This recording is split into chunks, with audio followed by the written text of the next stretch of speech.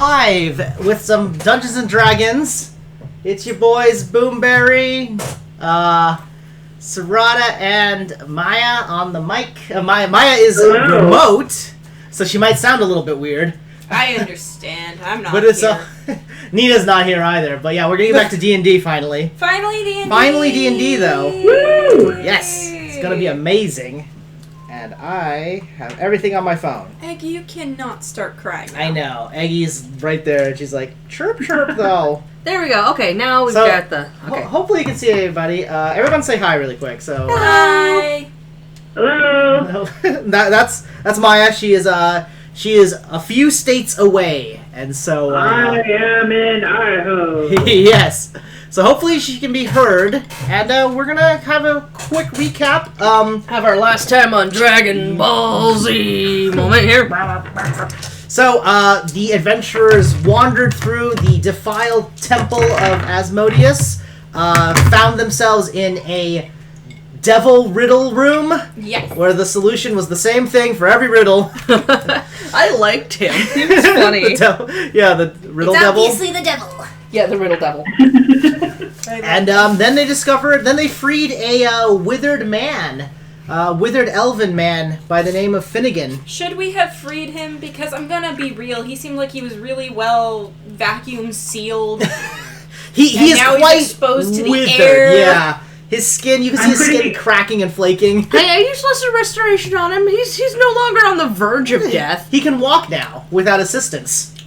So, I'm pretty sure we officially broke the vacuum seal. I don't think there's any way to reseal it at this point. It's right? magic demon seal because he answered his riddles wrong because the demon apparently liked him less than he liked us. That makes sense to me. Ooh, apples, yes. Ooh, yeah. the real. Look at these snacks. Maya, do you want an apple? Maya's a laptop that we showed up in the corner. Maya is my laptop and a little jam speaker. All right. You guys want to jump back in? Let's do it. All right. So, having just left the riddle room, you find yourselves in a stone hallway, much like the rest of the architecture that you've encountered before. It's work stone. It's actually very well kept. There's no dust here. However, the room is warm. There's a palpable heat in this area, much hotter than the previous riddle room, which was, of course, with infernal influence. Well, yes. Oh yeah, he was saying that there's some sort of like fire thing in the next room. Yeah. Finnegan did. So, excuse me, I'm chewing on an apple. You find yourselves in a small, tight corridor. Roughly, it's about 20 feet wide, or 10 feet wide, so two of you could stand, like, abreast to each other. Oh. Or, what do they call that? Yeah. Abreast, yeah. Yeah. However, it still feels incredibly narrow as the hallway turns sharply to the right and just goes straight down. So, like, you guys come out of the room and then it, like, opens up to the right.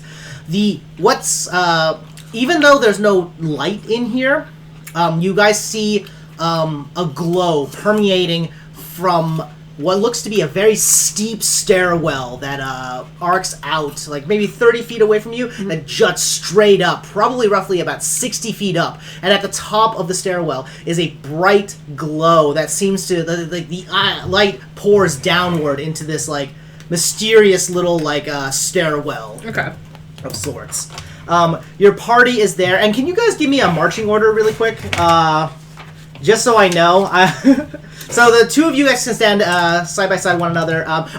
Sorry, I should also rewind. Yeah. Because of the circumstances with the last time we played, and, post-quarantine and all this other stuff, I wasn't able to track your hit points or your spells, so you guys are all just at max right now. I think we had just about gotten everything back reset. up to almost max anyway. Yeah.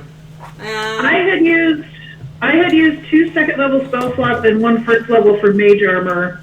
Okay, tell you what. My hit points are at max. Okay. I'm gonna be, just because of the tracking and for everybody else's sake, let's just say that, for some reason you guys have all your stuff back anyway. Delicious tea. Yeah. That will be The our tea, go-to. the aftermath of the tea echoed once more.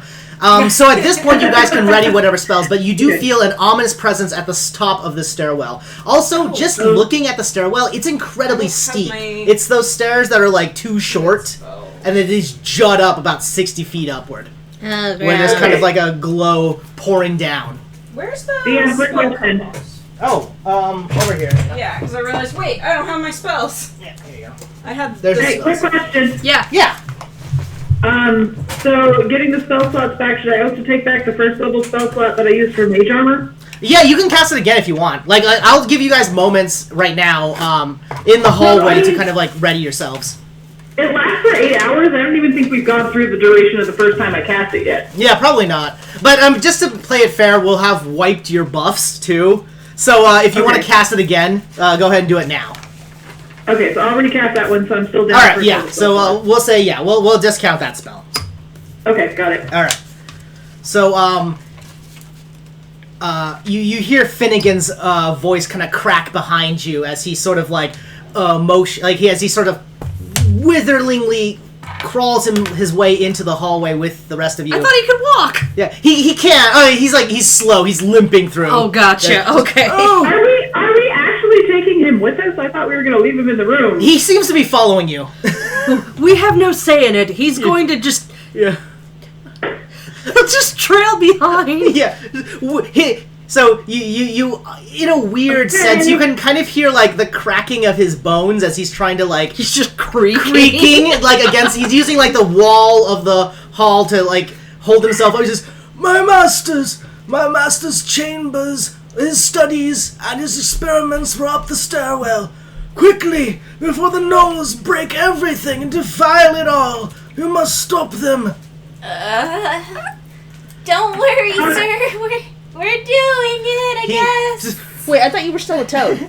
Oh, am I still a toad? You were Let's say you untransformed because again we're resetting everything. Hey, we back in it. Well, we're starting this room over again anyway. Yeah, we're basically restarting just Okay. because It's been so long. it's been and so we've had long, so and many troubles. Let's make I it lost my easy. notes that track everything. Let's make it easy. Finnegan picks up a rock and says, "Fear not, young sirs. I shall help defend the keep."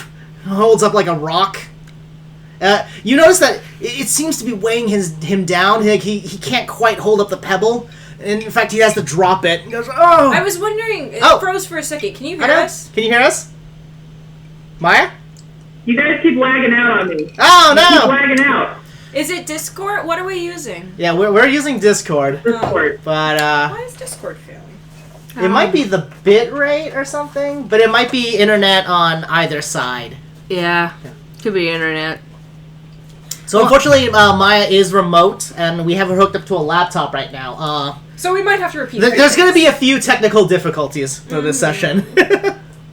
Well, I might put the sound for the stream on in my headphones, so I might be slightly delayed. That's what okay. works. Yeah, that's fine. fine too. You won't be Just super so that delayed. I'm not missing anything. Yeah, yeah. You guys.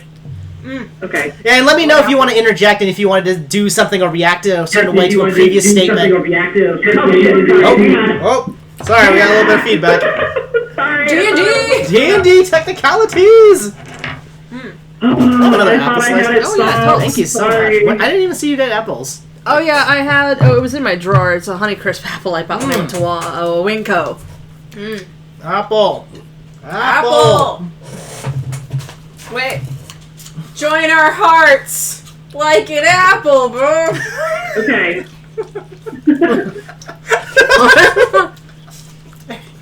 Okay, this is gonna be a little weird because I can hear myself now like a second delay. Apple. Okay. I feel like I don't need to plug Sophia Nygaard, but I want to. Sophia's awesome. I will never get over that. Yeah, for real, right? Okay. Guido just kind of shrugs. Sorry. This guy following us. He gonna make it? I'm sure he will. You hear like a He's weird just really popping positive. noise and like Not saying Finnegan anything. slumps to the ground a little bit. Just my hip. Fear not. It will pop back. Oh no. I think Finnegan's going to be the master of his own destiny from here on out. I just need a stick. If I have a walking cane, it'll be like I have my legs back. I'm not sure that's how canes work. Oh yes, I've been around for quite some time.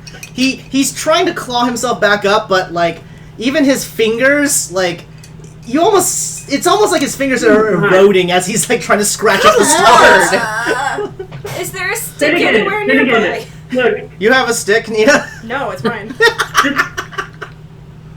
look, please, just stay here. We'll go and try and stop the Gnolls, but if you come with us, I think you're gonna die, man. Finnegan shakes and says, I won't ever leave the defense of our stronghold in the hands of strangers solely. I shall come to the front line with ye. Oh, maybe like a spear. Okay, I tried. Something. Broxy comes over and hands him her shiv. Oh. He says, thank you, little creature. I'm ready to fight now. What happened to the knife that he had initially? I don't know. It's gone. It's gone now. It's been left. I mean, do you think you can hold on to that one for me? Well, he did drop that quarantine. Yeah, He did drop that yeah, knife. he did drop it. I rewatched the end part of the last stream because I was like, I don't fucking remember. Yeah, you need to remember. Alright, well. All right. Ah, dang it, I should have done that. What is your marching order?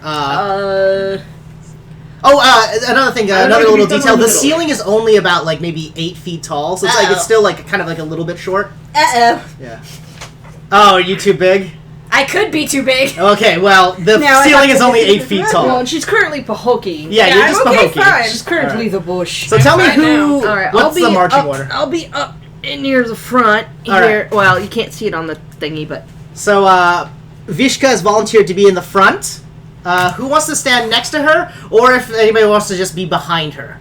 I kind of want to. I think Pahokee would just be fretting behind With Finnegan? the old man, like, eh. Oh, here's the miniature we're using for Finnegan right now. He's the withered man. he's just a desiccated walking corpse. So so- Pahokee's mostly just like, eh. Okay. I should be somewhere in the middle. You'll be in the middle? Alright. So I'll have you behind Vishka.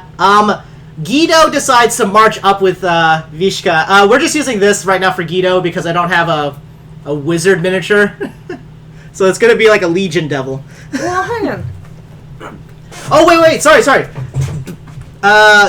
Guido is gonna be standing next to you, and Ka is gonna be right next to, Because he likes to in the front. Yeah, Ka's gonna be up front. Oh, I am. Broxy's gonna be behind. Hang on. There's not enough room back here.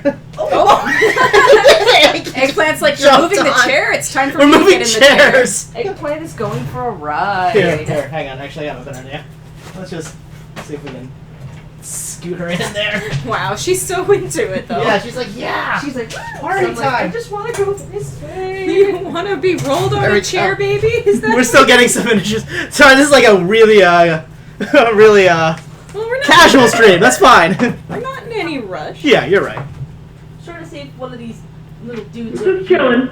No worries. We don't need to have everything represented, 1-to-1. Yeah, if it's just out there, then yeah. Yeah, but it's don't all worry good. If it's yeah. All right. So again, these stairs are incredibly steep. They're like those half steps that are hella dangerous from medieval like construction. Oh, so they're fine for me. They're Pahokee-sized steps.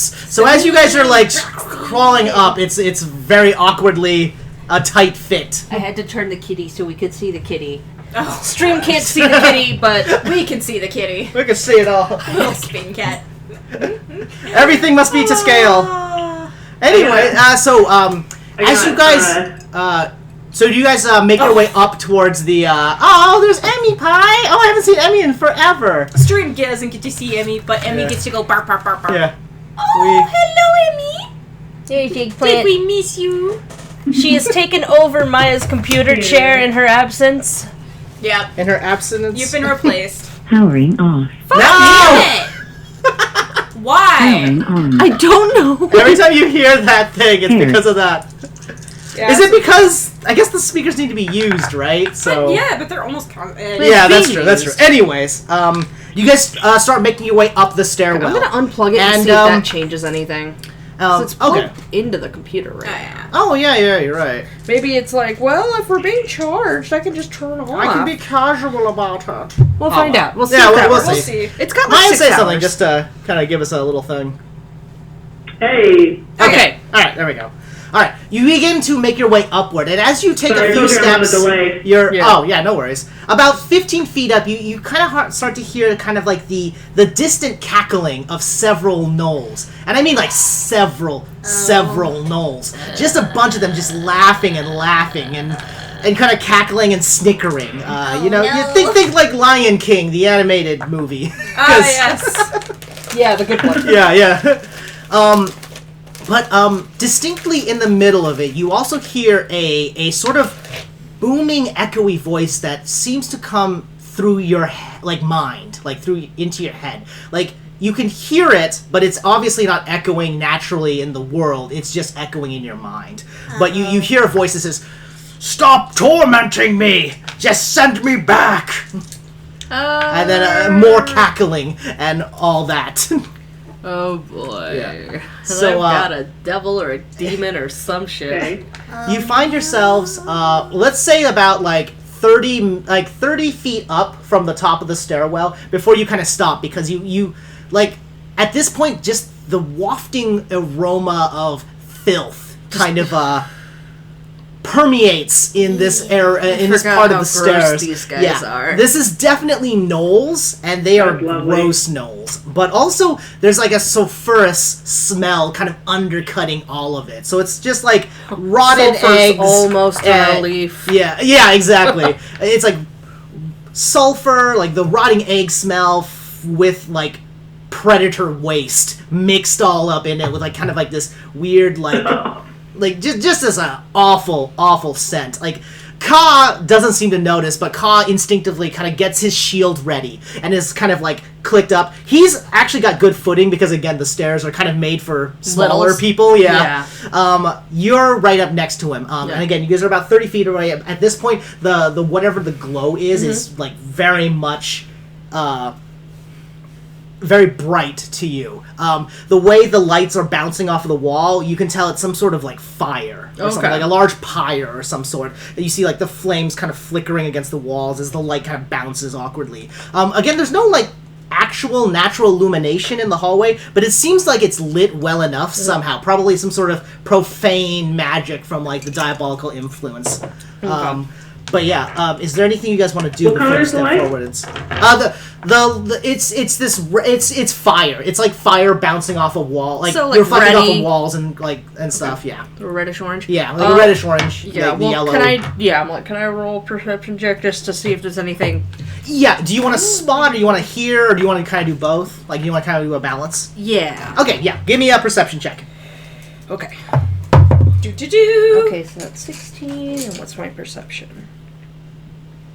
Perception, which one is that? Intelligence? Wisdom. Wisdom. So, yeah. Okay, so that makes that an 18. Okay. That's good. Let me. Sorry. Oh yeah, I see that. Oh, I'm like, oh yeah, I have my passive perception and all that crap on here too. Okay, Yeah. cool, yeah. Okay. So yeah. So all right. So you can definitely tell that there are several gnolls up top. You can hear kind of like their clawed feet scraping against the stone tiles. You can also hear the sound of weapons kind of like being dragged around. They seem to be kind of casually hanging out. The sound is kind of very reminiscent of when you guys were first entered the cave at the beginning, where it's kind of like just camp noises, people just kind of like scratching about. You just chilling. Yeah, just kind of chilling. One of the gnolls is much like as gnolls can. sharpening their claws against a wall. They're kind of just Yeah. making this awful like but all of that is kind of undercut by a particular gnoll as she's giggling, kind of. Is this the gal that I interacted with before? So this is you guys all you recognize this immediately as you're kind of able to zero in on it a little bit more, but this is the gnoll that has been having the magically enhanced laughter. It definitely matches it. You can kind of hear parts of her laughter as it kind of like bubbles up that echo to when like the valley was covered in her horrendous noise. She's kind of like you kind of just hear this and then you hear what sounds like chains, like linked chains kind of like shuffling about, and maybe the groaning of a younger humanoid. Okay. Kind of just but that's kind of all you get from here. Okay. Guido kind of in a weirdly uncharacteristic moment is quiet and says, kind of leans down and kind of like motions for everybody. Says, "Hey, Guido say, big trouble up there, huh?" Yes, sir. Thank you. Guido, he points at his, the tattoo, like his forehead, his bald head. Says, "Guido, big smart, brains, big fire." Oh. Well, there's definitely big fire up there, too. But Hooky now is 100% certain his brain is made of literal fire. And appropriately terrified. Fine, yeah. All right. Oh no, I'm good. Thank you. I actually grabbed 2 slices last time, and I was like, "Oh, that's good." Because I've eaten most of this They're very apple. sweet. I like it. Nah, you're fine. You're fine. There's a honey crush.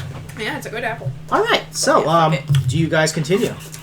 And at this point, somehow, like, Finnegan is like behind you guys, kind of crawling He's up the managed to stairs. catch up. Yeah, he's managed to catch up. Emil seems to be like my God. on Finnegan's shoulder and kind of like just looking down at him.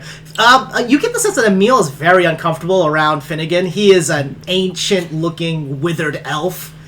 His skin, very much cracking and kind of Papery. like angry. At some points, you guys think bone is jutting out, but his skin is so thin and pale that the outline is so prominent that it almost looks like bone. He's just jerky. Yeah, Can't be sure. Finnegan kind of comes up. Okay. You hear the exasperated breath behind him. He says, "Oh, I'm here." He's got the the dagger in his hand. The And shit. he's shaking. Yeah, he says, "I'm here. Be careful. There's so many of them." Good job, sir. I'm gonna call Emil back to me. Emil gladly leaves the corpse man. That's kind of what Emil tells you telepathically. He's like, "Corpse man is gross." Kind of flutters around. He's just like, ew. Emil seems a lot more pleased being on a moister body. That sounded way grosser out loud. Torrent's got some meat. This guy does Yeah, not. yeah, right. So, do you guys want to make it all the way up? Should we try to be sneaky in there, or I don't know. I want to put. Should we? I don't know. I definitely don't. Uh-oh. Oh, we lost Maya. Okay, she's There back. she is. She's back. Sorry. No worries. You're good. All right. So how do you guys want to approach this? The cattering of Gnolls is at least obviously betrays their numbers. There's a lot of them up there. Yeah. Okay. Oh, and actually, everyone make a wisdom check. Just a wisdom check. That was like a saving throw. Oh god. 10. And then Plus your wisdom modifier. 13. 13. What'd you get, Maya? 16. 16. Okay. I have a 15. 15. What'd you get, Nina? 13. 13. Okay. So the two of you, not Nita, you feel as you guys are kind of sitting there in the stairwell, you feel sort of a weird tugging at your in your bag.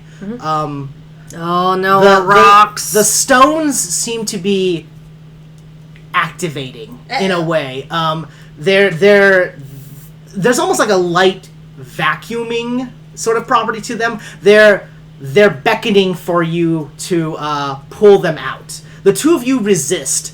Pahokee, somehow you've just grabbed a stone and you're holding it now. From where? That's a good question. there's in no- fact, He didn't have one. exactly. Oh, so she's who, right behind So Torrent who now. had the stones? Yeah, who had the Torrent stones? has one, I have two. You have two? But she's Okay. closer Me to and Torrent. D. All right, Nina, roll a d6, please. Uh-oh. Yeah. I'm scared.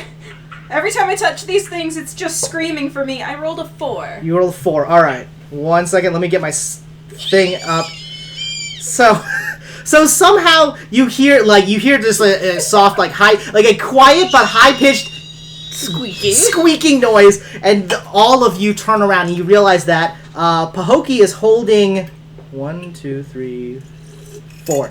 Pahokee is holding your stone, Maya. Oh no. Did Maya freeze? She's frozen. No, Maya froze. No! One moment. One moment. We are having some lag issues. All Okay, she's back. right. There you Did you hear are. that? So, Maya, Yeah, can I grab it? Yeah, Torin's stone is in Pahokie's hand right now. Torn is one of the hands. Yes. Torin had the Zaw stone, right? You had the Zaw stone? Does anybody remember what it was? Yeah. It was either Zaw or I wrote it down. He One is Zaw. second. Okay. Torn I is wrote Zaw. it down. 1 sec. Okay. Well, we'll confirm. Okay. So, Pahokie is holding the Zaw stone now. And you're holding it, and your grip is so strong on it that it feels like, it doesn't feel like you guys can remove it from Pahokie's hand. Well, Pokey's for sure just screaming Okay. now a little bit. Just like quiet screaming, like, ah! The other two stones in your bag, Vishka, are kind of like, are also beckoning. You can kind of feel them like kind of jiggling a little bit. They're warm. They're not hot, but they're warm. And they're sort of pulsing a little bit. Uh-oh. Am I able to do anything, or am I just stuck with stone in hand screeching? So, let's say from the first Avengers movie with the staff. So basically, the stone is just kind of stuck in your hand. You can right. you can relax. I don't know if you're going to, but you can relax your muscles, but the stone is just kind of in your palm. It's kind of just attached to your palm at this point. Well, every single time that Pokey's touched these, it just feels extra evil. Yeah. So Pokey's probably just concentrating on no. Sorry, in particular, it's attached to your left hand. Disgusting. Oh, because that's the hand.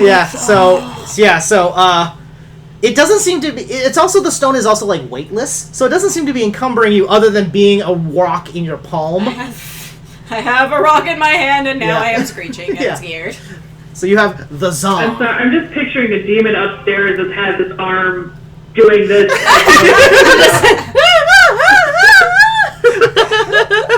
Just what a demon just chained up with one arm, just flapping around, What do you do anything, Nina? Pahokee, sorry. Well, the last several times I've touched those things, it's just been the screeching. So, if it's not coming off, I'm probably just gonna screech and, like, flap my hand around and not really pay much attention to anything else. Okay. A little bit flaily, probably not super loud, but flaily and screechy. You as you're doing this, you hear a little bit of a strange silence come across the upper landing before you. Several of the Gnolls kind of turn around, and you hear just the voice of the Gnoll Sanaz as she kind of goes, "What's this then? What's this?" The voice, the booming voice in your head is silent right now. It's not saying anything. So, Pahokee, you're kind of just like wiggling your hand about. What do you guys do? Yeah. do we do? I don't know what to do. I tried to get it out of her hand, and it's not coming loose. Yeah, it's not coming loose. It doesn't seem like any matter of force is gonna peel the hand stone away.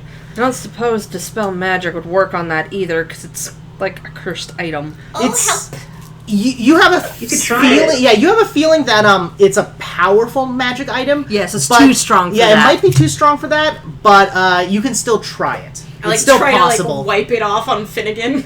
Like, Finnegan says, "Oh yes, it's attuned to you. You're going to be quite good now." What? I'm gonna look, just stop what I'm doing, just look directly at him and go, the hell does that mean? He looks up and says, "Come quickly, we must go. Press the advantage while we have it." Okay. Popoke's just crying with a hand stuck in her paw or whatever now, just like, oh god. Just, I guess we can't get it off. Alright, so... Guido looks uncomfortable, even at you. Ka doesn't seem to be paying any close attention. Ka's like strictly focused upward with his spear kind of in like shield stance ready. Yeah, okay. Oh boy. I turn to Ka, I start scraping the rock on him too. Ka goes, no, I'm shield wall. I'll gently grab Pahokee and just push her behind Ka a little bit more, just so she's not... Guido kind of lets you exchange spots with him. There you guys go. Get it off. Can I quietly ask Finnegan like what the stone does? Yeah, Finnegan kind of goes, yes, it allows us to control the devil. It's the only way we've been able to speak with him. He's quite angry that we've bound him to this world. Well, that did not reassure me. I'm going to ask Finnegan. I was like, do you happen to know the name of this devil? Finnegan kind of like laughs in a weird way. Says, "Devils don't give up their names for any meager offerings. So we've had to bind him." How do I get it off, old man?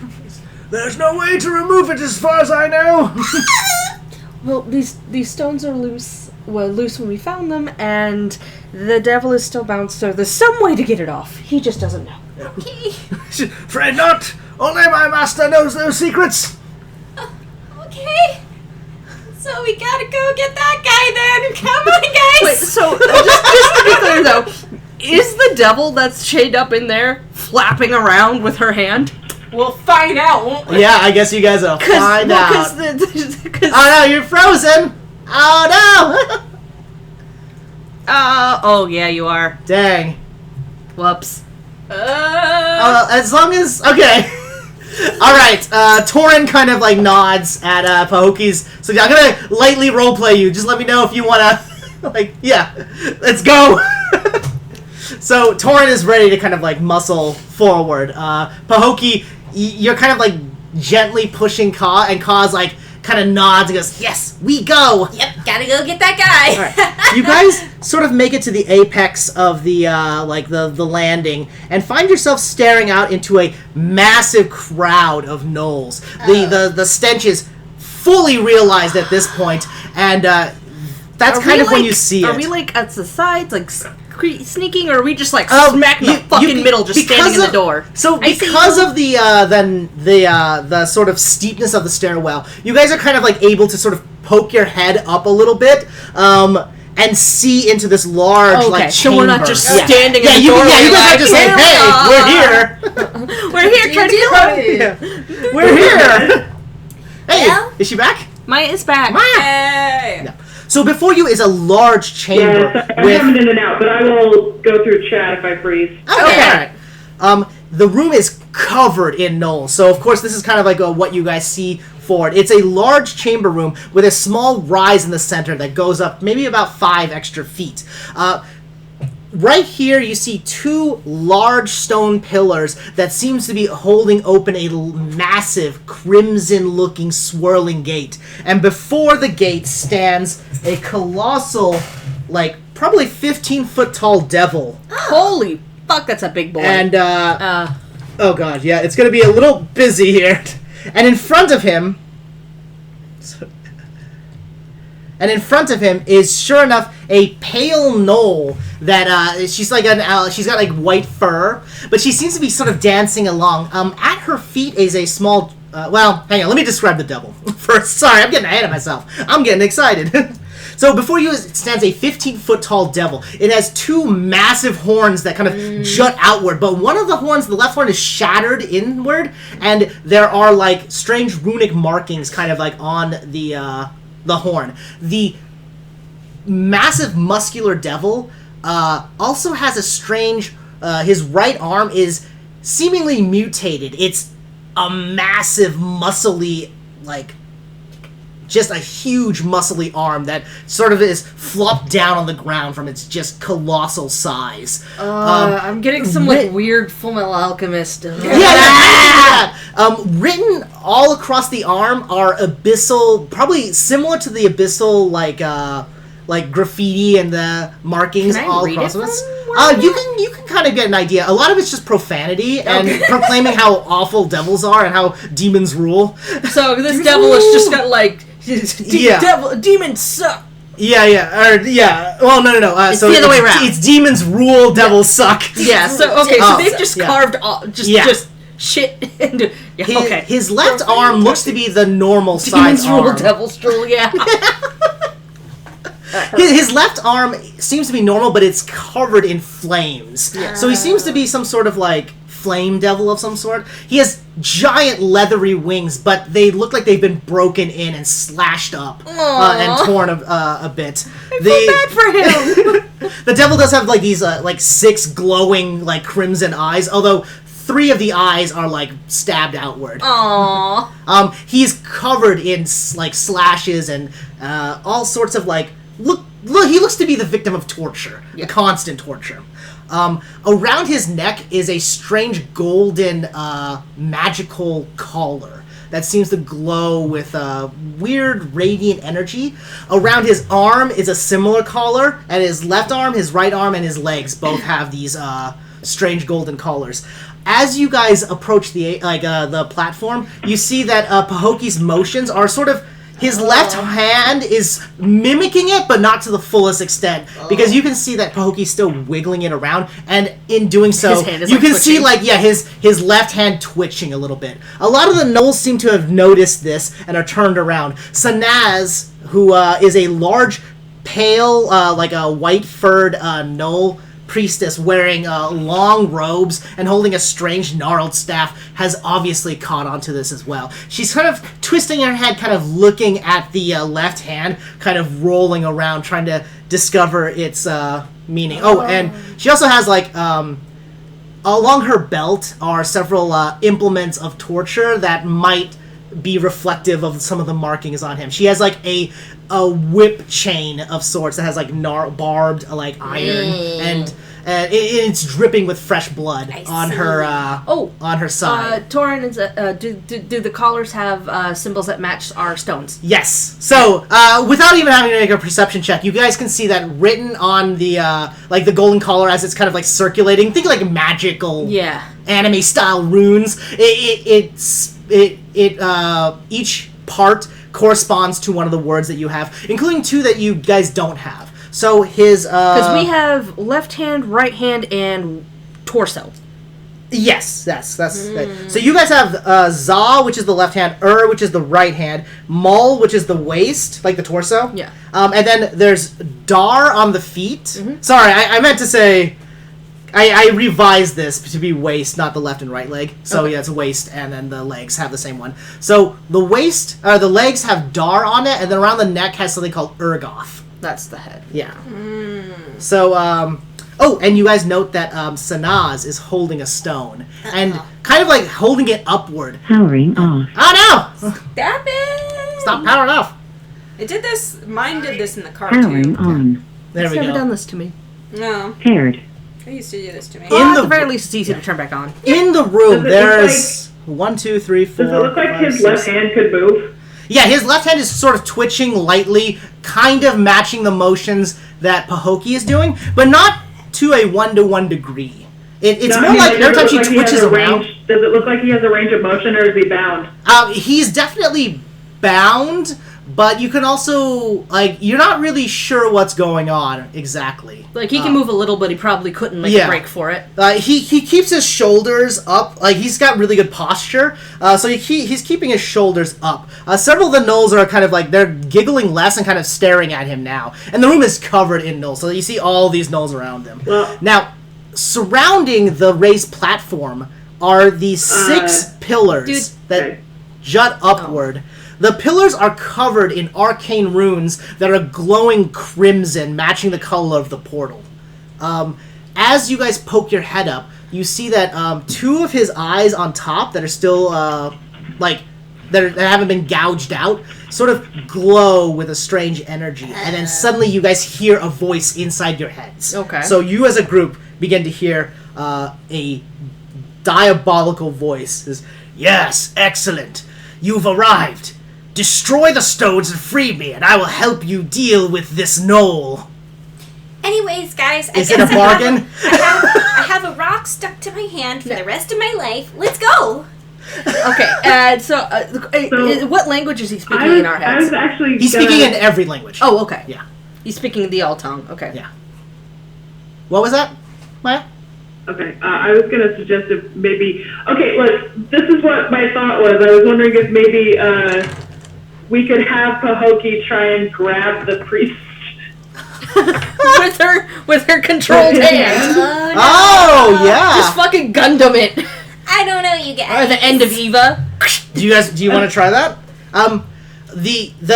As you kind of mumble that, you hear the voice echoing once more in your head. Good idea. No, free me instead, and I will help you. We will make great and glorious allies. Yeah, we shouldn't do that either. I'm You guys can also make like wisdom checks yeah, and brain stuff like talk. that, because he's speaking to you, but you guys can kind of like Okay, I'm gonna go ahead. insight check him if you want. I'm going to. Okay. Oh, that's Insight check. that's Okay. yeah, not my roll an greatest. insight. Why not? Ooh. 12. Ooh, what'd you get? Insight. Which one's ooh. inside? Ooh. Which one's inside? Oh, it's wisdom. Wiz? Okay, so I rolled a 17, but that's plus 5. Oh, damn. Okay, 22.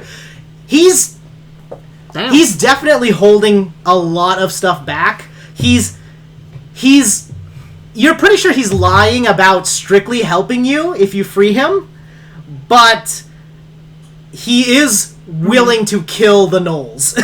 Listen. But we can't tell if he's going to But he be. might kill us afterwards. Yeah. You get a strong sense that he plans on killing you afterwards. Guys, I mean, a rock stuck to my hand. I'm sure it'll be beneficial. So I we're can not use doing it that.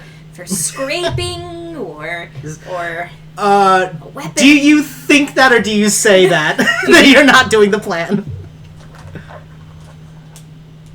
That we're not doing that? Yeah. Does it matter if I think it or say it out loud? Only to me. Yes, it He's just does. trying Yeah. to convince everybody that they're fine with a rock on their hand now. It's just This is life. This is life I mean, now. it burns with infernal energy, which is, against everything in my life. Uh, I would say because I can kind of see that Pahoki's probably not going to just straight up destroy it, because I don't think she trusts this thing either. Mm-hmm. Also, we don't know how to destroy them. I have I'm a not rock gonna glued to say my it. hand. So, what are you guys saying in... I'm going to think it, not going to say it. Okay, you're not gonna say anything. All right. All right. You hear Finnegan's voice, like, kind of behind you guys, is, "Do not listen to the devil! It's only here to trick you! We must keep it bound, and so it will be our slave!" Yes, thank you, sir. I turn and look at him. I'm going to make the shush motion at him. I'm just going to kind of just give him a dirty look about the slave comment and then turn back. It doesn't even register him. Of course it Yeah. doesn't, but it makes her feel better. Because, she doesn't agree with that. Yes. Actually, so Guido doesn't either. In a weird way, Guido kind of like turns around, ignoring Finnegan, and says, "Hey, Guido, big fan of money, profit, but no slaves. We free the devil, eh?" Well, the question is, what is he going to do when he's free? Because I don't think he's going to help us beyond the Gnoll murder. Be on the up and up. Guido don't know how to free this guy, but that's it. Okay. I turn to Guido, start trying to scrape the rock off on him too. Guido kind of like just tries to turn you back forward. Did you say something, Maya? Yeah, did you we say missed something? you. I think he froze again. You're moving again, though. I did. Oh, okay.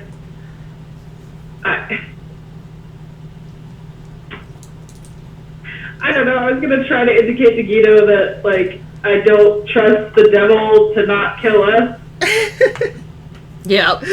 Yeah, that's fair. as well as everyone in that room. Yeah, I was like, he'll definitely kill the Gnolls, but he might also just go ahead and kill us, unless you know how to kill a demon.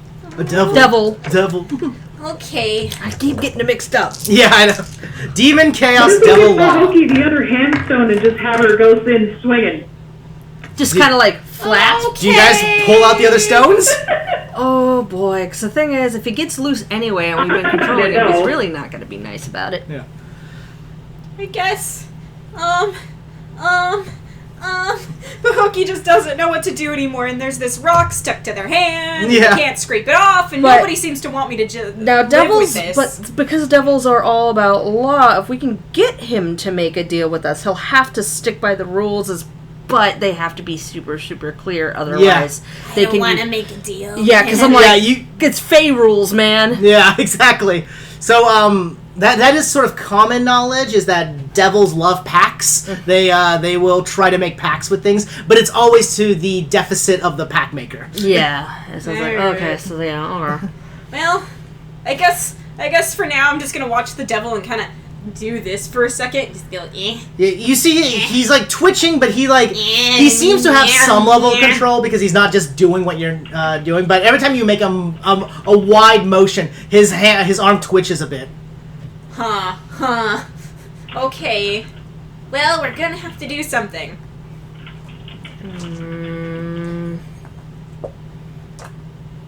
The problem is like, The cleric, no. So Sanaz is busy, kind of like looking at which at rock the devil. does she have? So she has the Urgoth. She's got the one that controls the head. Okay. I like how I'm the one who hates this Oh, the the most, goth. and I'm the one who's got the rock glued to them. Well, so I'm like, oh no, I bet her rock. Yeah, because it's not a 1-to-1 control, so she doesn't have any control over his.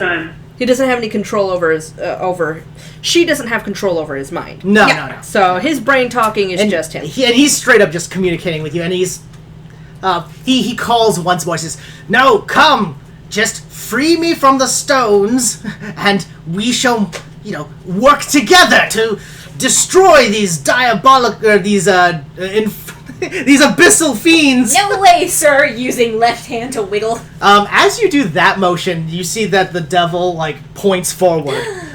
Dun dun dun. Yeah. So Interesting, sir. Sanaz kind of notices this and maybe turns use around to follow the his pointing hand hand. to grapple Sanaz before she noticed us. Yeah. So Sanaz turns around as seeing the devil pointing, and several gnolls kind of turn to Do face it. the area. Uh-oh. I'm gonna make her make a spot check. So everyone make a dex. Grab her. Yeah, everyone make a dex check for stealth really What? quick. To What was grab that? her? What? You want to try to make her grab her? I try. Well, it doesn't it's not like he does What am that. I asking? Can he backhand her? Yeah, you can try. I'll try. Did you want to try? I'll try. I'm like, okay. I What? rolled a 19. 19? For What'd you get stealth. for stealth? Oh. Nat 20. Ah, all right. I rolled a As a cat, you just kind of go, poof. You're just used to hiding. Dexterity. I gotta roll for, Hold on. What's I my... got a 15. you got Getting 15? 15s. Okay, so that's a 22 with the nat 20 then. All right. So several of the gnolls in the front turn around, and all of you, including Car, are able to just duck down really quick. I imagine it very cartoony. Sanaz kind of turns around. She this sort is of my thing. twists her head a little bit and kind of sniffs, and you see Oh, sorry. she's smiling. My stealth modifier is 4. 4, yeah. Okay, I was So- looking at the wrong modifiers. Ah, well, there So you got 24. You got a natural 20 plus the 4. Yep. So you're hella Yeah, hidden. you're hella hidden. Sanaz kind of turns around and clicks. She says, Nobody saw her. "My eyes do not see anything, but I suspect we have guests, don't we?" She turns around. Are you gonna try to? So- Just start okay. doing what Tori told me to do, I All right. guess. So Pahoki, as you begin to focus on the idea of it, you find yourselves almost kind of like when you cross your eyes a little bit, you can kind of see different perspectives. Oh, yeah. For a split moment, you see the perspective from where the devil's head is going forward, and you get the sense that you can control his left arm right now, which allows you to throw a fireball. You can't grab with it because it's very weak, unfortunately, but you can launch a fireball of some sort. Stay ducked, I guess. Where are you gonna fire the fireball? Just where, I imagine that I can't really see it, so I'm just gonna go straight forward. Okay, straightforward. Oh, as you lift your head, you see that on the bottom, kind of hidden away, is a small, what looks to be like a tiefling or an elf, kind of bound in irons in the ground in front of the devil. Maybe I shouldn't burn that. It's kind of too late now. if he's a tiefling, he only takes half damage. Suddenly, the devil's palm did you opens, see and you kind of you hear the devil in your head go, "Yes, we'll end them now." And suddenly, fire just erupts from his hand That into the wasn't- back of Sanaz's head, and just suddenly, basically, it kind of cuts back to your perspective, and then you guys are all ducked down, and suddenly you hear just an explosion, just. as fire kind of rains down. Sanaz gets hit in the back of the head from a fireball, and she falls to the bottom of the stairwell. Several of the gnolls are kind of like rushing over, but fire is kind of like erupted into the How far away area. from Sanaz? What? What was that? How far is she from Sanaz? 1, 2, 3, 4, 5, 6. You're about 40 feet away from Sanaz. She has just fallen to the ground in flames. She's spicy. Yeah, she's spicy. Sanaz seems to be laughing the entire time as the back of her is like singed, and you see that a lot of her bone, like it just melted her back, and you see part of her spine is revealed. She kind of looks up and goes, "Yes, they're here! Murder everybody but the child." Oops. She, you see her. Child. She holds up the stone and then like turns around and throws the stone all the way to the back of the room. Uh-oh. So it just flings it to the back of the room as her body melts in flames. Oh. And she just becomes a pile of bone and mush. Oh, she's gone. Okay. Okay, so she did. Oh, I guess Yeah. she got what she wanted. Yeah. I'm not sure fire's the answer, y'all. So this represents the fire. This is her body kind of like decomposing in the fire. It's like the flesh is just burning, withering away. Yeah. You guys pop up. Ka takes this opportunity to step forward and makes like a big defensive stance and says, "For justice!" Roll initiative. 17. Justice, I guess. How did all the other gnolls in that area fare? 12. 2 of them are burned, so these 2 guys have singe marks, and this one is, but the rest of them are kind of still alive. 14. So you got 14? 17. 17? 17? What'd you get, Maya? 16. 16, alright. Alright, while you're doing that, I'm grabbing more soda. Yeah. I'm gonna actually be rolling initiative for a lot of different groups because there's so many. Yeah. So I'm gonna have them run in different waves. So 15. Oh, man. Poor Pahokee. Pahokee's just like, I want to be good. They say the flame No! It's okay, she was evil. Yes! It's fine, it's fine. Well, except that, worshipping that, yeah. Pahokee, Poor Pahokee. Vishka, Pahokee just wants to be good. Vishka, and They're doing their Torin. best. Oh, and Guido. I gotta roll for Guido. Oh, yeah, Guido. Guido got a natural 1. He goes last. Oh, Guido. Oh, no. Fucking course he did. Yeah. You see, like, all of this excitement's happening. Guido's just kind of playing with one of his rings. He says, "Hey, good ring." Yeah, of course. I expected nothing Fire, less. good, right? All right. The flame? Fire, good. All right, so combat order. So she was the only one who died in that, right? Yeah, she's the only one who died. The other gnolls are like singed, but they seem to be still following her command, kind of like brandishing their cruel-looking, bloodied and rusty weapons, and kind of smiling with a sort of sinister, snarly intent. Okay. Oh, did it die again? Oh, yeah, I did. I'll get It it. did it. Yeah. Why does it hate us? I don't know. I don't. No, I'm sorry. I Yeah. thought I had a good idea. No, It it was was a a good good idea. idea. It just doesn't want to love us. Yeah, it just doesn't want to stay on for some reason. Yeah, because the speakers on my laptop are fine, Yeah. but they're just not. They're not very loud. I You know. know. This is you. Hey, So I told you I'm to gonna turn on, say, sir. I'm gonna say that everyone's like up Yeah, Oh, maybe it needs to this charge. far. No, you have to hold it. Oh. Yeah. All right. Powering on. There we go. There we go. All right. So Paired. the closest knoll is about 15 feet away from you. 15, no, about 20 feet away from you. But most of them are about the 30, 40 foot mark. The entire room is just full of gnolls. And as you guys come up to the apex of it, and you can see the entirety of the room, you count maybe 1, 2, 3, 4, 5, 6, 7, 8, 9, 10. 10 gnolls, 2 goblins on the platform where the altar is, and then maybe like 3 hyenas as well. Paired. 3 hyenas as well, yeah. Well, that's no good. Okay, and then you said up on the altar there's a tiefling elf. Yeah, there's like what looks to be like maybe a cross between a tiefling and an elf bound on the ground in front of the devil. Did they get... The devil, they're fine. They're Okay. actually fine. They didn't get hit by the blast. I'm pretty sure. And in fact, he's kind of rolled off sort of the side here. Okay. But he's bound on the ground. And he has shackles around his mouth, and then his arms are bound behind his back. And Okay. it's like one of those like I think they're called like spider shackles, but basically it's like a T on his back, and he's Oh, like bound yeah. up. Yeah. So his face is Double no covered. escape. Yeah.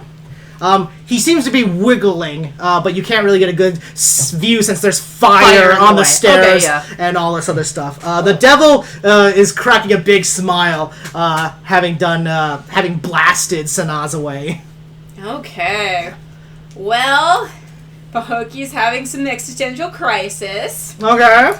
Combat order is several of the gnolls back here activate before you guys, so a bunch of them kind of scoot forward. One of the gnolls is actually looking for the stone that was thrown. So one of the gnolls is doing that. You note that the three hyenas actually begin to retreat a little bit. They seem to be less enthused about fighting right now. So several of the hyenas are moving backward. They're just fucking right off. Yeah, this one's just gonna run back here. The hyenas throw a glance at you, Pahoki, and kind of give you a nod. Yes. Oh no, he's disconnected! Hold on. She says, I can grab it? I can grab it? Oh. I don't know. Oh, maybe... Maybe we could call her and get her in. Because I think texting will be too slow. Yeah, there seems to be internet troubles with Maya's connection. Yeah. So, yeah, somebody just want to call her and then just have her on speakerphone. We might just do that instead. Whoa, okay, hang on. Oh, I didn't text you? No, I don't know what's going on, hang on. Okay. Oh, what the fuck, phone? Why are you like this? Is it fighting now? It's being weird. Okay, I have Maya on my phone now. Alright, let's try that. Yeah, let's try that. Let's try that for now. Can you hear me, Maya? Can you hear us? No. Technical difficulties. No worries. No worries. I'm gonna grab a drink of water. So I'll be right back. Hang on. Yeah, one sec. Ah, fuck me! Oh, I hate this thing so much. Okay. Did you just trip over the thing? Yes. Okay. Okay.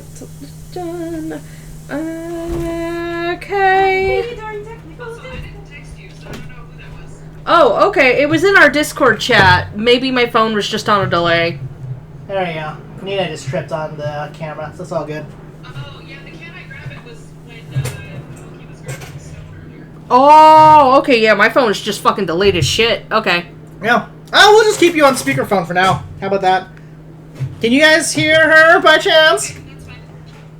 Yeah, you want to set it up here? Oh, yeah. Oh, and now the computer's reconnecting. Oh, we're getting a reconnection. Nina went to the bathroom, so we're probably good. Hang on. If you just need me on the phone, I don't need to see you guys, so we can turn off the... Okay, let's try that. Yeah. Hang on. We'll set up the phone, hopefully so that the mic gets caught. Give it a meh rating on that connection. Okay, I'm going to disconnect from the laptop.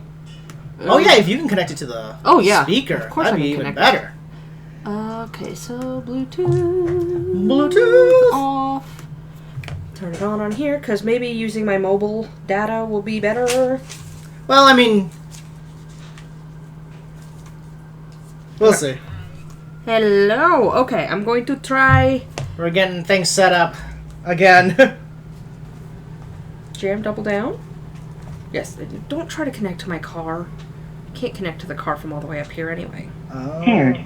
Okay. Let's call. Okay, so I have Roxy. you on my speaker again. Okay. 19, Yeah, there we go. Okay. So I have you coming through my phone. G2 and G3. All right. But the phone is connected to the speaker.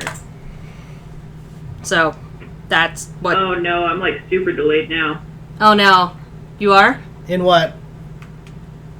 That's okay. Well, yeah, we'll figure it out. It just might take a second to figure out my move. Yeah, moves. Okay, because I'm like, I know I just have you. Good lord, open the fucking thing. Is your phone just not listening to you? No, I just mean the stream is now delayed for me by maybe like 15 seconds. Oh wow. Okay. Have you refreshed the stream? Yeah, try refreshing it. It might just be because you are uploading and... I can. Yeah. Ah, no! Well, either way, if you're on the phone or whatever, I think this will be fine. We'll just kind of describe what's happening, and then you can kind of see what went down. Okay, turn off the video, and now it's just audio. Okay, there we go. Okay. How's that? Can somebody... Oh, here. My We hand. are clapping. Okay, yeah, that's not that bad. Okay, perfect. Yeah, I was. All right. Cool. All right. So, combat order is going to be the first group of Gnolls, which are back here, activates first, so they kind of just have their turn. Then at the top of the round, it's actually going to be Vishka and Broxy. So, you, then Broxy, then Torin will go, and then it's going to be Pahokee, Ka, the second group of Gnolls, which is going to be the front group of Gnolls, and then the third group of Gnolls, which is going to be the center group of Gnolls. Okay, sorry, Alright. I missed that because I was thinking about the phone. Yeah, okay. Maya, can you Now it's hear your turn. like? Guido. Oh, Guido is going with, after you, last. Torin. Because he got a like. Oh, yes, right, that's right. He That's got what- a nat 1. Yeah, I put G down as Gnolls and Guido, and I mixed them Yeah, up. I was gonna say, isn't he like all the way in the back? Yeah, he's the last person who goes.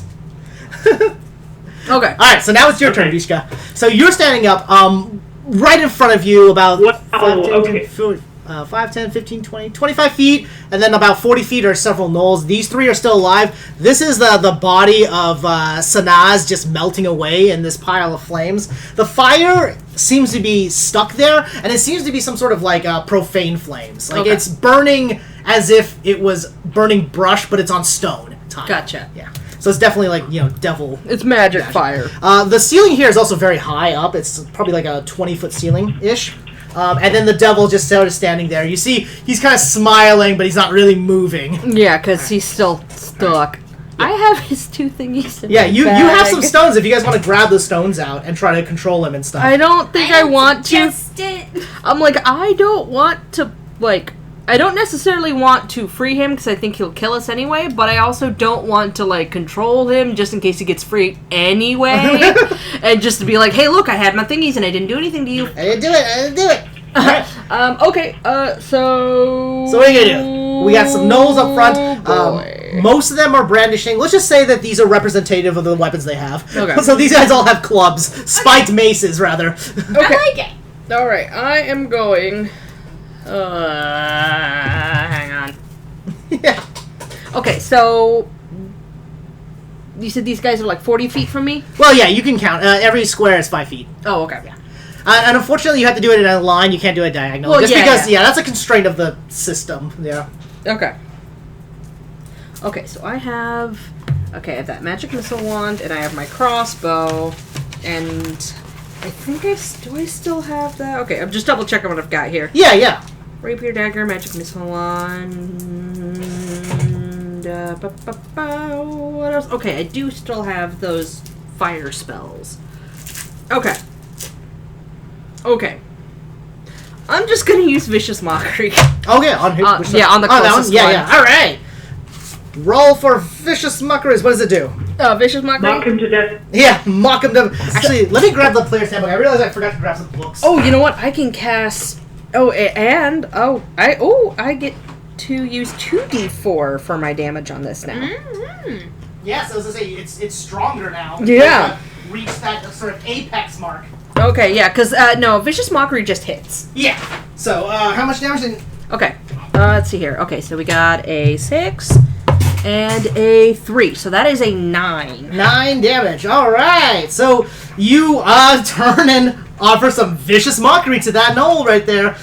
Their mind, you can kind of see their mind sort of cracking with the psychic damage. 'Cause they're not very slaps smart. them in the face. Who is next? Broxy. Broxy actually holds her position. She seems a little bit nervous about going up to the stairs. Torin, it's your turn. Okay, let's see. I I wanted to see if there was a save for vicious mockery. Yes. can't quite see where I'm at. Am I on the right side of you or the left side? You're right behind Vishka, so she's like, let's say that you're just right behind her. On the right side. Oh, also, boom, it's Wisdom saving throw. Okay. There it is. So if they succeed, they...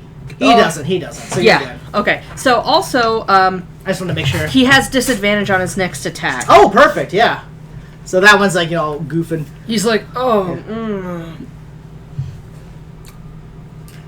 Okay. So roughly, I would say, like, for Sorry, you, it's hang on, about let me 30 pull up feet my away page. is the Gnoll that was just vicious mockeried. You kind of see where Emil is. That's where you are. Okay. I know. I'm sorry. It's a bad angle. Okay. How if I shot something in a straight line? How many of those guys could I get in it? How long a straight line? 100 feet. 100 feet? 5, 10, 15, 20, 25, 30, 35, 40, From me. 45, 50, 55, 60, 65, 70. You could hit, let's say you could hit 1, 2, 3, 4, 5, 6 of them in a line. You'll hit these guys in a line with lightning bolt. Because Okay. the entire chamber In is... that case, yeah. I'm gonna cast lightning bolt. All right! Ooh, our Spell. first, like, big third level spell. Hey. Right? Yeah, because I'm like, my third level spell So is it is a healing spell. dexterity 15 save. 15. All right. I am going to roll. All right, so the first, these gnolls have the same saving throw, and so I'm going to roll for them to collectively. You said 13? They got a 10! All right, so these two are goblins. They have a slightly higher dexterity save. We'll go ahead and roll for them. They got a 14. So they save, but the So others don't. they save. And then this guy is a special gnoll, and I'm going to say that he's in range. Oh, and he got a natural 20, so he saves. Okay, so half of them saved, but the other half did not. Okay, hang on. So I rolled 9, 8, and 6. 8 and 6. So you got 23 damage? 7. Yeah. Oh Yeah. wait, no, I rolled 2 more. It's 8d6, not 6d6. Oh, jeez. Okay, give me the damage, yeah. And then add another 6 to that. So you did 29 damage. Hey. Down! Alright, you're like, okay, you step forward. Vishka, you naturally, like, as you're, like, vicious mockery, you kind of, like, lean over a little bit to the left to face this guy. And Torin kind of points his fingers, like across your right shoulder and blasts forth a bolt of lightning. You guys can feel the arcane energy surge through the room as it strikes this gnoll, hits the pillar, and the pillar kind of, like, cracks a little bit. Hits through this gnoll. These two goblins, like, dodge out of the way, but they still get singed by the lightning as they're kind of, like, moving. It strikes through this gnoll. Then the lightning hits the pillar back here, cracking this pillar as well. And then just singeing the side of this guy. These 3 gnolls just die. Like, the lightning just explodes their body. The first one in particular splatters across the realms. Like, he's got a big gaping hole, and you know, as the gnoll like sits there slumped against the stairs, he's kind of like laughing, looking at the arcane hole in his chest before the light just fades from his body. Do any of these fuckers have maw demons? They don't actually. Oh, yes! Thank So God. I'm gonna twist these pillars to show that they've been struck. These 2 goblins, they take half damage. Actually. Oh, God damn it. So as this goblin dodges out of the way, these are like those knifey, the stabby goblins. This one actually dies as Oh, did well. they make their save? Yeah, they made their save, but he still dies. The other goblin actually is still alive. Okay. So damn, and then so along the ground too, like the lightning bolt just ripping through the stone causes a very, very like obvious streak mark as it singes the floor. Big ol' scar in the rock now. Yeah, so yeah, you took out like almost an baby. entire group by yourself. Oh my God. Yeah. Sorry, that was too much. This kind of It seemed like the thing to do. Pahoki, it is your turn now, and like, you know, right next to you, just a surge of arcane energy as lightning whips through the entire room, killing like 4 people immediately. Well, Pahoki has learned that the flame must be used. Pahoki's also like, maybe the flame should not be used. So Pahoki has now decided to put out the fire using Sleet Storm. You're gonna Also, put out. heads up, I think my mom's home. Oh, okay. Okay. Hi. Tell your mom I say hi. Yes. So you're gonna hear stuff. Okay. Okay. So you're gonna cast Sleet Storm right here. I'm gonna cast Sleet Storm. It is a 40-foot radius, so this general area. Wait, need was to Sleet see the Storm sky? the spell that you needed to cast outdoors? No. Okay. That was perfect. called thunder. Or Yeah, something. that was called lightning. Yeah, Yeah. yeah, I don't even know. So Nina, as you That was- try to that conjure was your called magic, you feel a weird block in your mind. No. Your eye and your Oh. vision switches between the devil's perspective a few times. Make a will save. Make a will save. Oh god damn it! It's a two-way track. Yeah. Fuck. So make a will save. Okay. 16. Okay, that's enough, actually. Okay. So you're able to shake away the thoughts and then conjure forth nature's boon of icy chill. Yes.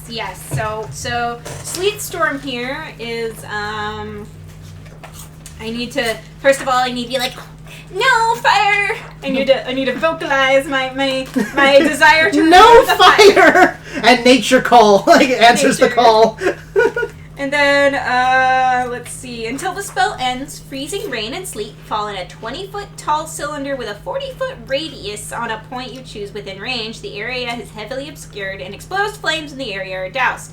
See, it doesn't say on this one that I can't do it in a smaller room. The other Yeah. one says I can't. This one does not. Which means that if you can't, it'll tell you. Yeah. It'll tell me. So So, you've got a alright. big old pillar of awful. So, actually, I'm going 40 to pull out a feet. spell effect because it's a kind of a maintained thing. Yes, because the ground in the area is now covered with slick ice, making it difficult terrain. Making it difficult. When a creature enters the spell's area for the first time on a turn or starts its turn there, it must make a dexterity saving throw.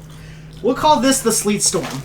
Okay, And it's 20 40. foot radius? 40-foot radius. 40 foot radius. 20 All feet tall. 20 Yeah. feet tall. But Okay. the So suddenly the area just explodes in an icy blast. We'll call this the center of it. Where do you want to put the center?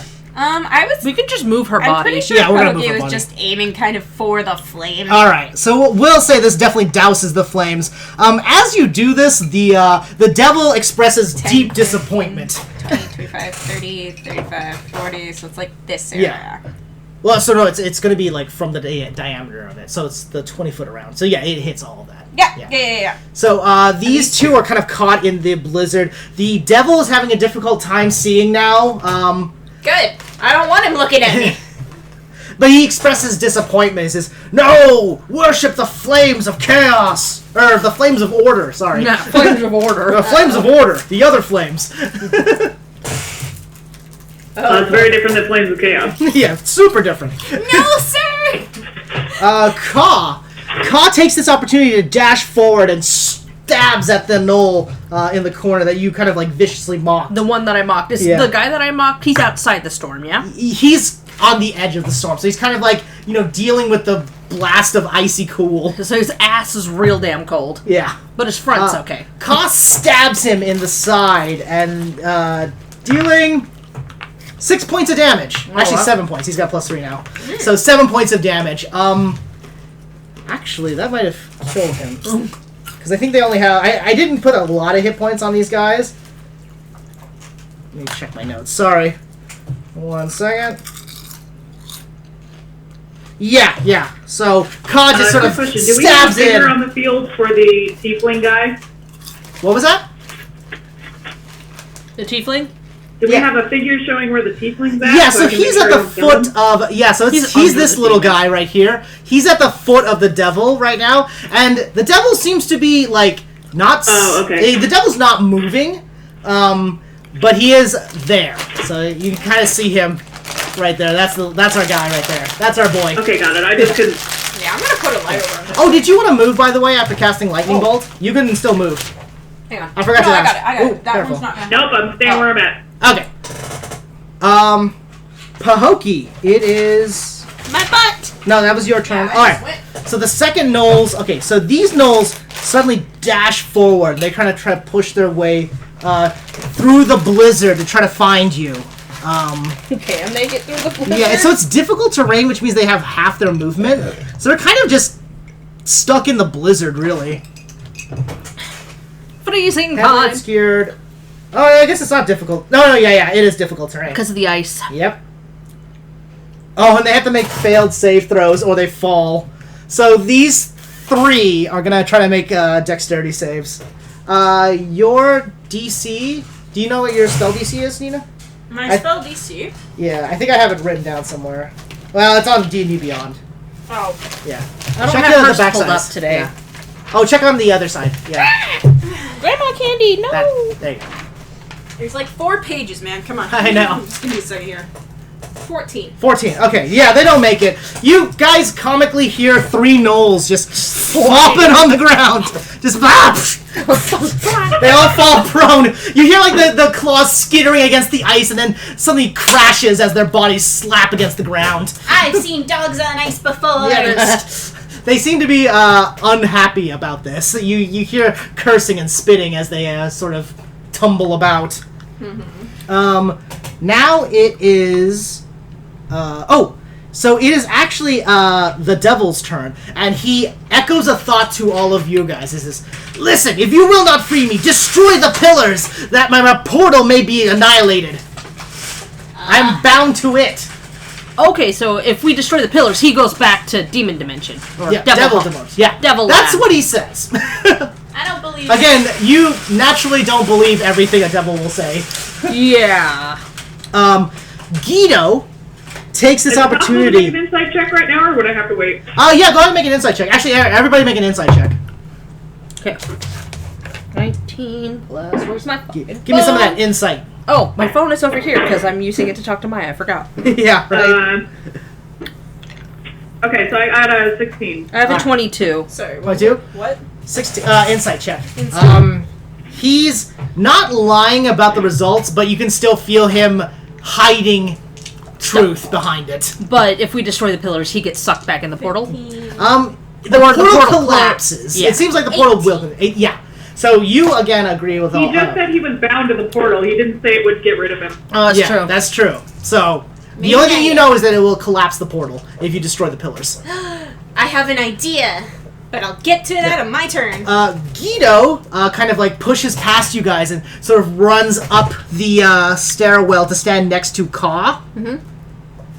Here's Guido. And he grabs like one of the tattoos on his arm and produces a flaming sword by like dragging his hand across the weird runic mark, causing its spell to activate. He has a flaming sword and he's like looking around, and as he does this, a gnoll slides right in front of him, having slipped from the pillars. And Guido says, "Guido, get good luck," and just stabs the gnoll. Oh, and he hits. And deals 9 fire damage to it.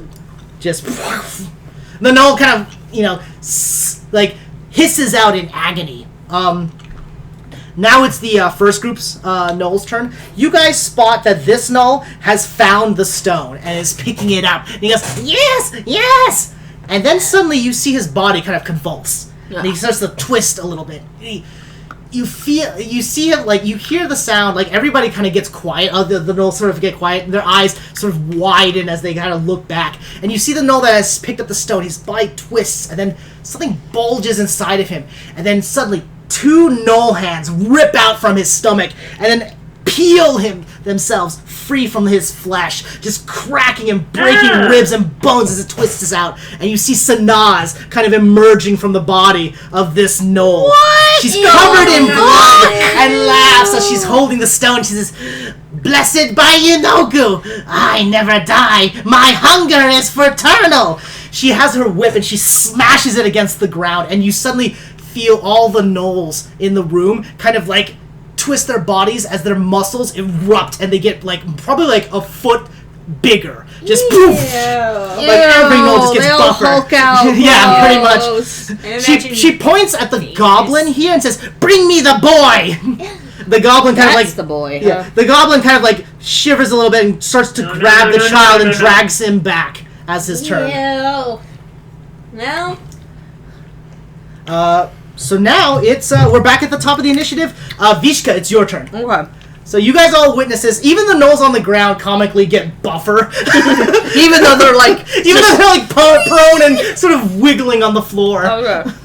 I am going to... Nope, I'm that's gonna a go regular ahead sticker. and see how far away is that from me. The goblin that's got the kid. Oh, let's say, so you're back there. 5, 10, 15, 20, 25, 30, 35, 40, 45, 50, 55 feet.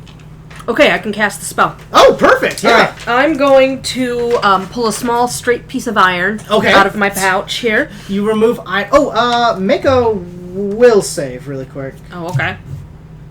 Oh, because I have the rocks in the bag. Yeah. So anytime you interact with your satchel, so make a will But save. those are in my backpack. The rock that is in my pocket. Let's just say every time you inventory. Every time you inventory. Okay. All right, 16. Okay. Oh wait, will Wait, save. so what if I had to do one for... No, I don't have one anymore. Never mind. Yeah. You don't have the stone because yours was stolen. Which one is will? It's the it's your wisdom on. It's like your wisdom save. Sorry. Oh, my wisdom. Will is a term from 3rd edition. Sorry. Okay. Wisdom save. Sorry. My witch. Okay, so that puts me at 18. Okay, It 18. should be a wisdom saving throw. Oh. You, for a moment, you panic because you actually open your backpack and are reaching for one of the stones when you're like, no, copper wire, and you pull that out instead. So Okay. you resist the urge, and you kind of hear a disappointed grunt from the devil. Yeah. I flip them off. I'm not gonna flip him off, but I'm just gonna kind of look at him, wink, and then pull out the iron. Okay, you pull out the iron, and then what do you cast? Okay, and then I'm going to cast Hold Person on that goblin. Ooh, really smart. Yes. What's the saving throw? That saving throw Oh, nice. is I a forgot to wisdom put that saving throw. Let's see. Oh, I can do more than one person if I want to. No, I'm just doing that on Yeah, him. you So it advance just level. says must succeed on a wisdom saving throw. Yeah, so your spell DC is so do you have your character sheet? I'll tell you the secret to your spell DC. It's just your proficiency bonus plus like the base modifier. So it's going to be 10 plus your so it's 13. So your DC is 13. Okay. So I popped up in the chair to be next to you, and then you immediately got up, and she's like, "What?" Yeah. Cats have been following us. It's really cute. It's very cute. All right. The goblin I heard they confused is me out. the goblin is actually able to resist your control, like your whole person. Like for a second, the body seizes up, but then he kind of relaxes, shakes his head, and begins to continue pulling it. You can move, by the way, if you want to Me? get closer. Yeah. There is a gnoll on the ground here, kind of sort of fending off Guido as he's got his flaming sword is poking him on the ground. All right. If I try to go around that, does he get attack of opportunity? Not the gnoll. The gnoll's prone, so it won't get one. Okay. How far can I move? You can move 30 feet, right? 30 feet? Okay, yeah. I'm going to go ahead and get myself up a little bit. Let's see. Yeah, wherever you want. So every square is 5 feet. 10, 15, 20, 25. Does the sleet? Yeah, does the sleet? It just affect- says creature. It doesn't Okay. say enemy creature. So you'd have to go around because this is where Yeah. the ice is. Oh, okay. So Yeah. so I can do that. So 5, 10, 15, 20, 25. Let's say that this is actually ice too. So you'd have to kind of go around. Oh, okay. Yeah. Okay, so we'll do that. 5, 10, 15, 20, Yeah, there you go. 25. You know what? Actually, I'm going to... Yeah, I'm going to hang out by this corner. All right. You see that there's a hyena here. It's kind of just cowering a little It's bit. just scared. Yeah, it's just scared. I'm going to growl at it. Arr. Broxy. Broxy is helping Finnegan up the stairwell. Oh a my little bit. gosh. She's just kind of holding him because he's starting to kind of slip away a little bit. Yeah. That's sweet of her. You hear her go he's so greasy. How is she greasy? So gross. He's just a slimy, withered old dude. Yeah, right? It's the grossest elf to ever live. Torin, it's your turn. you hear Broxy helping him. Okay, And, Okay, so seeing that the hold person didn't work, I'm going to cast magic missile at 2nd level at the goblin. okay, yeah. What's the range on that? 100? 1, 2, 3, 4, 5, 6. 120. Yeah, you're gonna hit him. Jesus. Alright, how much damage do you deal? How many darts is that? It just says +1 at a 2nd level. Yeah, so each dart is the D4 of damage. So you get, because you get 3 darts normally. Yeah, but how many darts? Yeah. I think that's 4 darts. If you're doing it 1 level higher, right? Okay. That's 4 darts, I'm pretty sure. Yeah. So go ahead and roll for damage.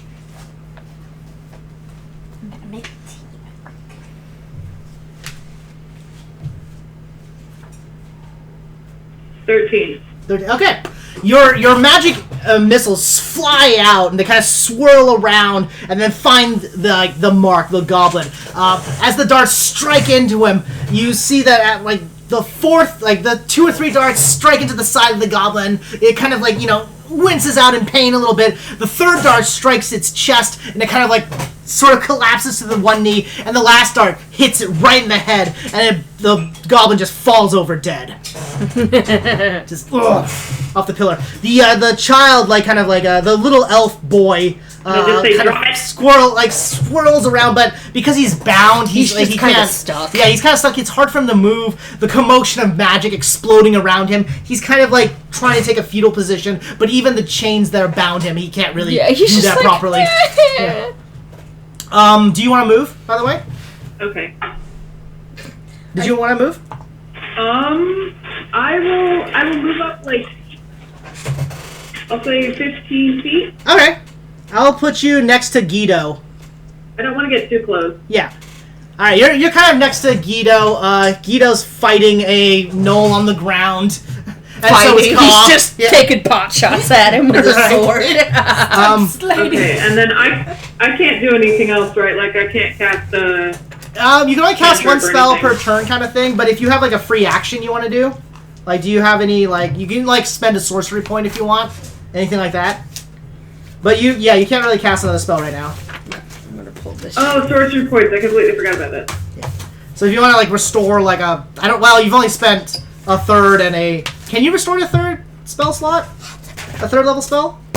With your sorcery points? I can, I just have to spend more points for it. Okay. I'll leave that up to you if you want to do that. I'm good. Okay. Ka takes this chance. He jumps into the ice. Makes the dex save. Wait, what's the dex save again, Nina? It's 14? It's 15. Oh, 15. Yeah,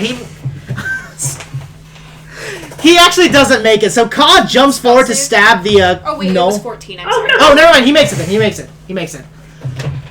Ka jumps into the ice, kind of for a second, kind of skitters a little bit, and then stabs the gnoll that's on the ground again. And misses. His spear, his javelin strikes. Yeah, he's kind of sliding around and he's stabbing at the ground and not quite getting it. The gnoll is sort of trying to figure this out as well. on linoleum. This was absolutely the correct spell to cast. Pahokee, it is your turn. Yay! It was actually your turn before Ka, but I accidentally made Ka go before you. Well, that sounds like Ka anyway. Yeah. He's very energetic. He's got to go. Let's see. Okay, Pahokee had an idea earlier. Now, not so sure. Give me one moment. Okay. Just 1 second here. Okay. Just so you know, you can't cast another concentration spell unless you want to cancel this one. I do not. Okay. Well, ice is going well. Ice is happening.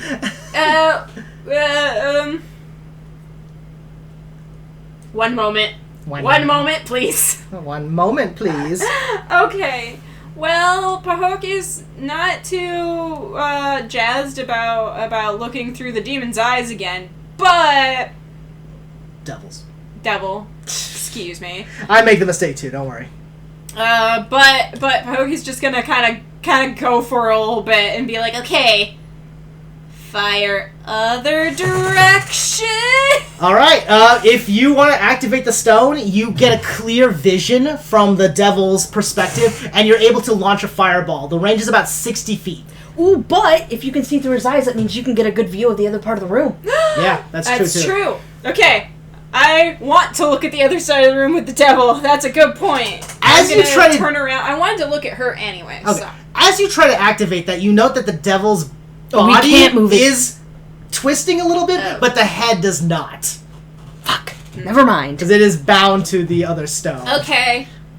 Well, devils are bad, right? Fire blindly behind We know you. this. We have learned this. You can fire in an arc in basically kind of these directions. I need to yell for confirmation. I'm just going to yell to the whole party. Guys, devils are bad, right? V's gonna just kind of just... Yep. Yeah. I guess people nod. Some of the gnolls even kind of nod. V's gonna be over in the corner being Okay. I'm not going to say anything because I disagree. Finnegan calls back, they're only bad when they're unbound. When they become slaves, they're truly a testament of our power. And V's just going to Papa going, that's Oh a my cultural God, opinion! I see. Well, that's mostly in the category of bad, so I take my left hand and go, whap! You're gonna make him fireball himself! Oh, yep, I'm gonna make him try to fireball himself. But isn't he fire resistant? I don't know! I'm trying! I have a rock attached to my hand, and I don't want it there! It's true. The devil, like, confusingly puts his hand up to his face, and a fireball erupts into his head. He seems unfazed by it, but the flames do spurt out and kind of drop behind him. Stop hitting yourself! The devil communicates to you, I'm immune to flames! Well, I do this some more. You see him snapping himself across the face of it. Stop hitting yourself! Be good! Just destroy the pillars! Whack, whack, whack, whack. Use my power to do so! I can sense other stones in your possession! Yeah, nope. The Hokies just sitting there smacking themselves in the face now. And I was like, I have 2 of the stones and I just don't think I want to use them. Sanaz laughs behind you and says, yes! Ooh, in another life we would have been the best of friends! She activates the stone and you see his head suddenly like twist and turn and his eyes kind of like all focus in the same direction. And suddenly his mouth kind of opens up and a pillar of flame just bellows out and he basically just vomits molten lava from his mouth. Well, I mean, he's gonna have to do that around the hand. Hey! So basically, molten lava just pours out. It covers... Okay, so We've got the... as it interacts with the ice, I'm going to roll for a percentage, because this might explode. Because physics. So, since it's your super ice... hot and super... higher, I knew yeah, I super shouldn't have hot, moved forward. super cold. Nita, give me a high or low. Uh-oh, I'm gonna go... The Hoki's feeling real low. And it's low, so it's going to explode. Uh-oh. As the molten lava pours out from the devil's mouth and covers the little like stairwell leading up to the platform, it touches the ice and just explodes. Everybody here needs to make a dexterity saving throw. Am I okay? I'm gonna say you're actually probably close enough to get hit by it. Okay, So everyone make a dexterity saving throw. Oh no! What? The TC is 15. 15? Oh no. Okay, let's see how this goes. Yeah, no, didn't make it. I got a 10. Okay. None of the Gnolls made it. Sorry, Dex? Dexterity saving throw, yep. Okay. Hold on. Okay. I'm figuring out how to use the website's buttons. Okay. Oh, hey, my Dex is like +5. Yeah, Sweet. you actually have a good dex. Okay, so I'm 16. Okay, you're 16, you make it. Barely. Kido does not make it, Ka makes it, and none of the Gnolls make it. So these 3 Gnolls all get caught. So as the molten lava just pours out, it interacts with the ice, and just an explosion of temper, like of thermodynamics. Does it basically. create a tiny little tornado for a Why moment? do I? Yeah, you kind of see a little swirling effect. Pokey, I'm gonna have you make a concentration check because your spell, though, I'm gonna just. This is just flavor. This is not in the rules anywhere, but I think it's interesting. I like flavor. It's hard to maintain the spell because, like, it's like nature fighting against like that. Well, right also, now. there's a big-ass explosion, and I'm Yeah. just like... So, first off, for the people who didn't make the save, let me roll for damage really quick. Because you guys all take, like, sonic damage. Like, this is force damage, basically. Or, like, you know, thundering damage. That's what they call it in this tradition. Okay. Your insides get shook. You take 16 points of thundering damage as, like, your Holy body just fuck! gets, like, vibrated from the blast. For those who made the save, that's half of that. So that's 8 points. Well, that's about half my health. Yep. Yeah, 8 points. This Damn, Gnoll okay. just dies. Like, he's just... Okay. The other 2 Gnolls seem to be alive, but they're like... You see one of them has, like, a broken arm. Okay. And another one is, like his leg is just shattered from the explosion. Well, that's no good. But they're all dead. Well, one of them's dead. Oh, and then okay. the other 2 are injured. Ka kind of hides behind his shield, but then takes the blast. And he was even scooted back a little bit, being close enough to the explosion. Oh yeah, these guys also... Oh, you know what? He gets flung to the wall, so he's gonna take some extra bludgeoning damage. And yeah, he'll just die. He just basically, you know, he hits the wall and that's the end. he like avoids the blast, but it hits the wall. And you hear like his head just crack against the the stone wall, and kind of a smear of whatever brain he had just kind of slumps down to his lifeless body. Oh my god. This one hits the pillar. Oh, the pillars. Oh shit. Okay. So this pillar explodes. This pillar just explodes, and then this pillar cracks. That works. on I was gonna side. try and take that pillar down next turn. So Correct. Yeah. So what did you get for concentration, by the way? Well, I rolled a 7. Oh, okay.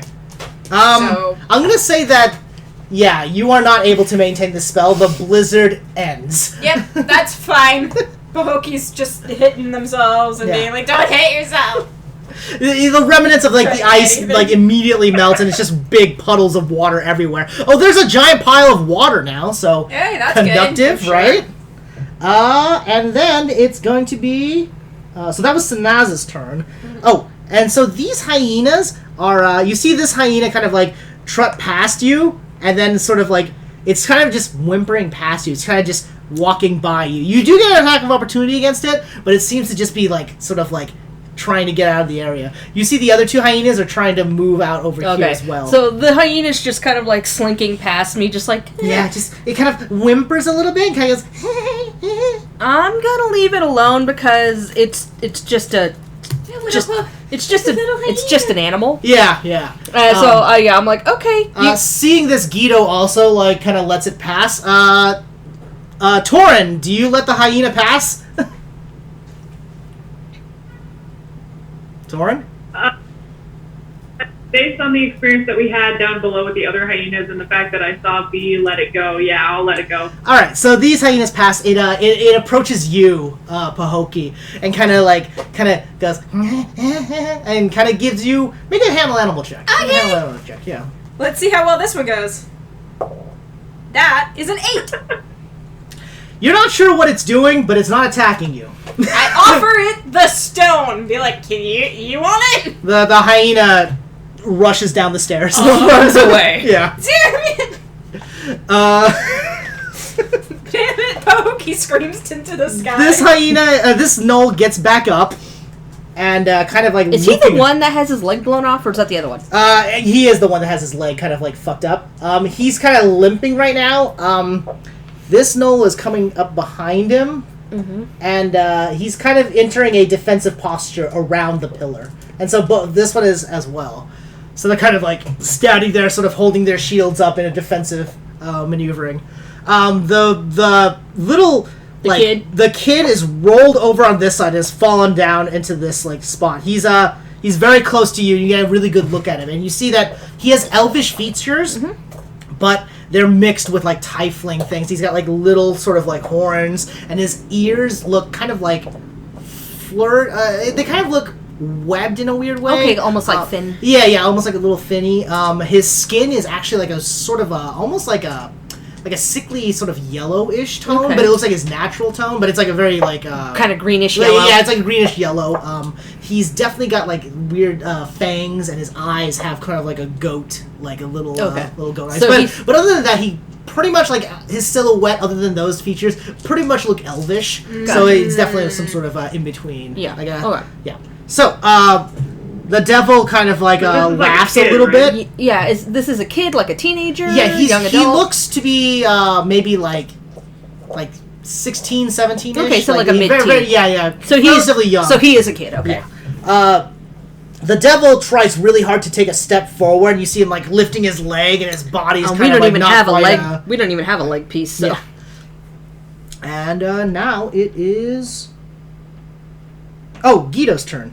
Guido. Guido rushes over and he takes a step forward. He points and says, "Guido gonna blow up that thing, okay?" Does he mean the pillar? He shoots a fireball. Okay. What is he pointing at? He's pointing at the pillar over Okay. here with the Gnolls. Okay. And he's not gonna actually shoot a fireball. He's shooting like flame, his flame bolt. Okay, yeah. So that's his little cantrip. 9? Wow. Okay. 13 points of fire damage. This guy slumps down and kind of just dies. These poor Gnolls. But the other one stays, fixated on protecting the pillar. All right. Now it's Vishka's turn again. Okay. So. Or Viksha's. Yeah, okay, so let me see what my move is. So 5, 10, 15. Okay, so that's 20 feet Yes. from me. Alright, I'm actually gonna go ahead and grab the kid. Okay. I'm gonna go over to the kid and. You run up and you kind of like help the kid up. He's actually kind of easy to carry. He's very light. You can actually pick him up by the shackle. I if don't you want to do that. Yeah, I'm gonna try and pick him up nicely. And. Well, no, that's an action, so I don't have any more movement left, right? Yeah. And it'll be like your action if you want to help him up or. If you Yeah, wanna so move I'm him. gonna go over and like kneel next to the kid and like get him up and Alright. because You I get can't him really in a do anything sitting about position, I can't do yeah. anything about his chains right now, Yeah, but I'll Yeah. Sitting. yeah. So I'm just gonna go over and kneel by the kid and get him up. As you do so, Guido looks over and says, he points with his flame sword and says, like, "Hey, my bounty! Guido's bounty! You found it!" I thought there wasn't a bounty, Guido. I scream from the. Guido Stairs. pulls out a scroll and burns it. Says, "No bounty." How many do you have? Guido got a lot of bounties. He shouts back to you, "Keep kid alive. Bounty is only good if Guido brings back living." I'm just gonna look at him like, why would I kill a child? Guido says, "Guido's seen some bad stuff, but if you go kill a child, don't do that in front of Guido, eh?" I'm just kind of like, God. I love Guido. Okay. he's fun. At this point, Drunk uncle. At this point, Broxy has brought Finnegan up the stairs, and as Finnegan comes into view, the devil's eyes light up again, and he shouts just with his mouth, like instead of telepathically, just shouts, "Kill that man!" Oh. No! Pretty sure it's gonna happen whether or not we do it. Yeah, I'm just gonna sit there muttering, being like, "Don't worry, he's doing it himself." You see Finnegan kind of like pointing and sort of laughing quotations at the devil. "You're not free yet, devil!" Well, Oh my god. Torin, it's your turn. You know, I'm starting to side with the devil. Yeah, I know, right? I'm like, because originally I was gonna like destroy the pillar and then get the kid, but I'm like, oh cool, pillar gone, getting kid.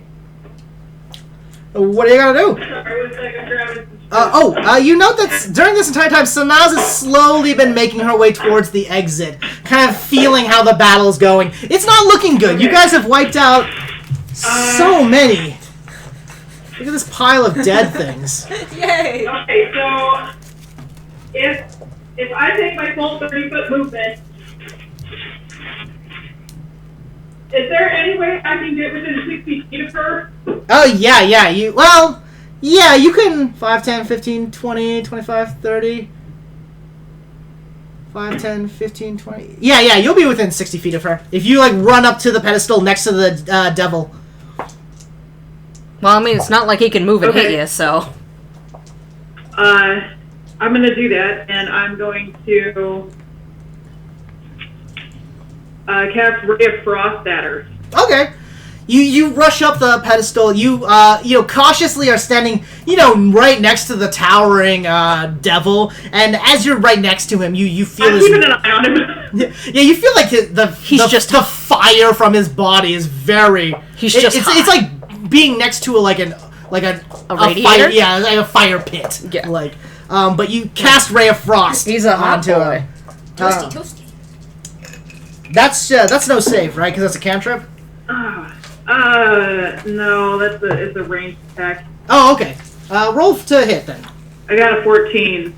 Unfortunately, Sanaz kind of she kind of like tilts her like head a little bit as the ray of blasts past her.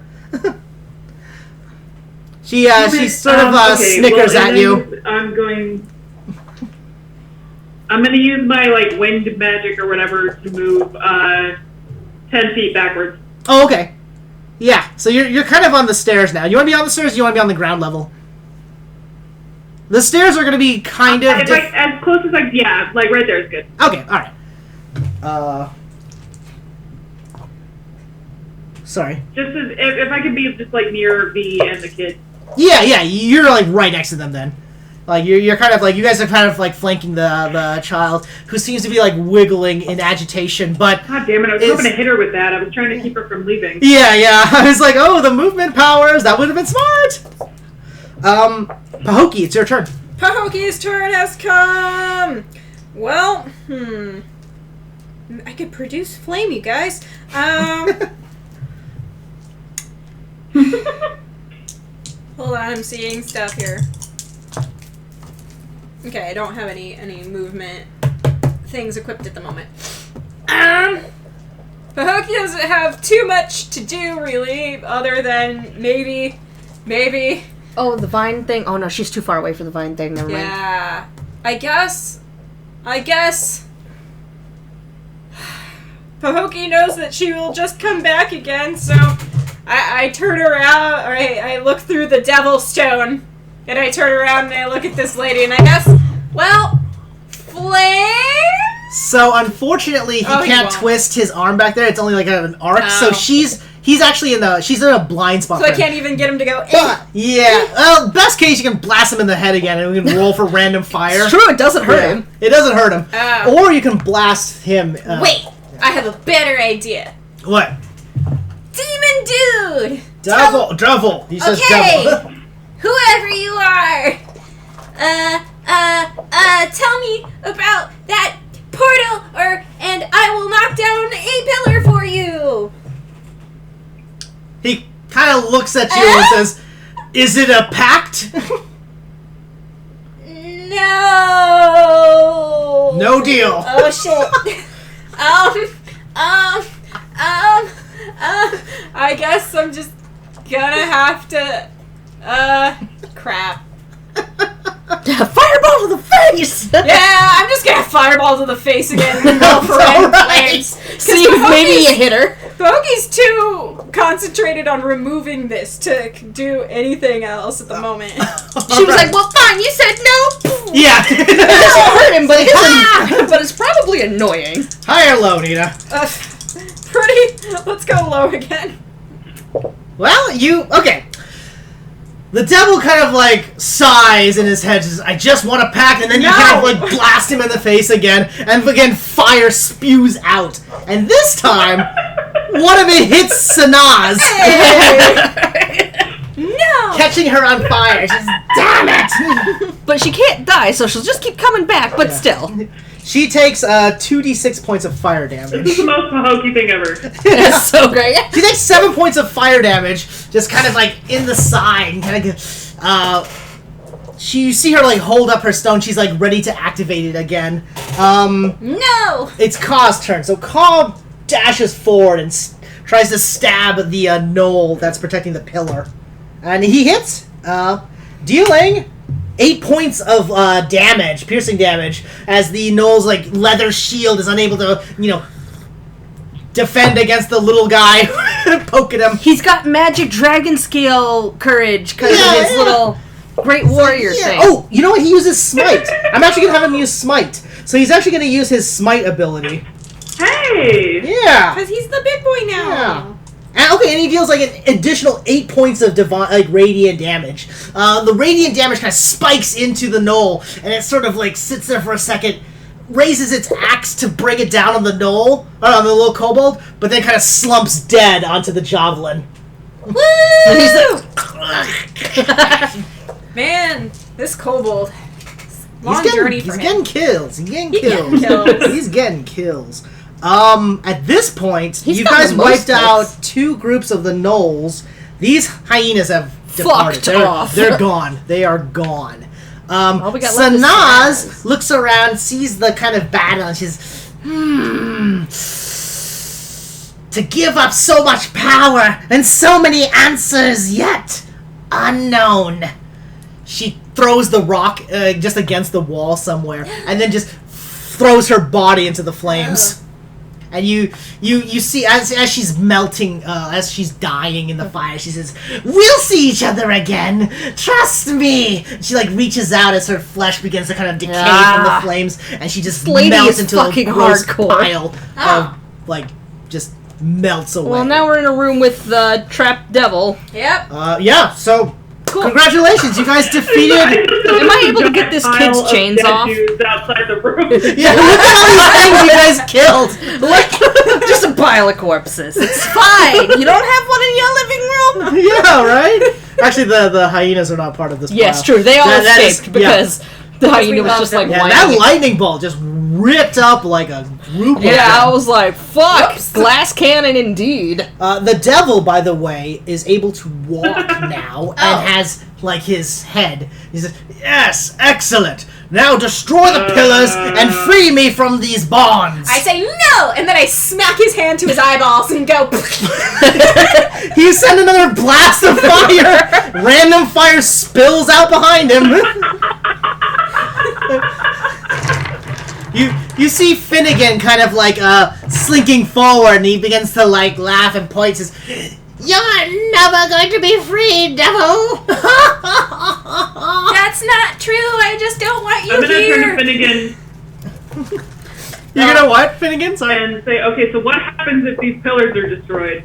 Finnegan looks to you, and he seems a little confused at first. He says, "Why, the binding spell would weaken, and our connection to our friend here would go away, shall we say?" Oh, thank you for telling me that earlier. Thank you so much. No. Finnegan kind of like says, "You don't understand. We need the devil's power. He has so much knowledge, and as long as he stays bound to us with the command stones, Okay, he's I'm of ignoring no him now. threat." I don't think that's true. Yeah. So if the pillars are destroyed, he's just free. Yes, but he's trapped on our realm, you see. But the command stones, we're able to control him while he is here. The portal. The pillars control the portal. I'm The completely stones ignoring control him, by him. the way. Okay. No, I'm not talking to you. I'm looking at the portal. You can examine the portal.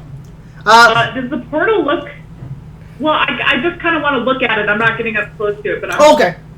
It's a fiery. So even though this is blue, I'm it's just a curious, fiery does it look red big portal enough? that swirls with devilish, hellish energy. It's definitely connected to another plane of existence. But to get those, Does it look like the devil in front of us could go through it? from make a knowledge arcana check. Like, let's say I have you make an arcana check. Meanwhile, I'm just sitting there trying to get this kid free. Yeah, the kid is kind of squirming. The shackles are like bound pretty tightly on him. Okay. Yeah. You see Guido kind of like approaching you. It's only a 14. Oh, 14. The only thing you note is that sometimes portals are not necessarily literally representative. They're more just they're representative of the function, less of the physical ability to pass back and forth through. So chances are the devil can pass through it. It just doesn't look like he can. Like arcane magic is stupid. Okay. Yeah. Okay, so the portal's not tied to the pillars. Yeah. The portal is tied to the pillars, but the size of the portal is not necessarily representative of whether or not he can pass through. Oh, okay, He's okay. big, but he can. He can fit. He'll fit. Yeah. Most Okay. likely. He's not too fat for the portal yet. Basically, I'm trying to figure out if there is a way we might be able to send him through the portal and then destroy the pillars Maybe. Hey, mister, will you go home? without making a deal. Without making a deal. The devil seems less reluctant to speak now. You guys, because he communicates telepathically, you feel his waves of emotions like on the surface level. He feels more reluctant. He says, "I'm bound to the command stones. The portal is just a caveat to get my body here." Go home. He almost humorously kind of like has his like moves his left arm towards the portal. Just, "I'm bound in this world while the command stones stay active. Home. I'm bound to this world. I'm bound to this world." So he's So, okay, so, because we have Do I headstone believe here. that he's actually kept here as long as the command stones are active? Yeah, so if we have headstone there, I have the 2 in my bag, and then we've got the hand on her. So we're missing his legs. yeah, legs. Wait. What if I throw this stone What that's... happens if you throw the stones in the portal? Yeah. Immediately you feel. Everyone make an insight check. Make an insight check right now.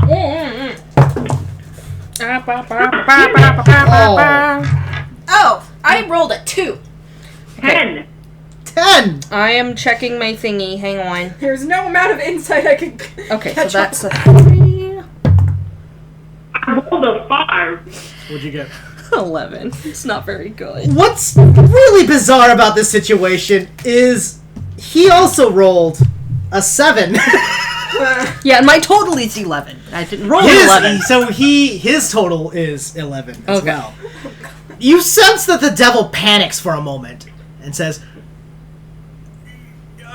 yes! Don't throw the stones into the portal! Don't do it! Do it!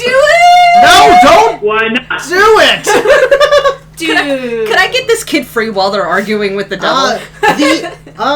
Why don't you make a, let's say an investigation check. Make an Okay, yeah, investigation look at check. his bonds. Yeah, so while they're all fighting with, I'm listening, Yeah. but I'm like trying to get this kid Yeah. free. I'm gonna say you guys are kind of like all over here. Finnegan is much closer now. Everyone's kind of nearby. Okay, so I'm doing a what? An investigation check. Investigation. The devil seems nervous about the idea of you guys throwing the stones into the portal. That is a 22. 22. That makes me feel like we should try it. Alright. Yeah, right. So really quickly, I'm gonna make you a little side. It's you investigate the shackles, and it is bound with arcane magic. So I yeah. have Dispel Magic. Okay. So would that get... Yes, most likely. But I'm gonna go back to the Okay. portal thing Okay, real quick. but I'm like, okay. The devil like tries to kind of take a step back a little bit, like almost defensively. He says, "No, just destroy the pillars, and we shall speak, well of one another." Tell you what, you can speak nicely about me all you want at home. Do you want to move towards the pillar? Like, he doesn't seem to be able to actually stop you, but he's not like blocking the way per se. He's just big. Is the stone still stuck on my hand? It is, but you feel some give. Oh. Yeah, I'm probably gonna start going, not really thinking about much else. Trying to get the stone off. Make a will save, Okay. or make a wisdom save. Probably sorry. just scraping at it with a stick or something. Yeah, you Just slapping it on the ground, trying to break it off. 10, was it will, you Yeah, say? it will. Brain, where, Wisdom. brain? It's just a wisdom. It's Yeah, wisdom. Yeah. Wow, brain. 13. 13. It's not quite enough, but you do feel like it's not stuck to you as much anymore. It's more just like sort of like it's almost like you're willingly holding it now. But it's still stuck. But it's still there, yeah. But it doesn't feel like it's stuck. Well, I'm not putting a stone through the portal first. Not me. Yeah. 'Cause my hand's attached. The devil kind of like looks around, says, "Just destroy the pillars, and we may speak. Maybe make a deal." He's hungry. Wait. I'm gonna go and start looking for the headstone. If I find it, I'm not gonna pick it up with my hand. I'm gonna kind of scoop it into a bag. You wander back here, kind of like getting through the piles of corpses and whatnot. You get a closer look at the arcane pillars, and you see that these pillars seem to be some sort of suppressant magic. It doesn't actually make an arcane, an arcana check, as you kind of pass by Okay. one of the pillars. I'm gonna try my pyre dice. Okay. Hey, Arcana, Yeah. 24. Okay. You get the sense that the arcane runes that you see on there give you, even though you don't have the knowledge of it, you have a feeling being a I sorcerer. rolled a 19. Yeah. Oh, yeah, yeah. So as a feeling as a sorcerer, you have a feeling that these pillars aren't necessarily directly connected to the portal as much as they are suppressing diabolical energy in this chamber hall. So it's dumbing his power down. Yeah, it seems to So be the a more- ward of some sort. The more It's- keeping him subdued in the chamber. Yeah, and because not you note that keeping like the he is portal able to open. resist the some motions of the stone, the command stones, but he's not doing anything he's not making any big sweeping efforts to break free.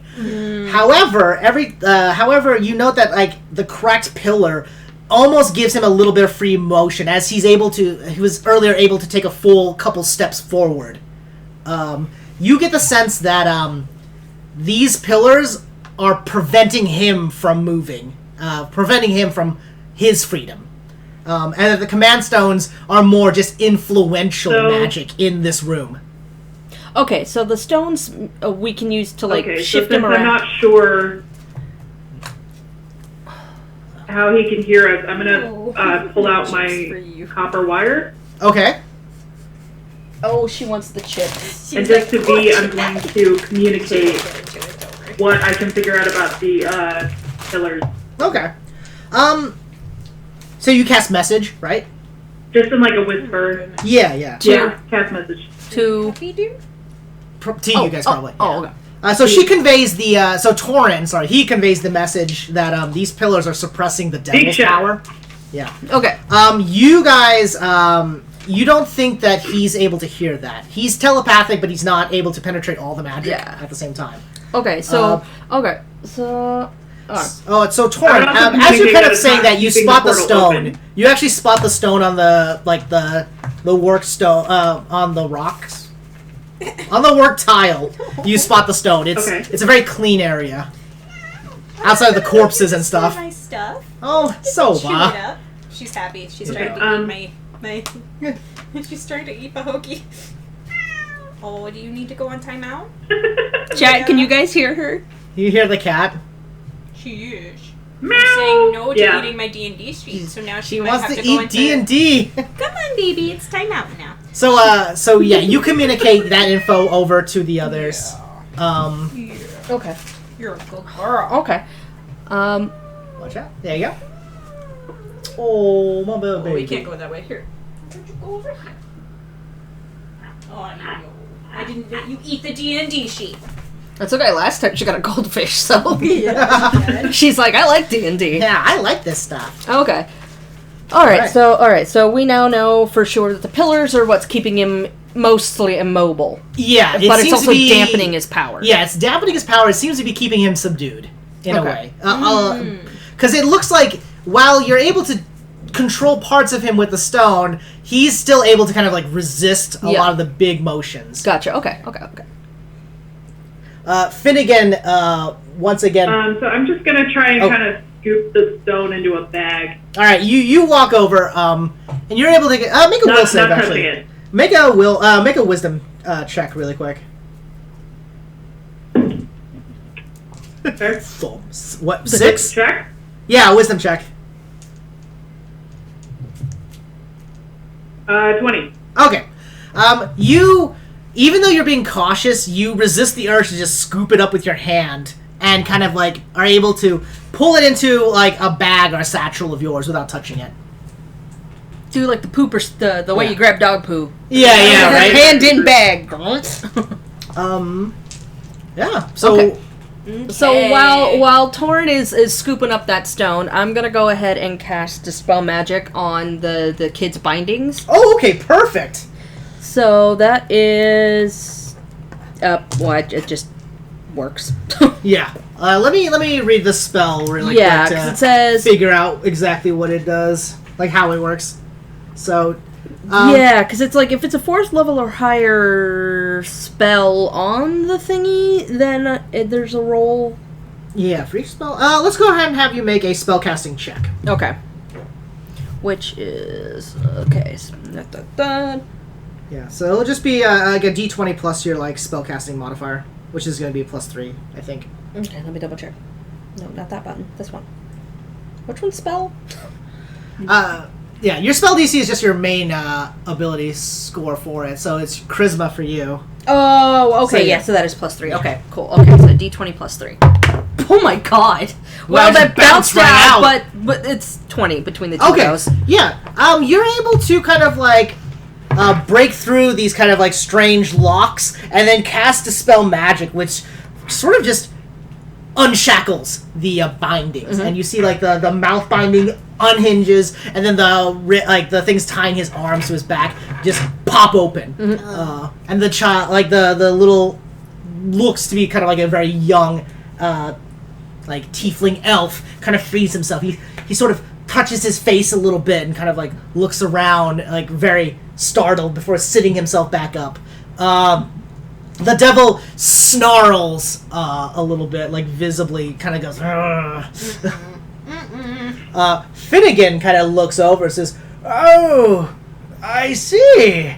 Young Master Jamon has lived." Finnegan slowly begins making his way over. But this kid is like 16. Yeah, it looks like it anyway.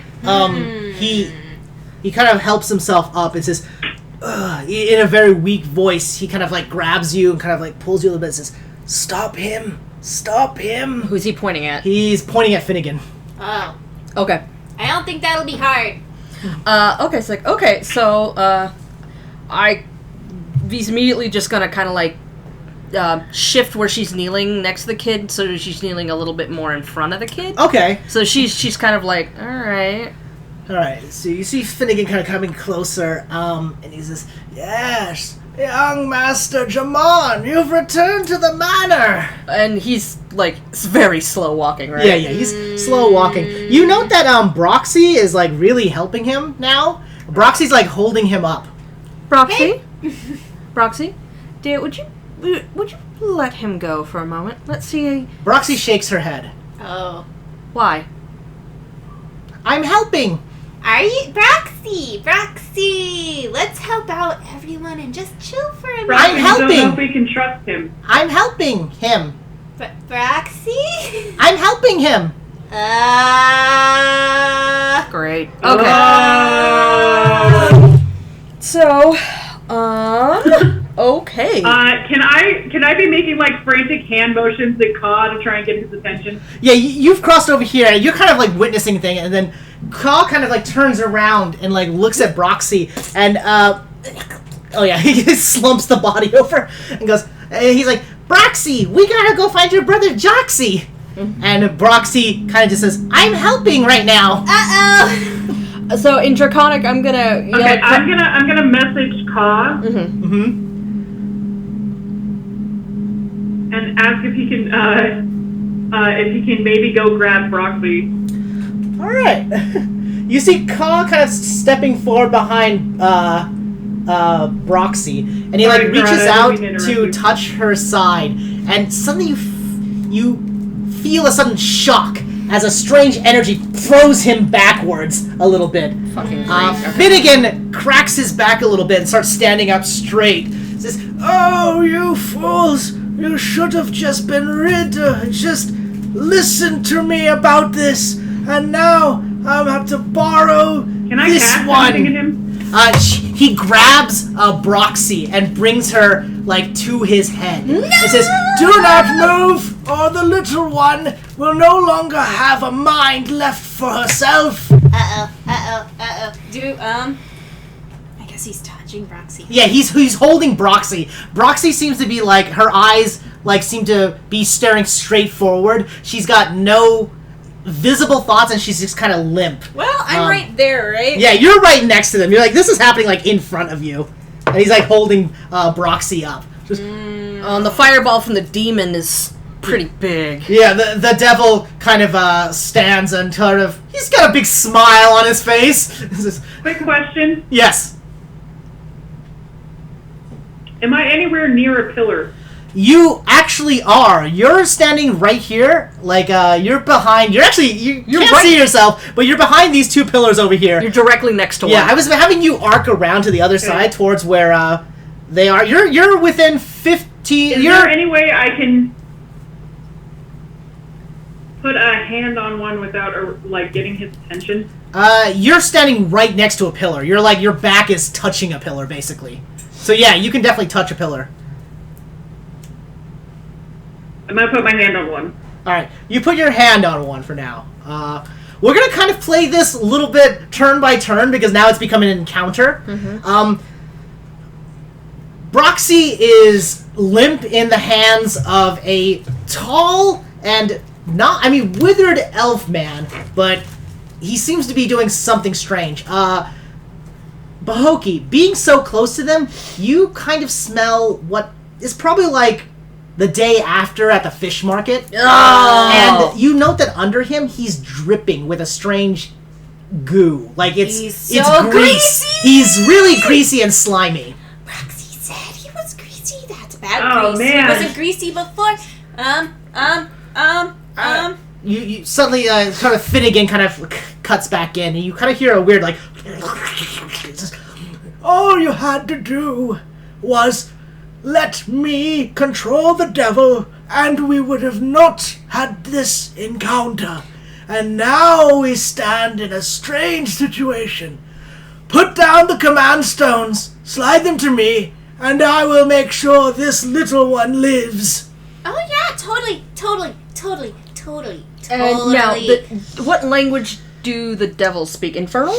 Yes, they speak Inferno. Okay, so- He's just standing there, kind of stiff, but he can also communicate telepathically, so. Okay. Yeah. Because I'm like, can I start a conversation with him with my mind without Yes. talking? Yeah, Okay. absolutely. You just have to kind of like glance over at the devil. Okay. One of his eyes kind of points at you. Okay, You know? okay, because I'm like, okay. Am I allowed to still do things with my left hand? Yeah. All right, let me know when it's my turn. Okay. I'll let you go, and then. Oh, we'll no, have you go. she's still closer, so go ahead with that, because Alright. I'm still figuring out what I'm Okay. thinking about. I'm like, so you want this thing, right? Finnegan kind of nods and says, yes, but I'll need all of them. Oh. Be sure to just get me all the stones. Here. So I go here. I go up to him. I'm like, I guess you can have it, and I just facepalm him with it, and then produce flame. I'm gonna have you make a stealth check. He wanted it though. I'm gonna have you make a stealth check. I was just into bam with produce flame. You just come up slowly with your hand out Yeah, like and then this. you're like, This "Ah!" is it, right? Yeah. Okay. Stealth is fair. Oh, I rolled an 8, and then my stealth is my dex, Yeah. which is plus 2, 8, 9, 10. I got a 10 on it. Okay, you try to be subtle, and I will say that you're still able to pull off this maneuver, but he's not. I was gonna give you advantage if it was a sneak attack kind of thing, but you didn't quite get that. I was just trying to give him what he wanted. Plus Yeah. flames. Alright, and like what? All right, make an attack roll. Or wait, is it an attack roll or is It's it? a cantrip, but I can use it as an attack. This spell's damage increases by 1d8 when you reach 5th level, 2d8s. So it's 2d8 fire Okay. damage. All right. Okay, so let's just roll for damage because it's just a hit, right? It's not Yeah. an actual. Like, can I It's see the a card cantrip, again? yeah. Can I see it? But again? while she's like doing that to him, can I be talking to the kid? Oh yeah, you can talk to the kid. Okay, yeah. Okay, you have to make an attack roll. So go ahead and make an attack roll. Okay.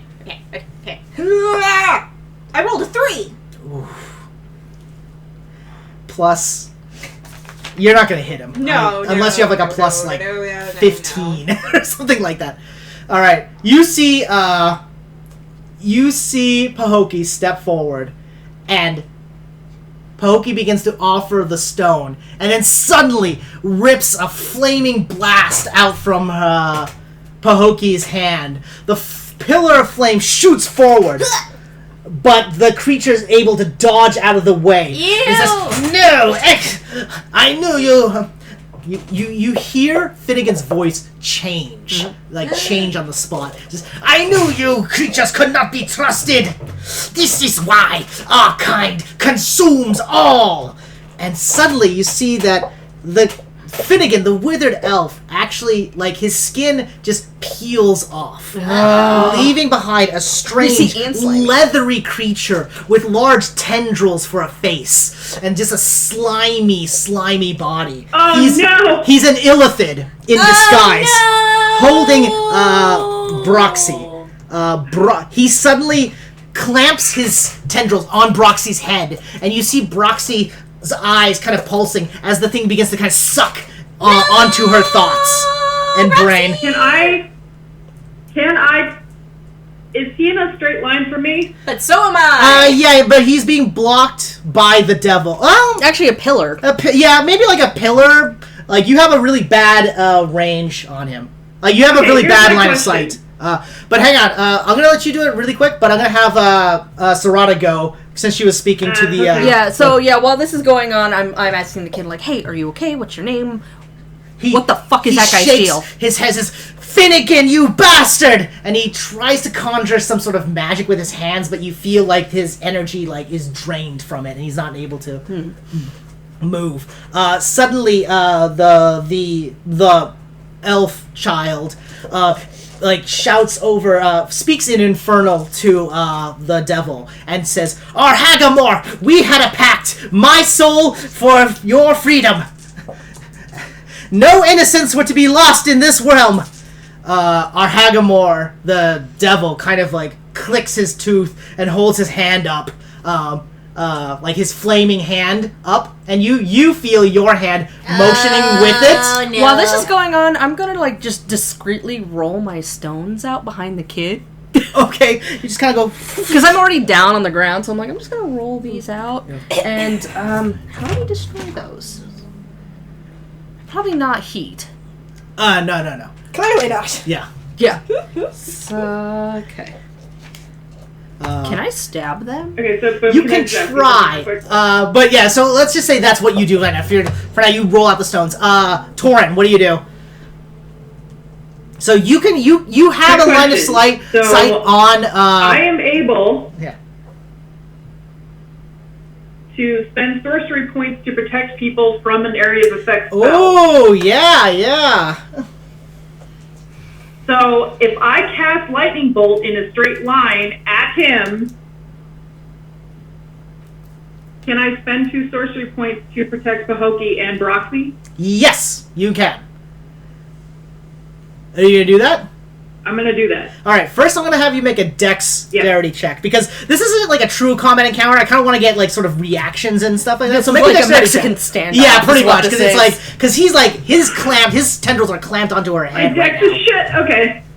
now. You hear Kako, Broxy!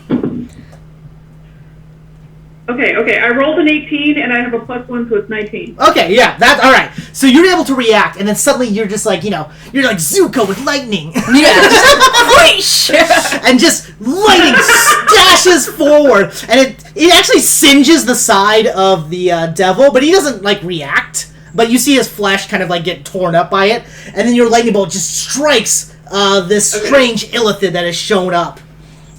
Roll for damage. Actually, what's the save? And he's gotta make a dex Yeah. What's the DC? 15, dex 15. Okay, he's able to dodge out of the way, but the lightning bolt still strikes his side. And so roll for damage and give me half of that.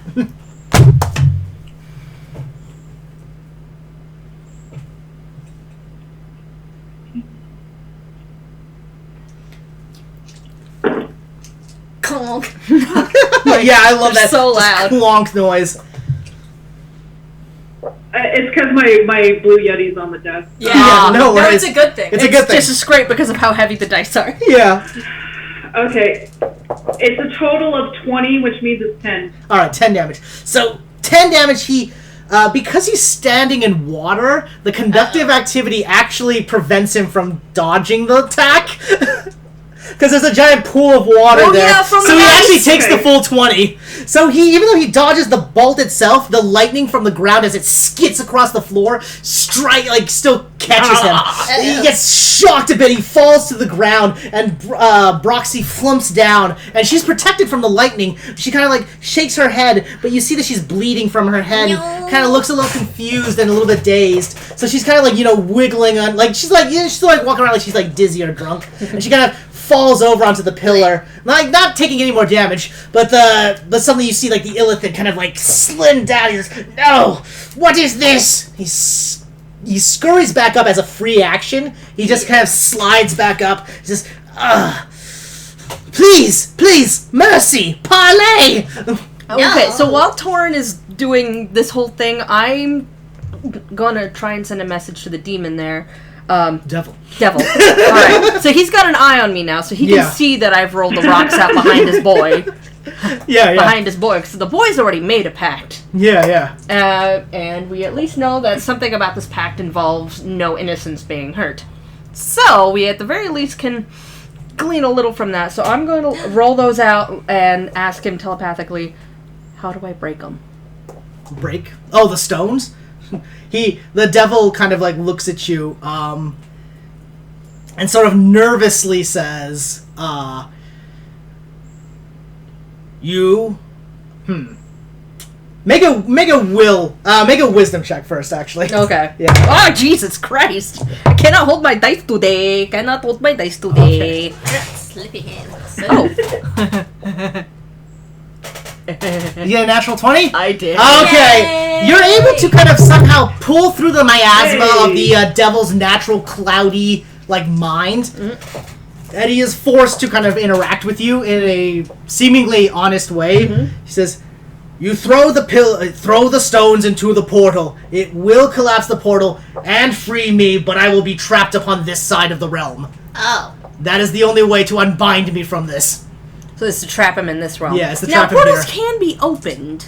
We just don't know how. Yeah, right? and you have to imagine that it's considerable effort to rip open and a portal. so he's not thrilled about being stuck. That's on why this he place. doesn't. That's why he doesn't want you to free him that way, because He wants you he'll to- be trapped on this side of the Okay, realm. so he would prefer that we free him using those, because I Yeah, thought the he was saying to destroy the rocks. yeah, he wants the pillars destroyed, Oh, okay. but he doesn't want you to throw the stones into the portal, which will also free him, but trap him on this side. I We also don't understand. have all the stones. Yeah, So if exactly. I You're chuck missing a those stone. two in there, it won't do anything. Yeah, Really. really, yeah. Okay. But well, you're not 100% sure on that. Magic is flexible, but also It's weird. weird. Okay, All so I've got that information now.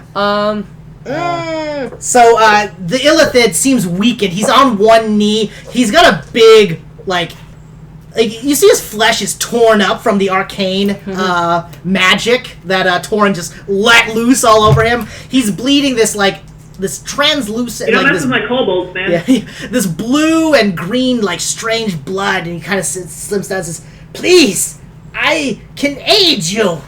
We taught mortals to control their kind. Please, I'm only trying to save you, your kind." Okay, so V has definitely had enough of this guy. She doesn't like him. Yeah. So she's gonna wiggle out her magic missile wand over Okay. by the kid here, and she's gonna look at him and go, "Slaves or not?" Oh, sorry. Just It's fire what? spell. Oh yeah. Oh well, cause she, there's devils and demons and gods. Actually, and all no, that. that's your fire, Nina. Yeah. All right. Yeah. So she's gonna look at him and say, oh, "God, I don't know how to phrase it."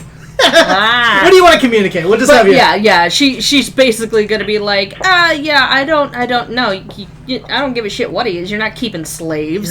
No slaves. He says, "You don't understand. Their kind only wants from ours. They rely on our power, our souls, to fuel their anger and strength." Much like you eat brains, and then I'm going to magic missile this guy. Okay, you just... I'm gonna shoot. I'm gonna do. I'm gonna use 2 charges on this guy. So Okay. that's going to give me That's gonna... 6 darts at 4, I one. think. 4. 4 darts. Sorry, yeah, 4 yeah. darts. It's just 1 additional dart per level. Gotcha. Yeah. One. Okay, so that's gonna Starts be at 3, and you 4 just add up, darts, yeah. and they're 1d4 plus 1 per dart. Yeah. Okay, So so roll your 4. That's Okay, a so- d6. oh, Yeah, the d4 is the little the triangle. triangle. Yeah. Sorry, I was like, whoops, wrong one. Okay, so 4. So that's 5. 2. 5. I'm sorry, 5, 2, 4, and 2 again. 2 again? Alright. You blast him with the wand, and he kind of the magic missiles rip through his flesh, and you see that he slumps down even further. He says, "No, you don't understand. The pact was made. He's bound to us. Nothing else can be done. The child is just a catalyst, and his soul belongs to the devil. Now, please, I did this for Jasan, my lord." I'm gonna look at this kid and just kind of give him the look like, do you believe this guy? 'Cause- The kid is just like, "Kill him now."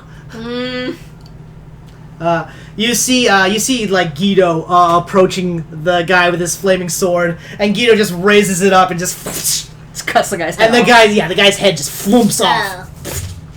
Ew. Okay, so that means... Well, now that that's done, Pahokee just kind of turns to that'll the do devil it. and is like, were you ever going to weigh in on any of this? You're right there, dude. The devil kind of like snickers a bit and says, "Oh no, No. I enjoy the torment of mortals." Is it tournament? This is weird. Guido turns around and says, "Guido, big hero, look at that! Guido killed bad guy, huh? Huh? You give me bounty?" He points the sword at the kid. Very good, Guido, but we first have to finish what we came for. If you want the kid, you're gonna have to help us out. The devil begins to kind of like move a little bit more and says, Excellent! You've been rid of this horrid creature! Followers of a cult called the Whispering Ones. Do I know what that is?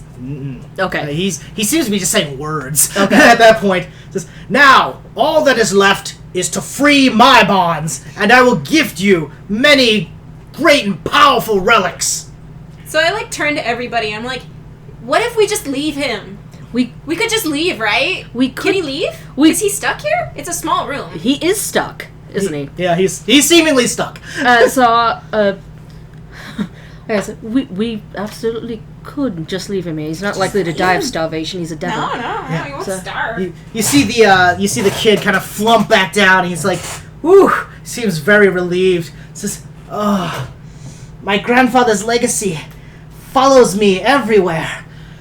I'm gonna be back down with the kid again, being like, ask because I want to know if this kid's okay. Like, yeah. The kid seems fine. In fact, he kind of like picks himself up again, sort of stretches a little bit, and looks around. His eyes, he's exhausted, I'm running but over to Broxy. he's fine. Broxy is You guys rush over to Broxy as well. I'm gonna say like Ka picks up Broxy, and she's bleeding from her head, but it doesn't seem to be anything like damaging. She seems fine now. She kind of looks around and seems really tired. And the first thing she says, she's like, "He is so slimy." Gross. Don't worry about it. So I'm just gonna say you're right. We should have listened to you. he's I'm very. gonna say you guys are over here together now. Okay. Yeah, you're tending after like the little kobold. The devil seems to be kind of just standing there. He seems a little bit nervous right now. Because The young boy kind of picks himself up and says, "My name is Jaman, and I thank you for aiding me.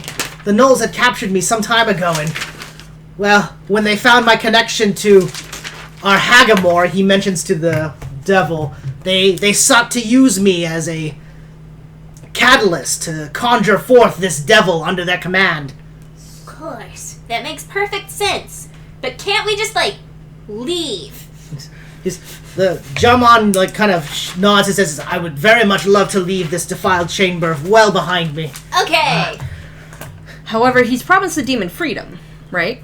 Yeah, he has. And you kind of hear a voice, like, basically he's just talking through his mouth now, because our Hagamore seems comfortable now. Yeah, he's just like, alright. "Our pact is that you will free me you will free me in time." And Jaman responds with, "In time." Yeah. And he kind of, motions. He sees the stones on the ground. He says, he fumbles through his pouch and pulls out the last stone. Oh, so we have all of them now. He says, "Do we have all the stones?" Absolutely not. Shouldn't you send him home? He looks nervously back at you and says, "Devils cannot be trusted. Their pacts are full of loopholes and lies meant to only serve them." I see. That's usually how it is with them, yes. I suppose I should give some explanation. And as he's about to say something, the devil, or Hagamore, cuts in and says, Yes, please explain how your great-grandfather bound your soul to mine." Oh, gross. Okay, I so want to hear how you guys met. V is very invested now, but she's also fiddling around trying to pull out a potion. Does the kid look like he could use one, or is he? Yeah, he probably could use a potion. He's pretty banged up. Yeah, he's pretty banged up. He'll graciously accept it. Okay, I'm gonna Don't get down immediately. Okay, yeah. So I'm gonna give him one of those. Can I ask the demon something? Devil? Yes, you may. His eyes. He's got at least one or two eyes on everybody. You know. Well, how many of his eyes does he still have? Because he lost. Well, my a bunch. question is that if he goes through the portal and then we toss the stones through, wouldn't that free him, but then he'd be where he wanted to be in his own realm? He kind of smiles and says, "That would be most ideal, but part of my pact is that I'm bound to aid you." Aid the mortaling, and he motions towards the little boy. And so I am not allowed to suggest such endeavors. Best way to aid him is to go home. Go home, says Pahokee again. He says, "I cannot say why I am not allowed to recommend that." And I was like, okay. So I'm going to ask I'm going to ask Jumon to explain the story. I'm going to ask him all right, it's like devils are deliberately obtuse. Can you tell us? As Jamon, he's like, "Oh, there's a lot to unpack, but you guys hear kind of like an explosion overhead. Just like, and then it shakes the foundation, and you kind of stones and stuff kind of pile downward. Broxy suddenly looks up and says, "They've begun the attack! Vizian, Skillick needs our help!" We have to go. Yeah, we gotta go. The devil goes, "Wait, but what about me?" And I look at the kid and like, what about him? "Leave him for now. He can't leave the chamber anyway, so long as the pillars remain." I tried to get you to go home, dude. As you do that, the stone just falls out of your hand, by the way. So now we have just a pile of 3 stones in the corner. Yeah, the devil looks at the stones longingly, just kind of goes... He can't reach But them. he can't, really move or anything, so he's just kind of You had bound. an opportunity to go home, sir. I'm just going I to ask tried. real quick. Should we pick up the stones? Oh? Should we take him with us? Jamon kind of he's still tired, and he looks around and says, Yes. This bastard can move a few inches every hour. It's best if he doesn't get his own stones back. Jamon just picks up the stones. He's just able to pick up the stones. Because he's not... he collects the 3 on the ground if you want to let him take the stone that you have. Well, Pahokee doesn't really want to be touching them in the first place. Okay. They're not so happy he about pockets it, though. the stones. He pockets the stones on the ground. Torin, you still have the Ugoth stone, which is the headstone. Yeah. So do you want to let Jamon have the stone, or do you want to keep it on yourself? I think for right now I'm going to keep it on myself. Okay. Smart. All right. He doesn't even seemingly question that. He just kind of looks around and says, "Quickly, you need to get up to the manor then. The other kobolds, they're fighting, I suppose. I can lead you up there." He kind of picks himself up and sort of dashes and past the while portal. we're running, I'm goes going to past. chug a regular healing potion. Okay, yeah. Guido kind of looks around and says, "Oh, we good following little kid?" We're following the little kid. I guess so. All right. I kind of just wave at the devil. Like, have fun. You hear an exhausted kind of exhale and says, "I'll be here." We know. And you guys all rush past the hallway. The stonework, as you pass this sort of the threshold of this chamber, it suddenly cools down and feels much more like the normal temple. Yeah. You can still see the healing of a regular potion. Oh, it's I think it's. Let me look it up. I forget. If you have it on D&D Beyond, I think that is one of the free items. But here we go. Potion. It's not showing me. What up? So good job. So he's just like, It's like, oh, down Lord. again. Yep. At least no Gnolls are here. At least it'll smell better. 2d4 plus 2. Actually, no, because now he's just in a room full of rotten corpses. Yeah. Oh yeah. By the way, the room is littered in gore and gross dead bodies and melted things. Oh. It's Trying fine. to go through the kit. Can you get through? Oh, can you? I can't fit. I'm too fat. Oh, okay. Hang on. Let me scoot back. Thank you. Here we go. And you guys all kind of rush forward. As you guys are doing so, you hear several explosions coming from above. It's rocking sort of the foundation of the area. Jamon leads you guys through a the stone hallway over here. It sort of opens up a little bit more, and you guys find yourselves staring. Well, I'm gonna wait for Sarah to get back. Sorry, I require more beverage. No worries. Yeah.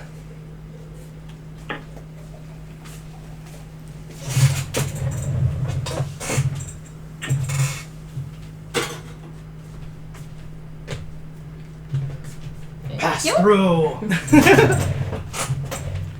All right, so we're gonna actually like take away all this because we don't need this right now.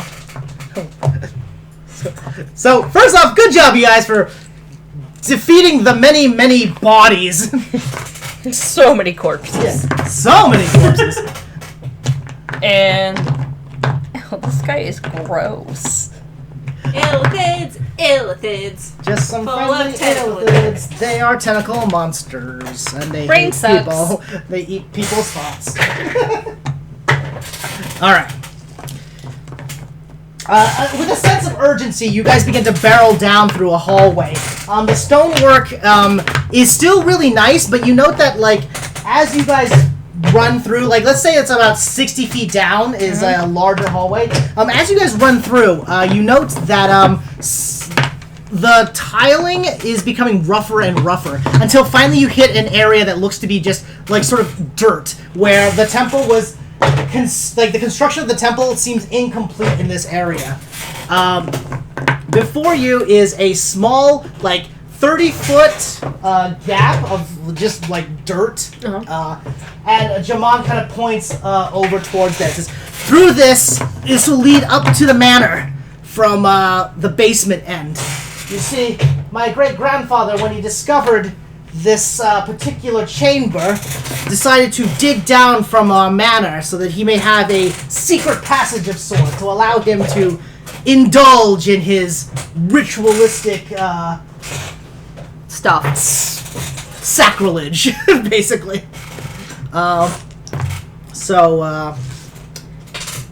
I gotta get my notes out. So yeah, you guys find yourselves basically in a dirt area of unworked stone, very much like the cave at the front area. It pours out into a let's say like a 30 by 40 like addition to what looks to be the top of the manor. Like the kid points upwards, says like the manor is right above us. Once we pass through this small unworked tunnel, we'll hit stone tiles with a stairwell that leads up into the manor. Okay.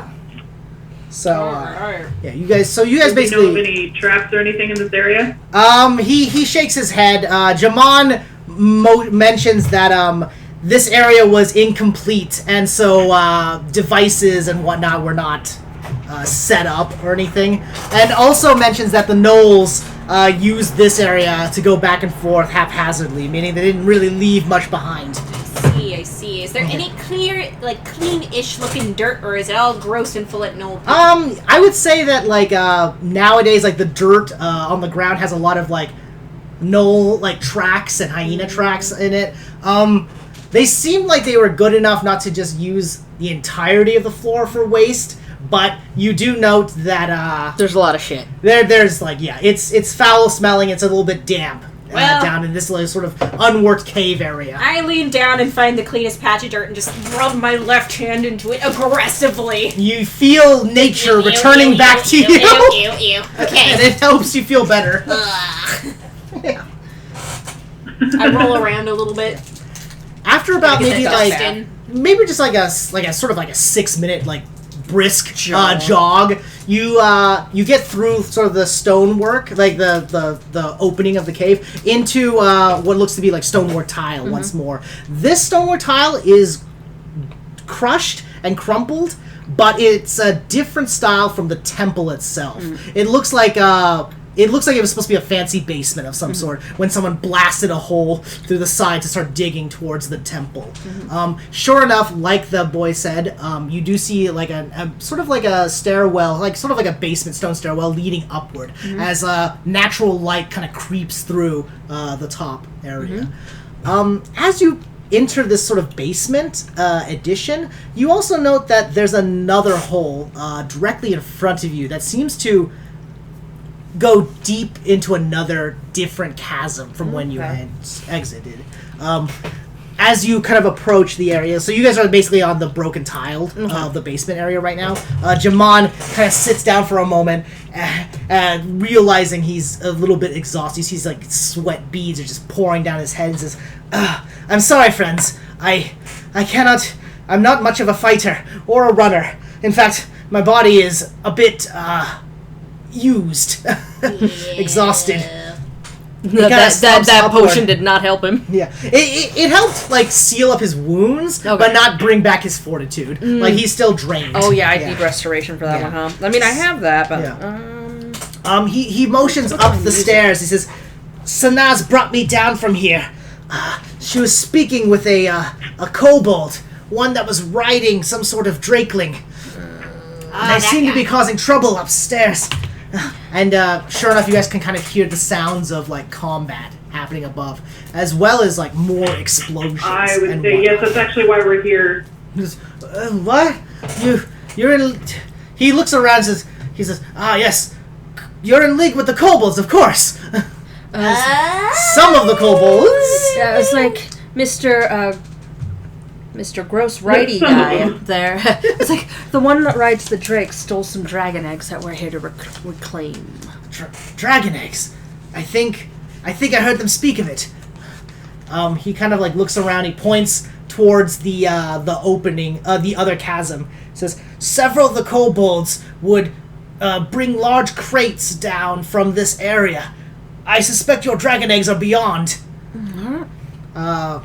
Okay. So, yeah. I'm going to basically kind of give you guys a choice now. Like, you guys can join the fight upstairs, or you can go to what Jamon motions towards that might be the chamber where the eggs are being stored. We still need to save some people, right? And they might be upstairs. Yeah, Broxy and Ka are pointing up the stairs, and they're like, we have to save Skillick and our clan!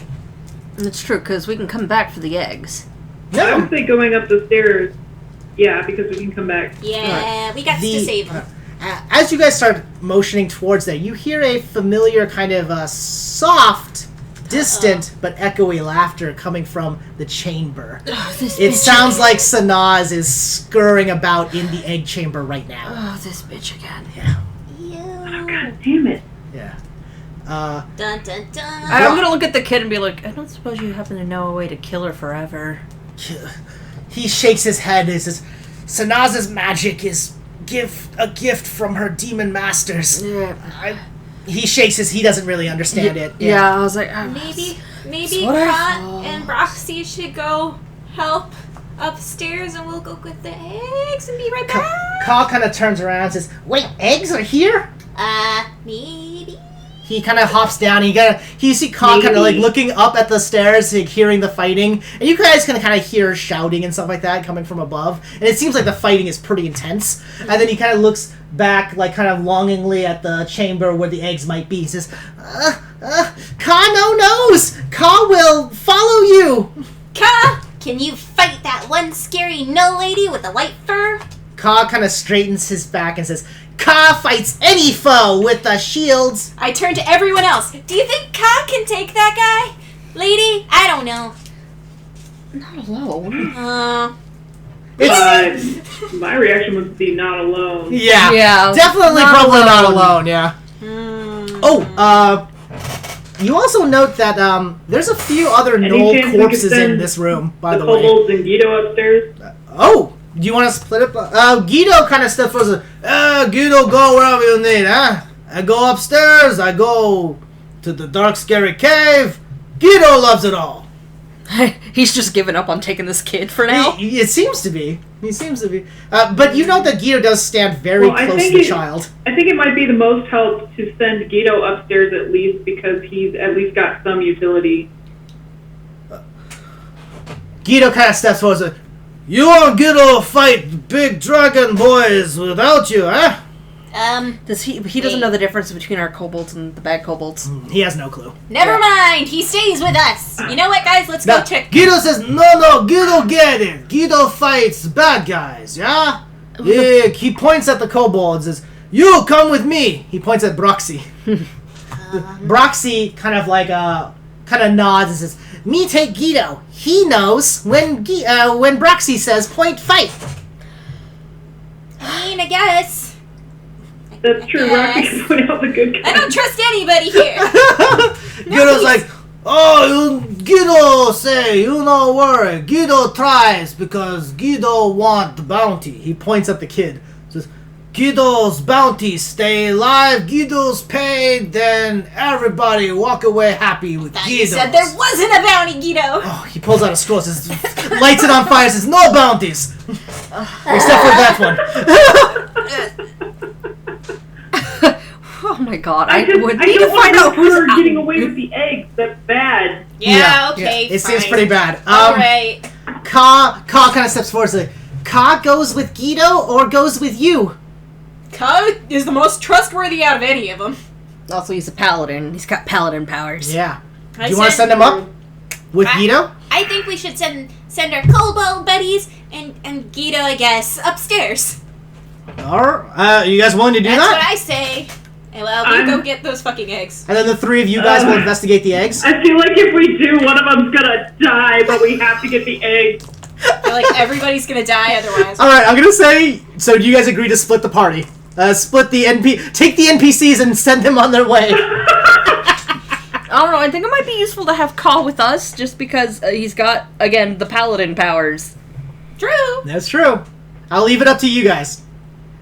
My vote is for them to go upstairs. And no matter what's happening, the kid's just gonna hang out in this dirty Yeah, room the full of kid shit. the kid is like super exhausted. He also doesn't look like he can fight. He seems like malnourished. Oh, okay.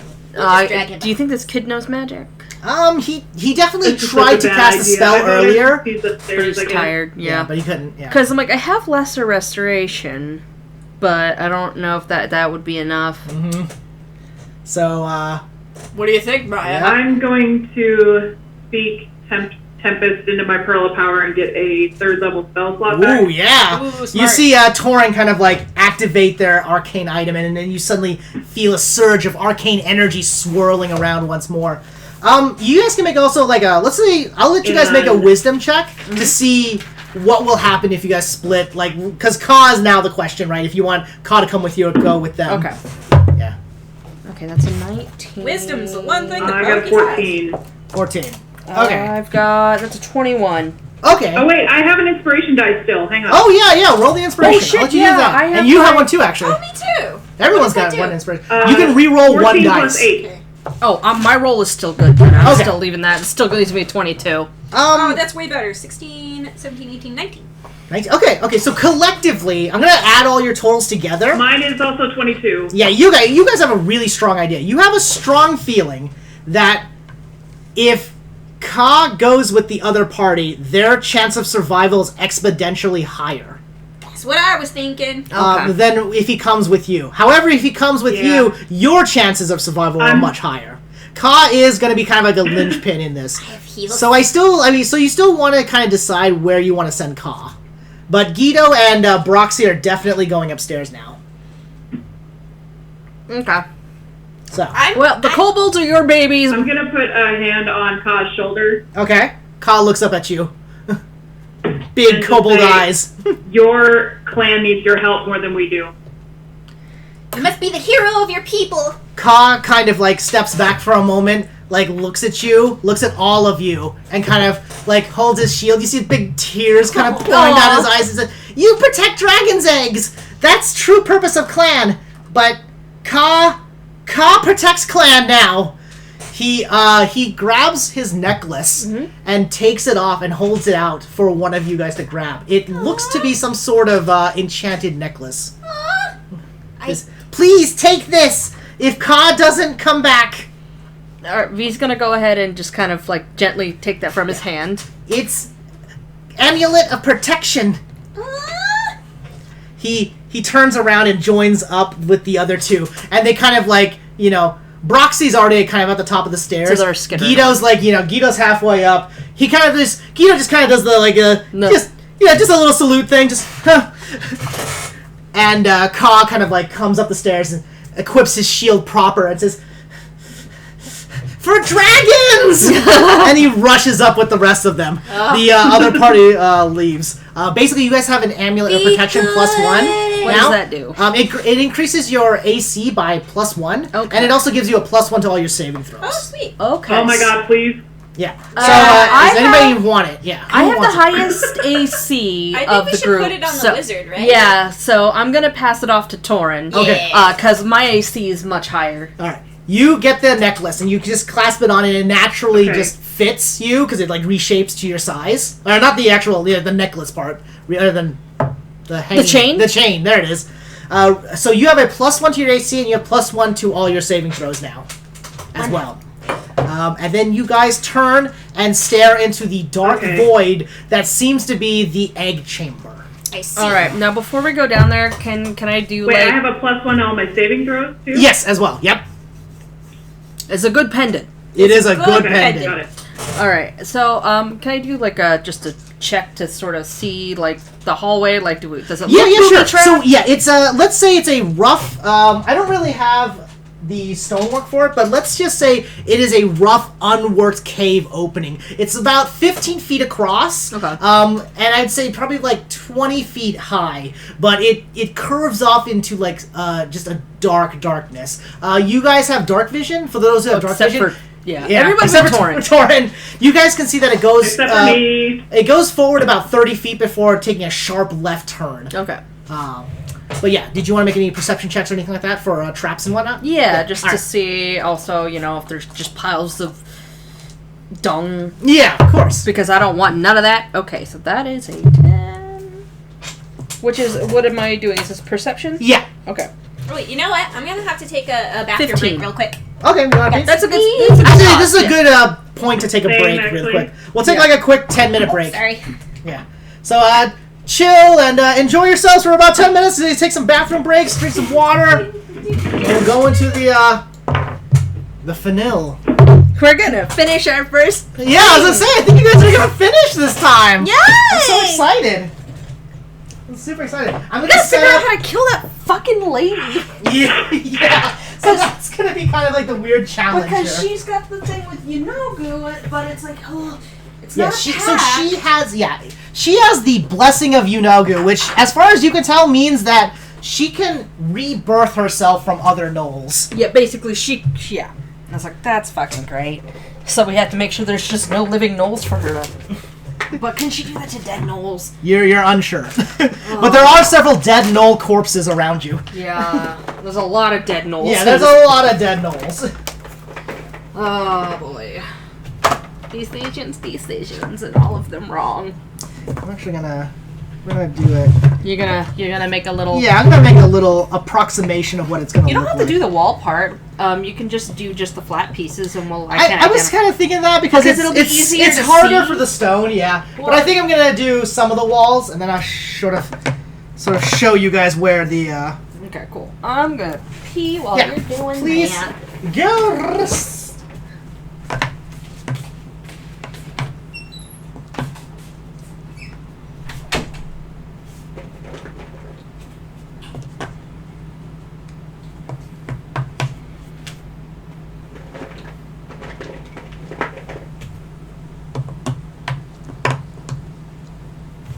All right. Setting up the little chamber over here.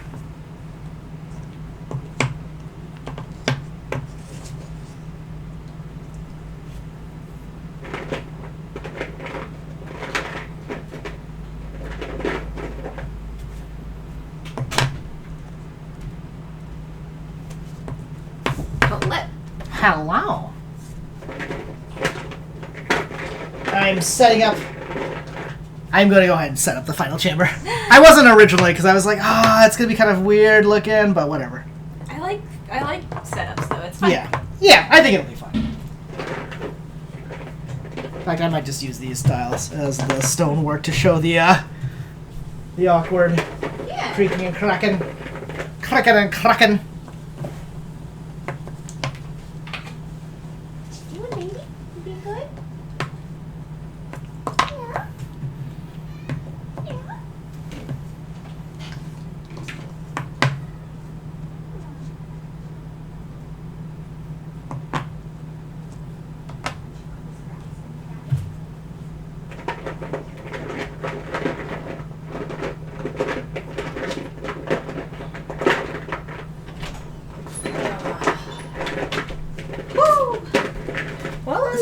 little speaker pod likes my phone a hell of a lot more than it does the Yeah, computer. I don't know why it was like desyncing so much. Yeah, it was weird. Well, either way, at least we know the phone works. Yeah, so we have a method. We definitely have a method now. Okay. So We're ready I'm gonna for say future knowledgings. future knowledge. And just a couple more. Alright. The final chamber. The last chamber. It's actually written down as egg chamber. Egg chamber. It's everything I ever wanted. It's the eggs. Oh boy, okay, what time is Everything it? you Oh, ever wanted. okay, yeah, it's still good. It's only Just 3:30. waiting to be had.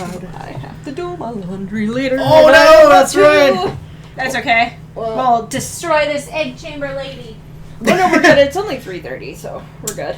Yeah, as I say, you guys did pretty good. I felt bad because I was like, oh no, I was trying to make it sort of. Hey, Adam, look at it. His hair is so long. Oh, my hair's so long. Oh, I don't think you've seen it, but I sort of bleached my hair. We're not done with it, but we're gonna be doing stuff. Yeah. Stuff It's is happening really pretty to us. right now. Yeah. Oh, it does not look good on It camera. does not look good on camera, but It's actually really pretty. It has a really fun fade that looks magical going on. yeah, right. It's very strange. I'm gonna scoot it all over. It's kind of center it a little bit more. Hopefully, don't lose the general shape. There we go. Yes, yes. Soon we will be giving it the big bleach. Once our materials come in. More big bleach. Maybe. I kind of like. This is so good though. Oh yeah. I've been because I've been getting the mic on. Hey, I forgot. Yeah. Okay. Where's the Okay, and W40? is this, by the way, is Jumon the grandson or great grandson? Great grandson. Great grandson. Yeah. Okay. I put him down in the book, and then I was like, wait a minute, is Yeah. this grandson? Great grandson. Okay. And based on time, we might do the sort of epilogue to this chapter in another session. Depends. Because there's still like a lot that's gonna happen. Yeah. There's a lot of things going down. Where'd you hide the WD-40? The one you It's next to your elf lady. See? Oh. The yellow thing? We're gonna try to like fix this horrible noise. Silent. Not that! Not the Silent Hill noise! I'm gonna take one of these actually. Does our devil dude have a name, by the way? Yeah, his name was Our Hagamore. Oh, our Hagamore. Oh, Yeah. that's his name. Is That's his Ar name, Hagamore. yeah, it's Okay. Our Hagamore. Okay, I'm just gonna, because I'm like, I'm gonna put him in there, just... I have it written down at least. Yeah. Our Hagamore. Oh, you want me to sit Y'all, my mom made shepherd's pie the other night and it's so good. Oh, nice. Can you choose? I haven't made any in a long sit it time. down. It's Just wait. nice. You sprayed me. Sorry, well. Nah, you're good. She I'm made just it with letting a turkey. Oh, nice. Ooh, Yeah. Turkey. I'm actually gonna remove. What other... Will you sit in it? I can't tell where it's sweet unless you're in it. Is it the chair or is it the floor? Oh, it's the chair. It's Oh. the chair. Okay. It's everything about the chair. It's every single. You need to wiggle around. Also, Okay. I didn't realize I had it on my table, but everybody should see my cool skeleton pen. Oh yeah. Just because I fucking love this Are guy. you wiggling around? I need Oh. you to wiggle around. Thank you. Moving back and forth. My fun little Daiso skeleton dude. He writes really well. Oh, I think you're getting it, by the way. Yeah. Some of it is the cushion Yeah. wiggling against itself, but I think you got a lot of the mechanical squeeze. Yeah. That's usually what I can get is the mechanical. Yeah, that's the hard part. That's the hard part. It's just your chair is so loud sometimes, man. Like everything it does. I know. I'm sorry about that. It's okay. All right. Like you decided. Oh, what is that? Also, Boom, I can't find an amulet of protection under the equipment. Oh, because it's normally a ring of protection, but I decided to give you guys an amulet of protection as well. It's literally the same thing, but just a ring. But an amulet instead of a ring. Yeah. No, well, I guess it makes sense that a kobold would have it as a necklace because little claw hands. Yeah, weird little claw hands. Plus, I feel like kobolds would still just have jewelry that are just bits of things. So Yeah. like, yeah. Okay, do you still want of the candy bowl, Anita? No, I'm good. Okay, I'm gonna put the candy bowl Alright. back in the kitchen because I'm going to be. I want salt. Shout! All right. So let me know when y'all are ready, and let me know what your kind of marching order is. Right, I was just. So the kid's staying in the room, right? Yeah. He seems, in fact, as you guys have made the decision and you guys are kind of like, all right, we're going down the hallway, you note that the child, like the Jaman has stopped kind of responding. He's sort of like fallen asleep just from exhaustion. He's kind of slumped over to the side, just kind of like passed out. Is this just sort of thing that we're just a nap is really the only thing that'll fix it? Yeah, pretty much. He just needs a nap. Yeah. He needs a little nappy poop. He's a little nap. I need my nappy. I need my nap. Okay, so, I'm just, Okay. you're good. Okay, and then what other crap do I have here? Just checking my stuff. Oh, If a, damn it. I leaned forward and I found the other spot, Nina. Yeah. We'll fix it out later. But thank you. The more you wiggle it, the better it'll be. The more I wiggle that.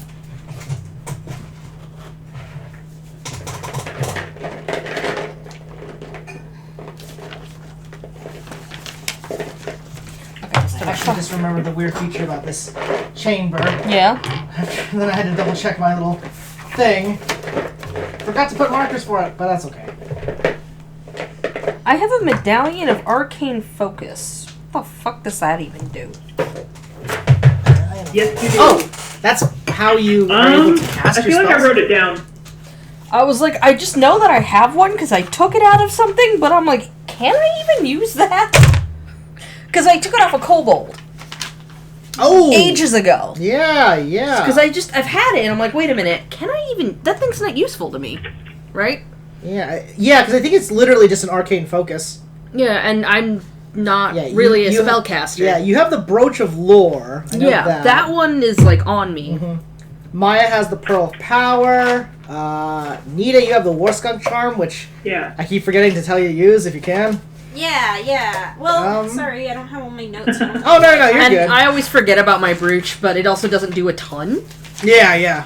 But it does do stuff. Well, I think we just had you holding on to the arcane focus because I don't need one. Oh, that makes sense. Okay. Yeah, because I think it's just an arcane focus. Because 'Cause I already have arcane, one. what does an arcane focus do?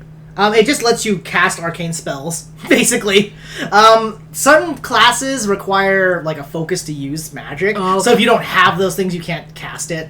Gotcha. Like Okay. me. Okay, because I was debating whether or not I should keep that or if I should try and give it to the kid so that way he has at least something. But because he seems to be, That's a good point, actually. because he's a magic user. Yeah. And his spell did fizzle, so... Yeah, but it's like, but did it fizzle because he's exhausted, or did it fizzle because he doesn't have a I'm magic sure, rock? because you don't know what kind of spellcaster he is. Yeah, and there's no way to tell now that the kid's unconscious. Yeah, now that he's, like, just You out. can give it to him anyway. Just, Yeah. It's not like You we can need leave it on him if you want. Yeah, okay, so before we go down the hallway, I'm gonna, like, kneel down to the kid and just kind of wake him up a little bit, make sure he's... He sort of, his eyes kind of crack open and says, yes? I'm gonna pass him I was like, here's Oh. an arcane focus for you in case you need it while we're gone. Thank you. Yes. This will be useful. He kind of drifts off again with the item, like, in his hand. Yeah, I was just gonna pat the kid on the head and then get back up. It's like, good job, kid. Okay, you go get some sleep now. Because I was like, I don't want this kid to die. And I also kind of like him and his fucking, like, tsundere demon there. Yeah. They're fun. Yay. Okay. Alright, I'm gonna cross off that arcane focus pendant now. Because I'm like, it's probably worth money, but Yeah. Eh. What is money? Well, I get that Violet Demon Ichor. I'm sure somebody will pay a lot of money for something gross. That's true. So keep those in mind because I got weird things for those. Okay, I'm like, I got Bone Meal, I got Demon Ichor, I got Drake Claws, I got a Horn. Okay. There we go. I think that looks. Sundemon. Sundemdere. Dem. Sundemon is just a friggin' Digimon. Dem. Yeah, this is Daemon. It's just Angemon's like Negaverse version. No, you know what? But No, Deme, if you use Deme like that, it would just be like Demon Lover. Like, But hold on, no, loves but demons. Sundemon, you know who that is? That's just fucking Impmon from the third series. Oh, I don't think I've seen that. I haven't seen it. It is the darkest, most fucked up one because it was It's made. the darkest one. No, it is so fucked up once I you hear get like that it gets into weird. the plot. Oh, it is so weird. Oh man. Oh, I mean, it's good, but man, do they go into some like mind fuck Oh, territory? jeez. It Not a starts fan of out that, but- because the thing is, what it is, the guy that made it mostly makes adult horror, Oh, I see. So it's just like jacked up stuff. and so it was just like I don't know how. Body horror. Not body horror. Not thank body, God, just but horror. It's like mental. Oh, Okay. it's weird. Anyway, Alright. but yeah, Ipmon is basically, yeah. It's just Ipmon, man. It's a weird Are we tsundere. ready to continue? All right, Nina, get your booty back, booty I am back up here. Okay. All right. So, I've got the best night Take a vision, booty so bag. I am gonna hang out near the Yeah. front of the group. Okay. after handing off the icon, the three of you make final preparations to go into the deep dark that seems to be the final chamber. Are there any spells you guys want to cast on yourselves or anything like that you want to prep before you go? Like I said, you get about 30 feet, and then it curves sharply to the Well, I have my armor and... the right from your perspective. You guys are kind of coming in from this angle. I don't actually have any spells I can I cast still on have major armor, myself. so it should be okay. Yeah, and you got your I major the armor. only because the closest thing I've got is Blade Ward, but that's like a turn thing.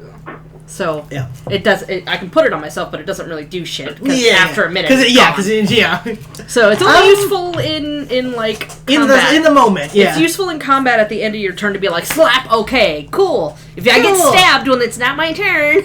I'm ready. Well, Did you want to? Do you want Emil to come with you, Torin? Or do you want to like leave Emil out here, out in the chamber with Jamon, who is unconscious? He's sleeping. I'm not sure how much he's gonna be able to do. So I guess I'll ask him to stay with the unconscious kid. Okay, all right. Well, that's good though, because if something like happens out in that area while we're in there, we'll at least have a heads up from That's true. from Emil. Yeah, I'll kind of ask him to contact me and come towards us if something happens. All right, perfect. So he'll be on lookout duty. Emil is on lookout duty. He's just sitting on the kid's head. Yeah. Basically, yeah. I would like for me to cast Pass Without a Trace on us all right now. Okay. Yeah. Hey. The Pahoki kind of like touches the ground, and you guys feel almost like the earth giving way to your foot. So like you guys don't make tracks anymore, and you guys feel very quiet. yeah, you guys feel quiet, and you guys feel And you have plus 10 bonus to your this- dexterity and your stealth Because my checks. character has such a specific area of interest, I'm really fucking useless most of the time. I just know stuff. That's it. I know just stuff. knowledge. I know stuff, and I can take a few hits. Yeah. No, that's good. That's useful. Well, because I You've been helping us out. have Yeah, the high a lot. AC, but I just like that. I'm just like, I know stuff. I know. What I like that. I'm like, I'm just a buff librarian, just a buff nerd. You're like the equivalent of Indiana Jones. I was like, actually, no, Pahoki's stronger than me. Oh yeah, I guess you're Physically, yeah. right. Physically, yeah. Because I decided to put my points somewhere else. I forgot where. That's a Pahoki okay. has dum-dum strength. It's okay. You guys proceed into the darkness. Do you want to light I anything, only have Torin? high charisma, so. Yeah, you're just really likable. People like you naturally. We all actually have pretty decent charisma. Yeah, y'all I'm are. gonna stick in the middle and kind of keep a Okay. hand on B and not light anything. Okay. So I'm gonna say you guys are doing a light L formation. Yes. Alright. Because we can see and poor Torin cannot. Yeah, that works. You guys press off into the darkness of the chamber.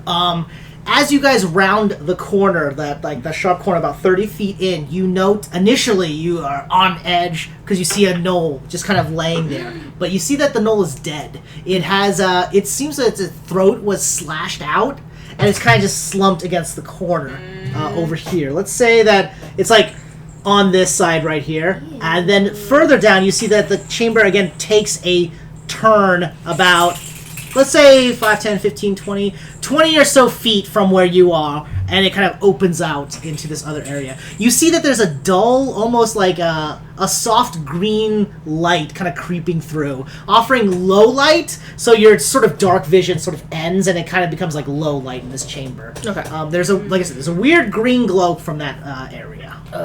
Should we do something about this body? Because the lady, she I don't know, she burst through other people. Man, I wish I had decomposed. Right. Yeah. Like any fire might give away your positioning, but yeah, the corpse is kind of just sitting there, like throat slashed, dead. It's definitely dead, but throat slashed.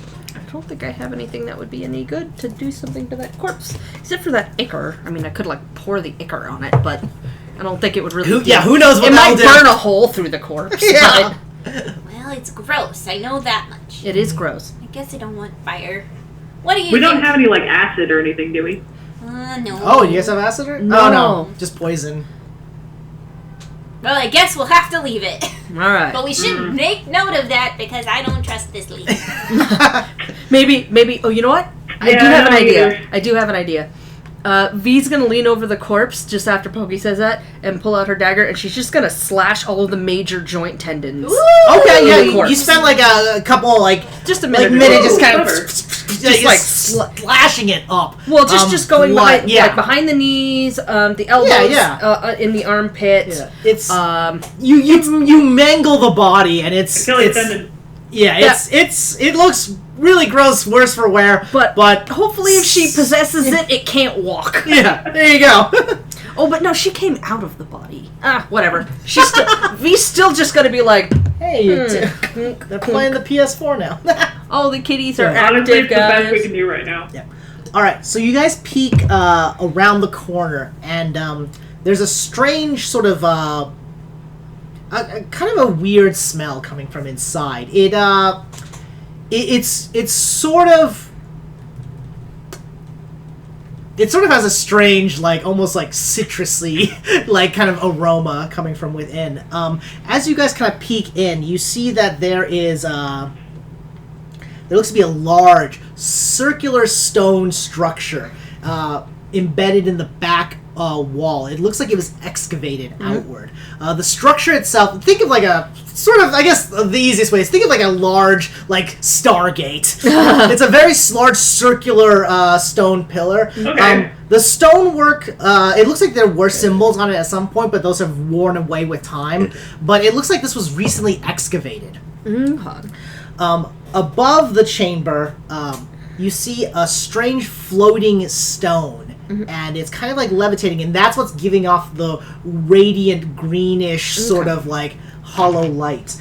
These little pillars represent kind of like little stones that seem to be like raised up. You're not sure, like they just look like they're a little covering. So like think of these as like 3-foot covers. Like they're just piles of rocks that are like piled up, probably from like excavating the area. Okay.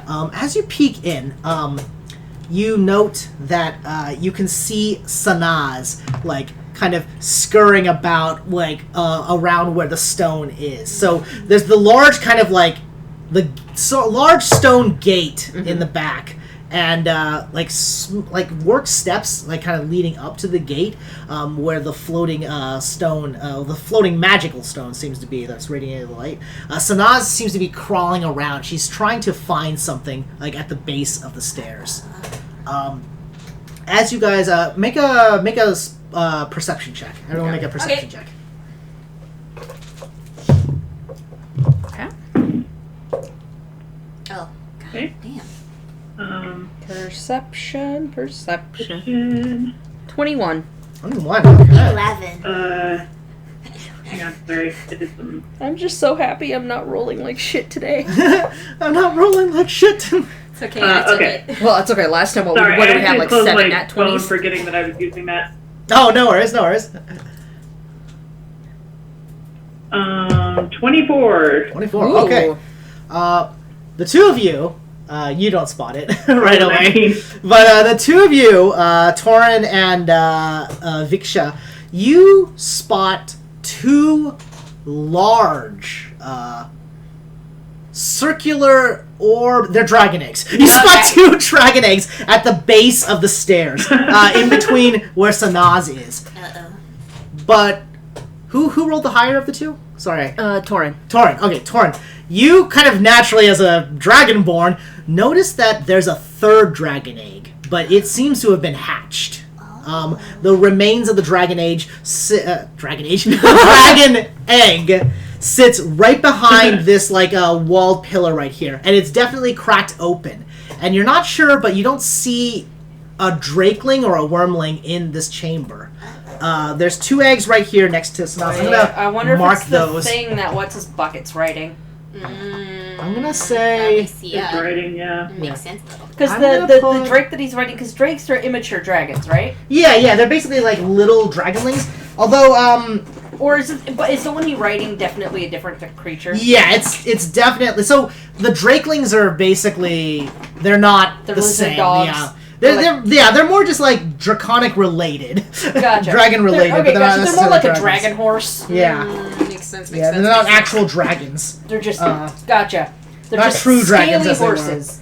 This is gonna sound weird, but we're gonna use these two as markers for the other two dragon eggs. Okay. So those are the two. Like so, you guys spot a total of 3 eggs. One of the eggs seems to have hatched, and Sanaz is kind of like you see that now that you spot the dragon eggs, you see that she's like kind of putting her ear to the dragon eggs and sort of scratching them and kind of poking them a little bit. She seems to be working on something as you guys enter, but she's quite the distance away. Yeah. Okay. So how do you guys want to do this? So, don't think- you guys seem to have the advantage. She hasn't spotted you. Oh, and this is all like unworked stone, so it's like all this like cave. It's cave. and whatnot. Yeah, I don't think we should let her know we're here. I'd say roughly 30 feet high. So think like a circular dome. Big Okay. fat dome. It is fresh dirt, but it's not like rough terrain. Okay. Okay. You see Sanaz kind of like skittering about. She's like, Can I identify anything about that stone from where I am? try to make a knowledge arcana check. Arcana? Yeah. Okay. Nat 20. Whoa, natural 20. So that's 2 for me this game. That's 3 for you, That's damn. 3 for Three Nice. natural 20s. this Dang. game. Yeah. Okay. What's my Arcana? Arcana. Yeah, tell me what you get total. Where's my 26 is my total. 26. Arcana is one of my good ones, but I think it's my history or my religion check that is just fucking stupid. It's my investigation check that's stupid. Because my investigation check and my history check are both 9. Or the Okay. but because what was it, the one game where you're like the walking encyclopedia here? Encyclopedia. All right. You spot it. Initially, you think that might be an ion stone, which is kind of like a. These are like legendary, like not legendary, but powerful arcane stones that like float around your head and kind of like give you like powers and abilities and whatnot. But as you examine it further, you realize that you have like an inspiration. You kind of like you're like, oh man, I know everything right now. Yeah, Like, you're as like, you're staring at the "Ugh." stone, you're like, I can't seem to identify it. It's not something that you've seen before, Okay. but it does seem to be radiating some sort of strange magical aura that's very palatable. Like you can taste the magic in the air, and it tastes like citrus. It's friggin' lime It's just Yeah. it's a giant floating magic lime. As a cat, you'd probably hate that. It does kind of like it gives you like it almost gives you like a it's a little startling. Like it's a Very sharp and yeah. sharp. Yeah, it does that weird thing that Cassie. But Sanaz seems to be like kind of like investigating. She kind of looks up at the stone again and kind of like sort of nods and kind of like seems to be mumbling towards the stone. Oh As it kind of, like- shit! I have an idea of what that might be. So, What do you guys do? So Naz is preoccupied, and it's a huge chamber. You're roughly 5, 10, 15, 20, 25, 30, 45, 40, 45, 50, 55, 60. So she's about 70 feet away. 70 or so feet away. I bet we could sneak up, you guys. She seems Well, busy. we still have passes out of trace, so we're quiet. Yeah, you guys have a plus 10 to your stealth. Yeah. So, I bet we could sneak up on her and see Yeah. what she's doing before I was going to recommend trying to sneak a little closer. Yeah. all right, yeah. Everyone Let's, roll stealth checks. I'm gonna roll a stealth check, and my max movement is my speed is 25. 25, Yeah, yes. so I'm not quite as big movement as Well, it's not ideal, but I got What'd you get? 15. Is that a 4 or a 1? That's a 1. a No, it's a 4. Oh, it's No, it's a 4, okay. It looks a like four. a 1 from here. I'm like, well. So what's the deal for me? I got 15. 15. Oh, wait, 25. 25. So you have 25. You got 7. That's 14. Stealth is dexterity, so that With would pass be without a trace, I got an 18. Oh, an 18. So you didn't do too much better than Pahokee. 16. Okay, alright. So, I only have a +1 to stealth, and I rolled a 7. alright, so the three of you, so Viksha, you're just like, you're quiet. You make Very no sounds and you're cat-like tread. Wait, who's wearing the boots of elven kind? Oh, isn't I? Is it you? Are you wearing the boots of them? Wait, No. I was wearing the leathery version of something. I don't remember. Yeah. I think got- Torin was wearing special shoes. Yeah, weren't you wearing the boots of the elven kind? Oh, you are because they Or the cloak of the elven kind? no, hang it on. was the shoes because I remember we were talking about the Digigrade issue. Oh, yeah. Yeah, because So Yeah, it you was have totally it. Torin. So you have advantage on stealth checks actually. Roll again. Wait, why don't I have that written down? Yeah, We're missing some notes, unfortunately. yeah, unfortunately we are. I'll have to go back through and amend everything, but for now we'll just go with the flow. Oh, I did write it down. I just didn't write down that I was wearing it. Oh, okay. So go ahead and roll, because you have Okay. advantage on your stealth checks. Is it better? Okay, so that makes it a 25. Okay. So you and Viksha are like super quiet and stealthy. There's a small like 3-foot rise over here. You guys could probably like huddle under it if you want. That works. So yeah, let's say that you guys are making your way over there. Pahokee, Okay. you didn't do too well. That could have jumped better. Yeah. So I'm gonna say that you're like kind of halfway across. Yeah. The two of you managed to gain access to the pillar. Pahokee's about halfway behind you. Pokey's trying really hard to like be stealthy, but you guys can kind of notice them a little bit. her Flora parka is just rustling a little bit. Flurp, flurp. Make a perception or an investigation check. By the way, Investigation. That's a 2. jeez. An investigation is intelligence, of which I have Oh boy. no pluses to. So you get 2. So, I get 2. All right. It's a 2.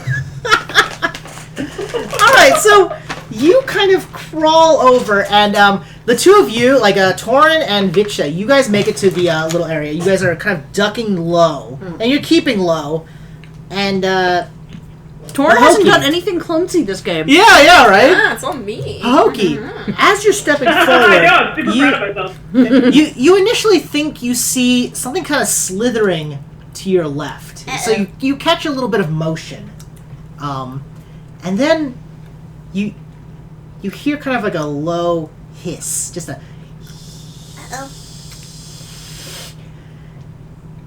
and then you feel moisture dripping down on you. Uh-oh. And you look up, Uh-oh. and you see Oh no. emerald glowing eyes hanging from the ceiling. And at first you're like, oh, okay, maybe it's just an animal. And then it kind of reveals a large maw of sharp teeth. And suddenly from behind you, just Uh-oh. Oh a no. large, strange looking, greasy, oily, draconic creature lands in front of you. It has strange red. twisted wings. It looks like it's a black dragon. The kind of black dragons kind of have this sort of like a like curled horns that kind of point forward. But this creature seems almost stranger. It looks like a black dragon, and as it slumps and lands behind you, by the way, we'll throw down the miniature. We'll throw down a because it is a large dragon. Oh, Jesus. Okay, because that Unogu rock that's up there is corrupted the dragon. Baby. It sort of looks at you, kind of curiously, and kind of opens, like it tilts its head a little bit, and kind of like leans in a little bit. You hear the hiss of it. The two of you turn around, and like, you don't make any noises, but you see this creature. Yeah. And again, it looks like it's a young dragon, but Something's it's much wrong with bigger. It's large. Mm-hmm. It's first off, it's grown exponentially because like like wormlings start off like small and then grow big. Yeah. And this one couldn't be more than, even if it hatched the second you guys arrived, it would only be a few days old. Yeah. Right. But this creature kind of looks at you a little bit. And it's dripping with a weird grease. And that kind of just goes. And it kind of like reveals its teeth once more, and it keeps revealing a giant maw as it stretches almost down to its neck. And then suddenly its head just splits open. And it just Oh, no. Sanaz turns around and says, "Yes, child. It seems that your meal has arrived." And you see this horrifying creature, and you hear, like, it kind of reels itself up, and you hear the sound of, like, snapping ribs and bones as extra limbs just kind of pour out and sort of plant themselves to reveal kind of what looks like this creature, as a split mod face dragon-like being with just sort of tendrils for legs and a large, like, leathery, dripping, greasy wings. Why is it greasy? I'm pretty sure that was the thing that I said I never wanted to see. Yeah, that thing I was painting. Like, oh, it's so gross. Everyone roll for initiative. Fuck me. It's just a baby. Oh, God. It is just a baby. 9. Kind of think of like an alien sort of Also, treatment. That was a journey. You got a 9? Yeah. 9 and 9. 9? So we have 9s. What'd you get, Torin? Where did my notepad go? 16 again. 16 again. So Torin, you're at the top of the initiative. I'm gonna have Viksha go before you because Viksha has a higher dex. That sounds good. And then the dragon is actually gonna go after you guys. Somehow did worse. And is and Naz, is she involved in this fight at all? She turns around and kind of just is smiling, but yeah, she's her initiative is gonna be after the dragon. So, the only way to describe this creature is it is a mutated dragon of some sort. Oh no! Think like a dragon crossed with like a xenomorph, but its head is like split open and it is dripping in grease. Where is my notepad? I had its stats and everything. You just Shit. have it. Yeah, I just had it too. Oh, here on the ground. Thank you. I can't remember. Did we know what the meat effigies do? No. Okay. They also might just be ceremonial, and just know literally they're are just meat effigies. Oh. So first off, we are gonna start combat, but the thing gets a surprise attack on you, being as you failed a bunch of checks and all that. That's fine. Yeah. Hang on a second. I'm gonna write a few Fair. notes down. Sorry. Stat block. There we go. Okay, yeah. You know what? This will be good. Okay. As it hisses and its head splits on you, one of the mod tendrils from its mouth slaps you and strikes you in the face. Oh, I basically. have a question actually. Yeah. So black dragons are acid. So is Yes. this grease acidic or is it just grease? Yes. Oh. We're gonna find out how acidic and greasy. What's your AC, Nita? My AC Pahoki? Yeah. is 12. 12. All right.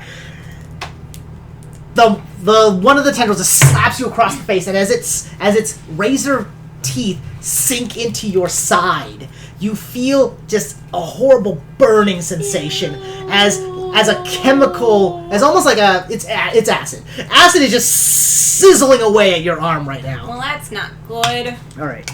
You take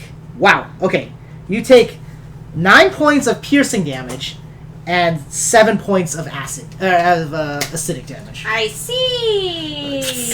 Let's get that down. Don't suppose we have any baking soda. That'd be excellent to use against this thing. Baking soda, bitch! Hold on a second. What was that again? Minus what? 9 and 7? 9 and 7, yeah. You take 16 points of damage. Okay. You don't have any resistance to acid, right? No. So Not this will basically as Pahokee. not as Pahokee, yeah. 'Cause I don't know if the frog does, because the frog is an acid thingy. Yeah, well, it has acid in its belly because it Yeah. can swallow things. I don't think you can swallow that. You might be able to. I don't think you can swallow large creatures. And let's begin the combat. Okay. Torin, a mutated dragon has just dropped in front of you.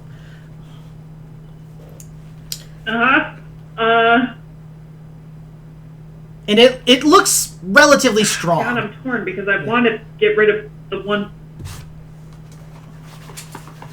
I'm actually going to remove the dragon eggs. It's a problem. Yeah.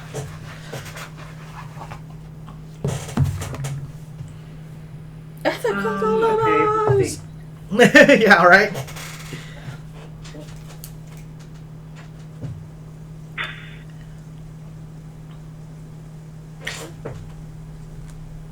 Sorry. I am going to cast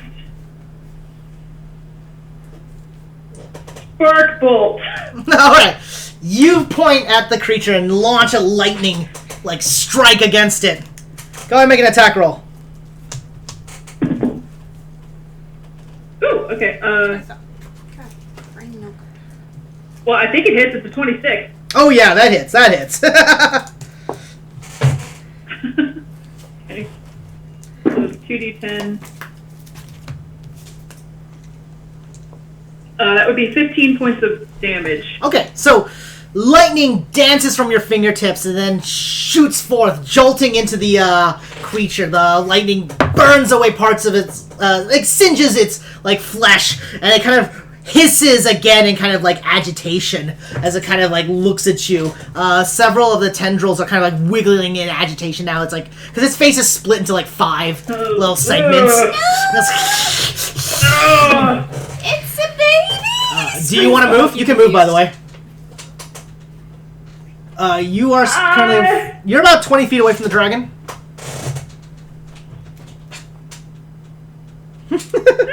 Yeah, I'll move to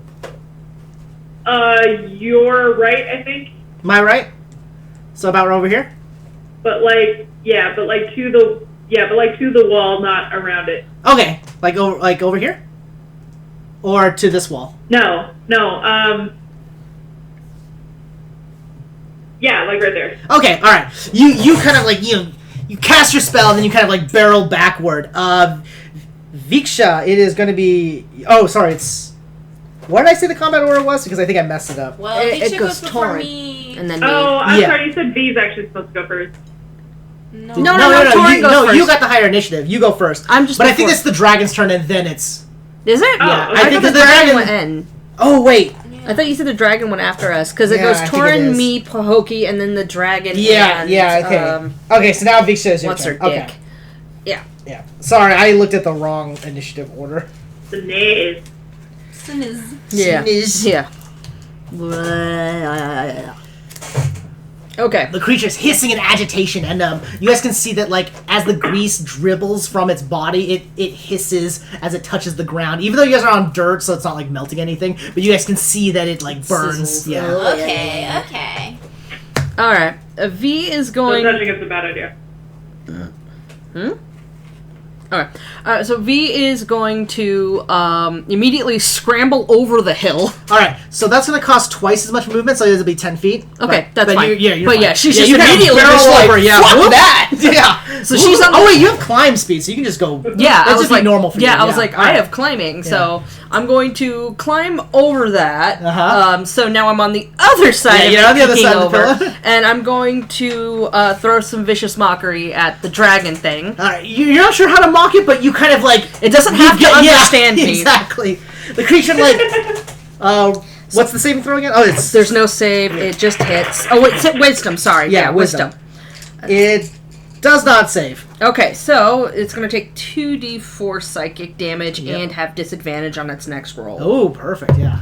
Okay, so that is 5 and 5. So that is 10. 15. Okay, 10 damage. All right. You as you kind of like barrel across, you kind of you utter some infernal slurs against the creature, and it kind of like. Well, do I speak infernal? I know I speak Oh wait, abyssal. you abyssal. Yeah. Yeah, because it's you demon spit language. some abyssal curses at it, and it kind of like reels it a little bit in the kind of like in the psychic damage. I just heard its head. Yeah, and it's just like Bahokey. Your turn. Bahokey's The creature's turn. right above you, and it is. I sure have been acid armed as well, and I'm like, Yeah. You see the acid like dripping all around you and whatnot. Well, I mean, it is a baby dragon. I thought we were coming here to steal baby dragon eggs. You know who did something to that one. Yeah, it's pretty fucked up right now. Yeah. You can cast a spell. You can transform into an animal. Whatever you think you should do. Pahokee wants to believe, and therefore is going to try to cast Entangle on the dragon. Okay. Rather Nice. than anything Here, let me see the particularly card. damaging. Let's see the card. All right, you cast entangle upon it.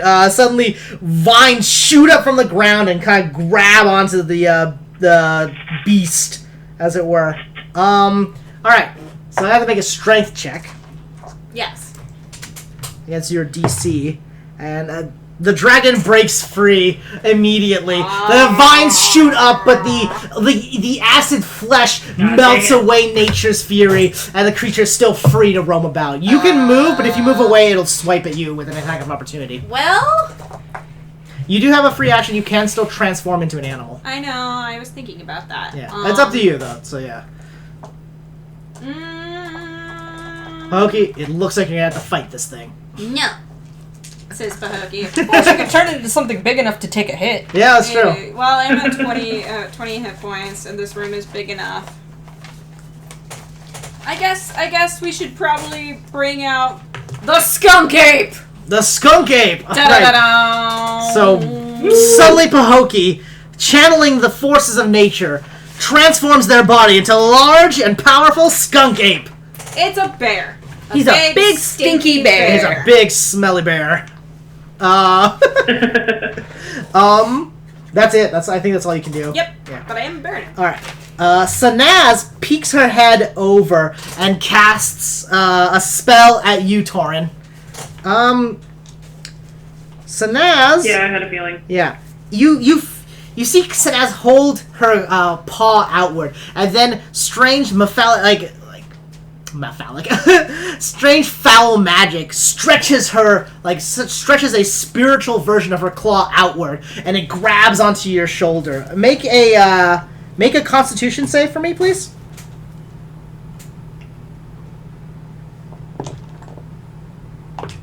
Fuck you.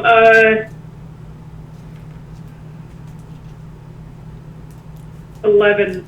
Okay.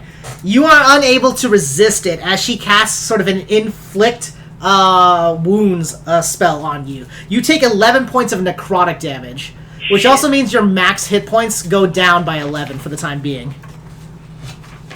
Sanaz kind of like giggles as she like drains a bit of your life force away. You feel like your strength kind of withering a little bit. And then the beast lashes out at you once more, Pahokee. Oh no! As it sees what you've become. Okay. It actually spits out an orb of acid. We're going to use these as orbs of acid at your feet. So it kind of just spills it out, kind of like, gross. Make a dexterity check. I will do this As the bird. as a bear. Alright, so I rolled a 15, and my bear's dex is +2, 16, 17. All right, that's actually enough Oh, wait, to take... that was wrong. Hey, Sorry, it's actually just 15. 15, Yeah, they're wrong. 15 is the DC, so you make it. Yay. So 9, 10, 11, 12. You take 6 points of acid damage as No. as the bear. You kind of step back a little bit, but this spot right here is just covered in acid now. Oh, no. The creature scoots around the acid, provoking an attack of opportunity from you. It's trying to get closer to the rest of you. You get to make an attack of opportunity against The it. time is 9. You either can use your charm to send poison at it, or you can use your bear swipe. I was gonna bear... Well, It's a black dragon. Poison probably won't Yeah. work on it too well. yeah. So you can just... Well, no, acid won't work on it. Poison. Yeah, it actually can still probably be poisoned. Yeah. Sorry. It's Is just... there any reason why I can't use one or the other, or I don't know? What? Well, you can use either like a bite Yeah. attack or a claw attack. One Okay. claw. I Yeah. just, Or you can use the skunk charm on it. I don't want to use the skunk charm. Okay. I'm a bear. But you are Stinky Bear. So you're gonna swipe or bite. I am going to swipe with my claws. All right. Roll a d6 It says or a here. d20 plus 5. Okay, it's got +5 to hit. I got 18. Okay. As the creature's slinking by you, you throw your claw out and scrape along its flesh. And in doing so, you penetrate its body, dealing... 4 plus 1 plus 4. 5. 5 damage. No. Slash? 5. 9 damage. 9 damage. Okay, wow. You slash it on the side, dealing 9 damage. But in doing so, its blood gushes out at you, causing acid to spill upon your arm. Oh no! So- Ugh. You take... Good thing the bear's got like a shit ton of health. Yeah, right? You take... Where's my d4? Ah, there it is. You take 5 points of acid damage. You. The creature seems to almost delight in bleeding its acid everywhere. It's right over the pillar over you, by the way. It's kind of like snapping and snickering at you. Okay. Torin, your turn.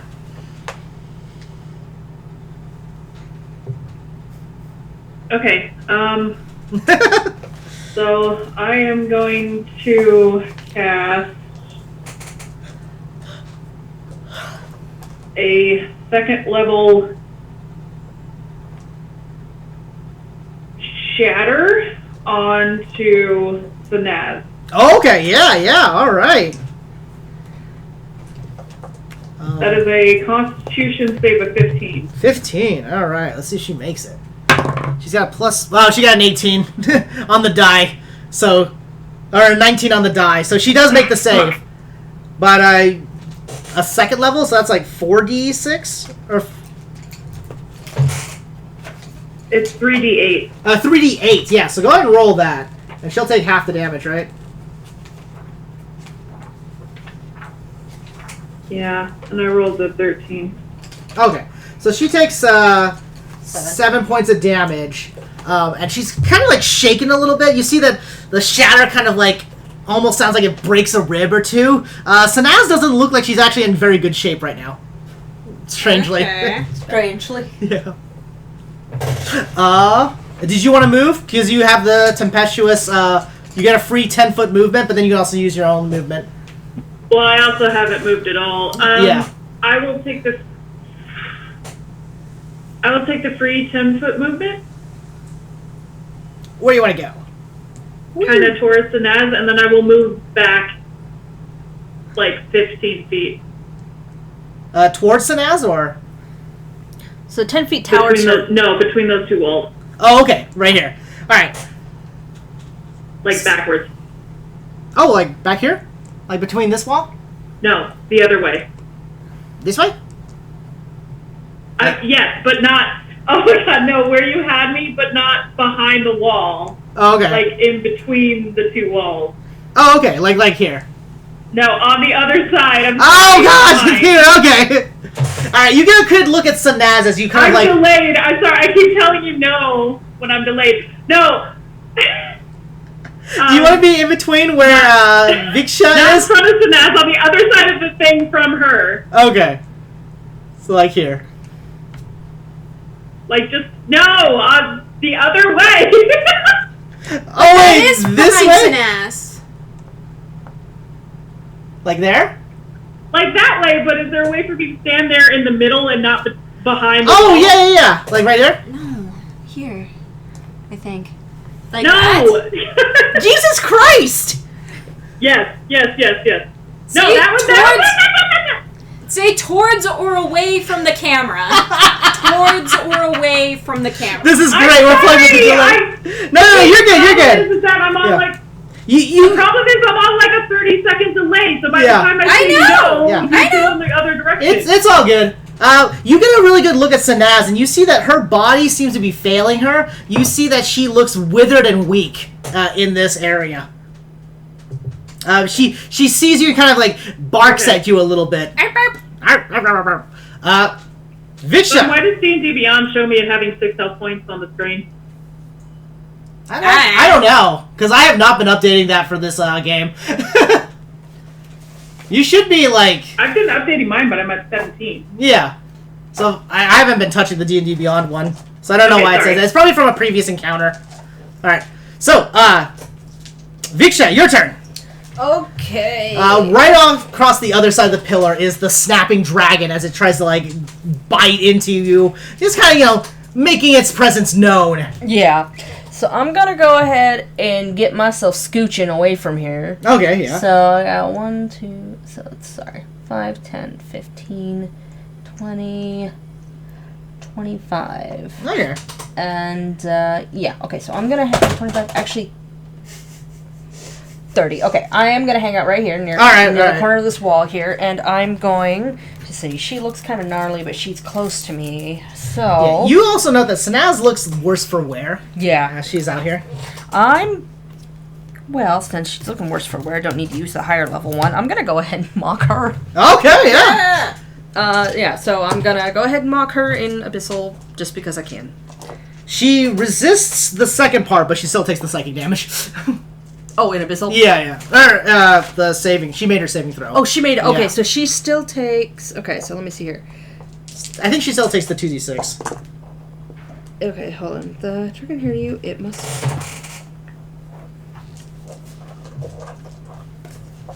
Okay, yeah, I think I just... Yeah, just roll for damage. okay. So, 6 and 5, so that's 11. All right. So she's, kind of, weakening a little bit. She kind of falls to one knee, kind of petting her head a little bit, looking around at the two of you. Pahokee.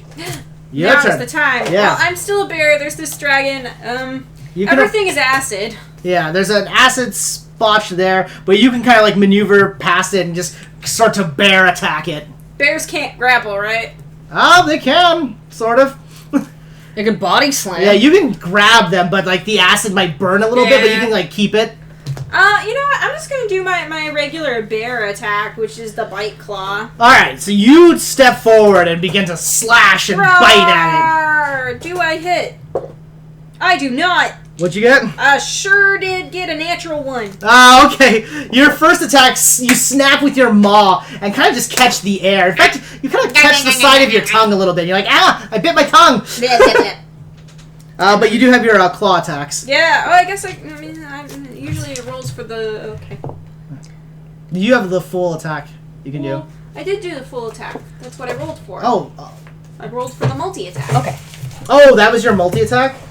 Well, no, because it's one bite and one claw. Yeah. So you have a claw, too. Yeah, but you always have me roll for them together. Oh. If I was doing the multi attack. Well, because it's claws. Well, just roll again for the other attack. I don't want to explain it to you right now. Well, I sure did roll a 1. Again? Uh-huh. You swipe again with your claw and you miss, and the creature kind of just sort of takes an attack of opportunity against you, and you take 4 more points of acid damage. I'm so sad. Well, I'm keeping it busy. Sanaz, kind of realizing that she's surrounded, casts Cure Light Wounds on herself. Uh-oh. you see a lot of her wounds kind of mending back together, but she sort of is at the base of like the large like gates, so she can't really back up anywhere. So she's trapped. Yeah, she's seemingly trapped. The dragon, by the way, seems to not think of you much as a threat, Pahokee, and barrels across the pillar and charges Viksha. I'm helping! As it barrels away, you can make an attack of opportunity against it. Oh, okay. Yeah, either with your claws or with the skunk medallion. I don't even remember what the skunk medallion does because I don't have It's my a notes. D10 poison damage. Oh. Yeah, and I'll tell you right now, the skunk medallion won't hurt you for attacking it. Okay. Well, Yes, you want to make that? Yeah, okay. Alright, so it's going to roll a constitution save against it. Jesus. It makes the save, but it still takes D10, half of D10 damage. Of poison damage. So roll for D10 poison damage. Alright.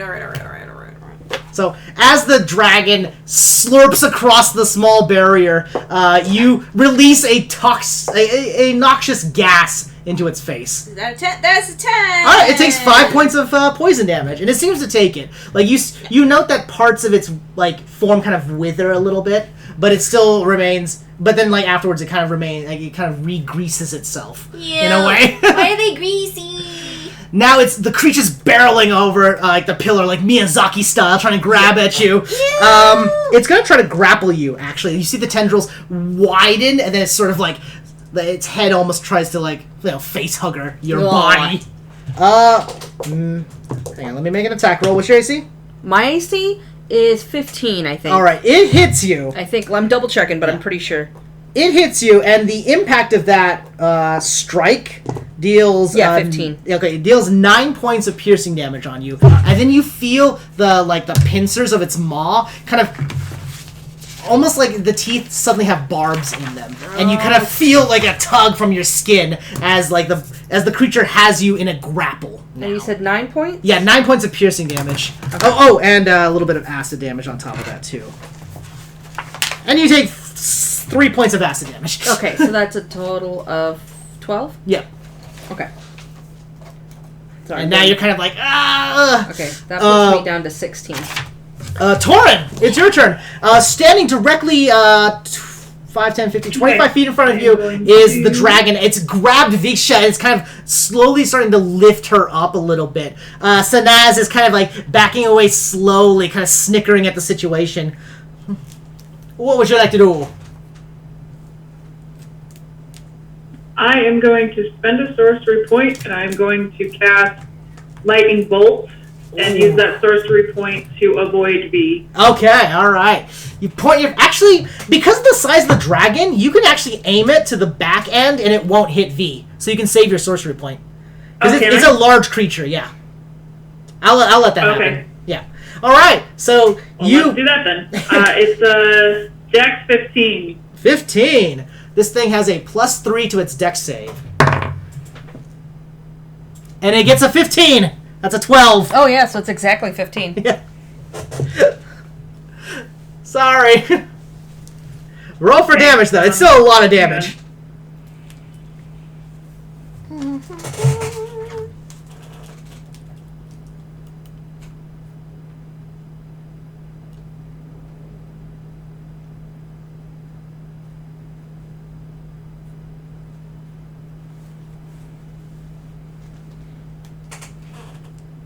Can I go to the kitchen while you're doing Yeah. this? Yes. That would be 29. 29. All right, there it is. So it takes 15 points of damage.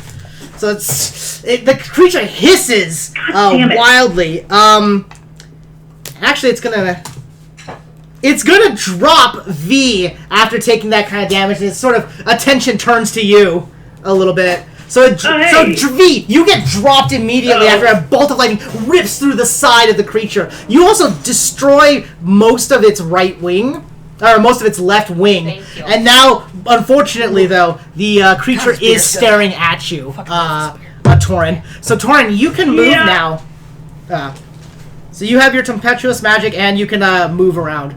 So let me know if you want to go, like, away from it, towards it. If you want to go towards... Is there a way I can move away around the wall, kind of towards Pahoki? Yeah, you like on this side? Like you want to be behind this wall area? Yeah. Okay. Alright. You have your tempestuous magic and it kind of just floats you backhand and then you kind of barrel the rest of your way there. The creature is going to pop one of its legendary It's going to be actions. 10 feet, and then I can take my 30 feet. Oh, yeah. Do you want to move An additional 30? an additional Yeah. 30? Alright, away from the dragon? Like behind? Yep. Okay. Alright. Okay. So do you want to keep going like this way, past behind Pahoki? Yeah. Okay. Alright, you make it about that far, so you're like directly behind Pahoki. The creature is going to pop one of its legendary actions and activate a charge attack to react. So it's aiming towards... Shit. It's aiming towards Torin, but first off, smashes this barrier. I'm sorry. So it's actually gonna smash. Okay, it smashes through this barrier, so it destroys this barrier and hits you, Pahoki. There you go. Just put that there. Yeah. Oh, perfect. Oh no! Somehow it misses Pahoki and just crashes into this wall. It just trips. Yeah, it just sort of tripped. It has too many leggies. Yeah, and it deals itself. Wow. It deals itself now 10 what? points of damage. Did it So now it what? crashes. Yeah, so like the strange legs kind of like get all over the place and actually breaks into the is a barrier. baby. Yeah, It is a and baby. like the giant like skunk bear's in the way, so it hits the side of the skunk bear, but then smashes into the barrier right here. Oh. It doesn't destroy the barrier, but it kind of like rocks itself into the side, and you see like 10 points of bludgeoning damage, or 10 points of bludgeoning damage getting struck from it. That was Torin's turn. Yeah, that was Torin's turn. Viksha. Okay. Yeah, that's right, because that was the legendary Yeah, reaction. so I am. Hang on, I want to double check which thing here.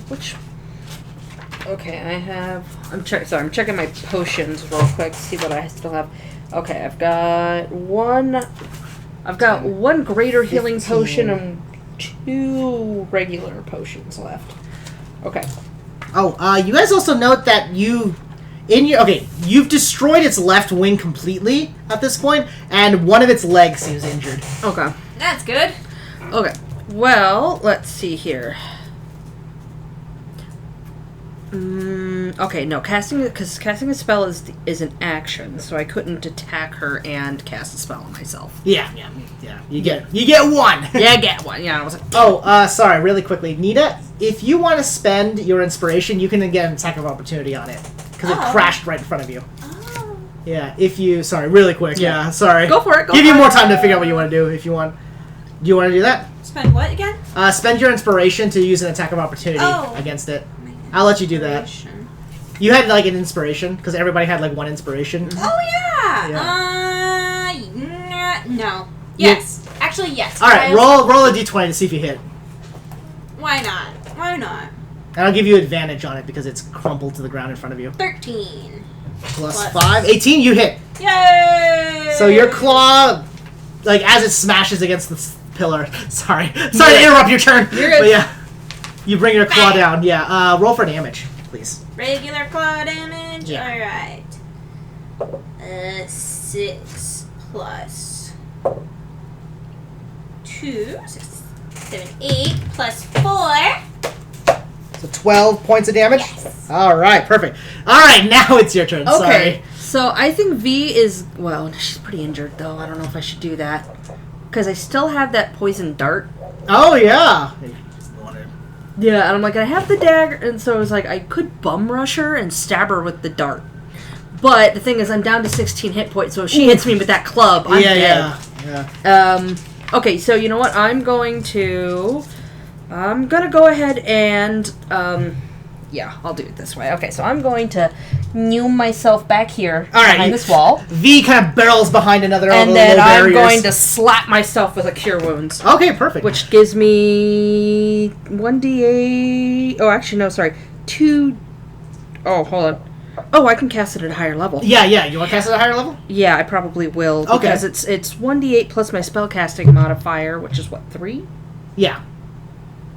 And so if, every Proficiency level bonus is 3. Is that what that is? No, it's just your spellcasting modifier, I think. Oh, okay. So yeah, it's just +3. So 1d8 +3, but then you can also every level is an extra d8 that you would Yeah, roll. that's why I was like, okay.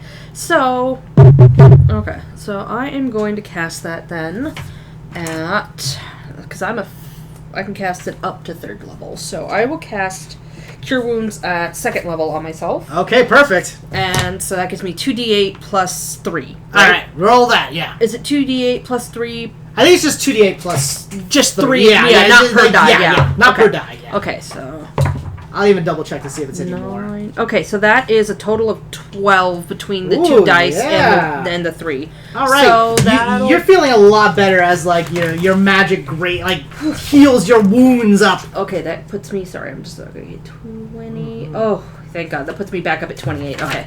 As you do this, you note that there's a dead Gnoll body right next to you. Fuck! Why? Why is he suddenly there? Another throat slashed. Ah, gross.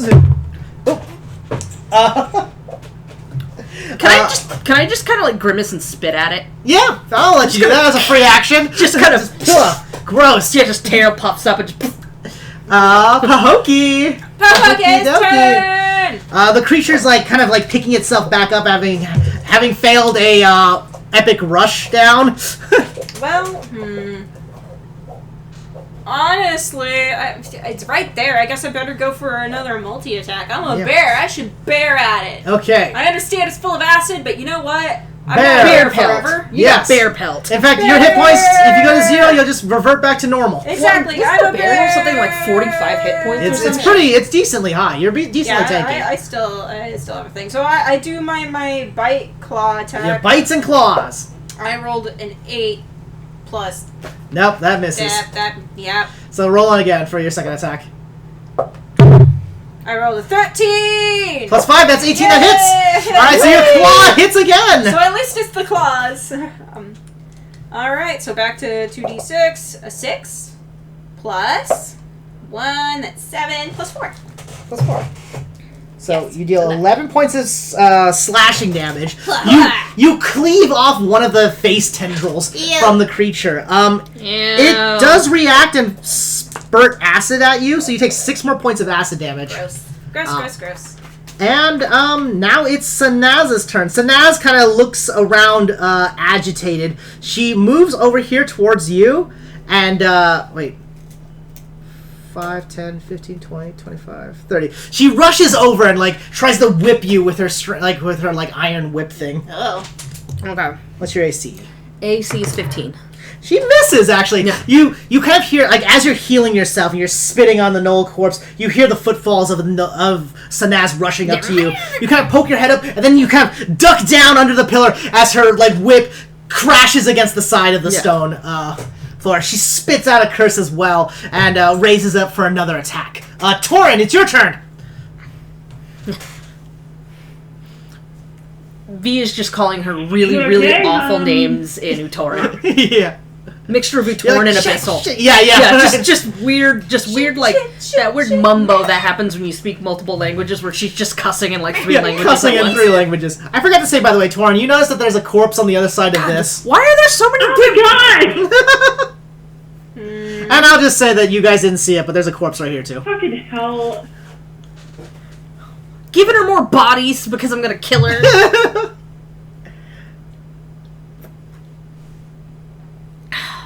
So, Okay, I have a question. If I cast Magic Missile, can I split the missile? no, it only hits one target. You can't split the 2 targets. Fuck. Yeah. Okay. Think of the spell as like a weird raw energy thing, and it's just like, whatever residual arcana is in the air will all just hit one target. So basically, yeah, these two are just kind of wrestling in front of you. Acid spraying and spilling in all sorts of directions.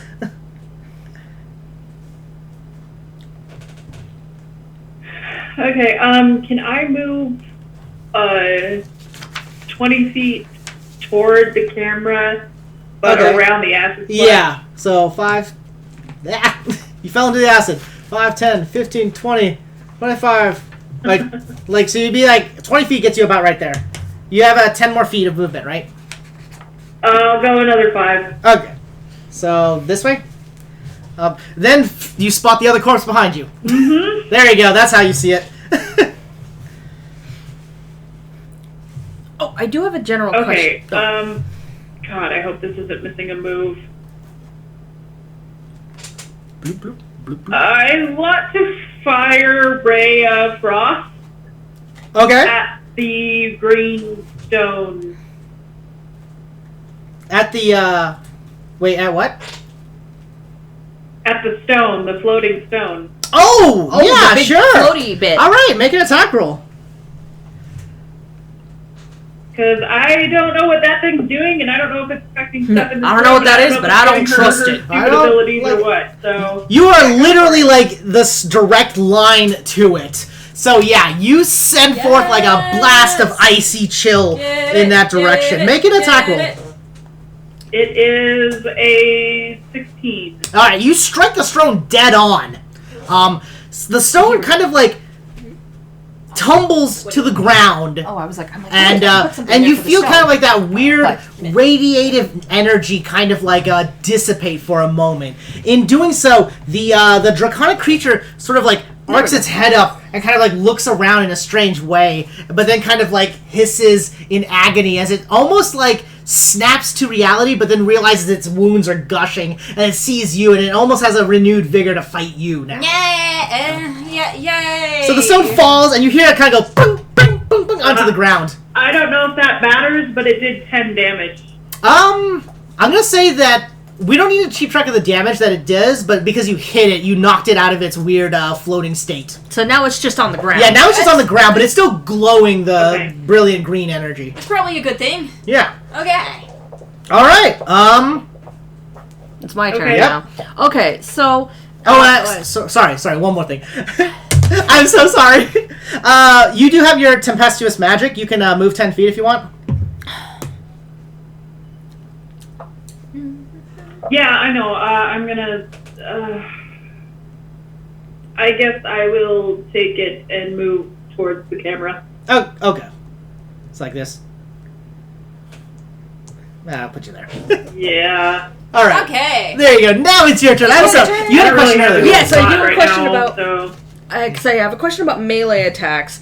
So, because when you roll to hit, Yeah. and then you roll for damage, right? Yeah. Okay. Now, if I stab her with something, can I keep the thing I stab her with? Yeah. Okay. Yeah. Because I'm like... That's usually the case. Okay. Yeah. Okay. Oh, and don't forget, you have like your bardic inspirations. You can give a free one as your free action to somebody. Yeah. So, Okay. just as a heads up. Okay. But yeah, go on. Okay, so what I'm going to do is... V's going to pull out that poison dart from earlier. Okay, you pull out the poisonous dart. So, because she's still crouched down from the swing. Yeah. She's gonna, okay, so I'm gonna roll to see if I hit her first before. Yes. Okay, and what do I need to roll to hit her? D20? Well, So- yeah, no, like, what number do I need? Oh, you don't know yet. Oh, okay. Yeah. Fucking hell. Okay, so that's 17 plus what? Your... Which modifier is that? Oh, it's, sorry, that... For you, I'll say it's dexterity, since it's a dart. Yeah, because it's just, Yeah, I'm holding it's kind of like, because a lot of light weapons or finesse weapons can also use your dex, so whatever's higher. Maya, necrotic damage lowers your max hit points until, like, I think you guys have a short rest, and then it kind of wears off. So that's just what necrotic damage does. Okay, so it's my dex modifier plus Yeah. that. Okay, so I thought that... inflict wounds just did damage, though. I think it does necrotic damage. Never mind. It's not important. Yeah. No worries. We'll determine it later. For now, we'll just say it's a special trait of hers. What? Okay. Oh, she asked a question about necrotic damage. Yeah, But yeah, fine, forget go on. Okay, so that puts me at 19 All right. to hit. You kind of instinctively, having ducked under there, you spot like your satchel kind of in front of you. You see the poison dart. You reach in and you grab it and you stab her, Okay. like it just super fast. Okay, but with it was just more of do I hit because I have a plan. All right. You Okay. hit her with it. Okay, yeah. so now I gotta, and then it's a d20 plus anything for the What? damage, or No, what's- Oh, I just hit yeah. her. The damage is 1d4. A D4. By the way, yeah. So it's d4 plus your dexterity. Okay, Modifier. d4 plus my dex. Okay, so that's Yeah. d4 plus 3. Okay, Yeah. 3. 3. Yeah, that sounds Yeah. right. I'm like, I just looked at it. And then the poison will happen. And I have to actually look up what the poison is because it's from an earlier stat block. It is.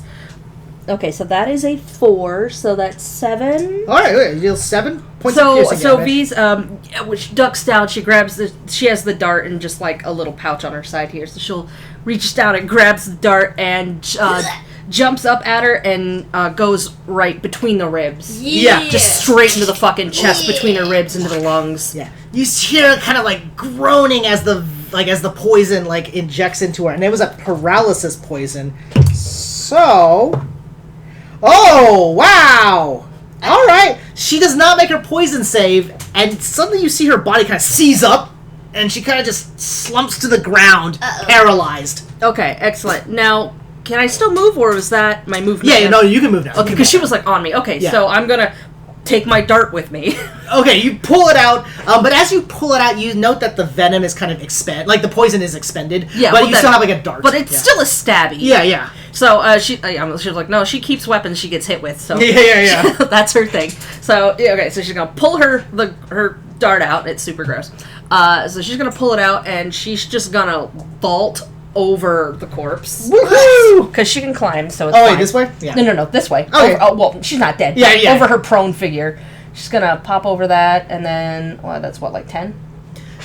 Yeah, I'll say let's say 15 because 15? it's like it's a body in the way and everything. Okay, so 15, 15. 16, 17, 18. So that's about no. So it's 15, 20, 25, 30. So 30, okay. yeah. So I'm trying to get to the Yeah, rock. you're like you're just out of reach of the stone. Yeah, but I'm getting close. Yeah, exactly. Okay. Perfect. All right. Ooh, I like that. Pahokee. It's hard for you to glean what other people are doing because you're just kind of fighting this acid dragon right now. Yeah, it's just an It's acid dragon snapping on at my you. face.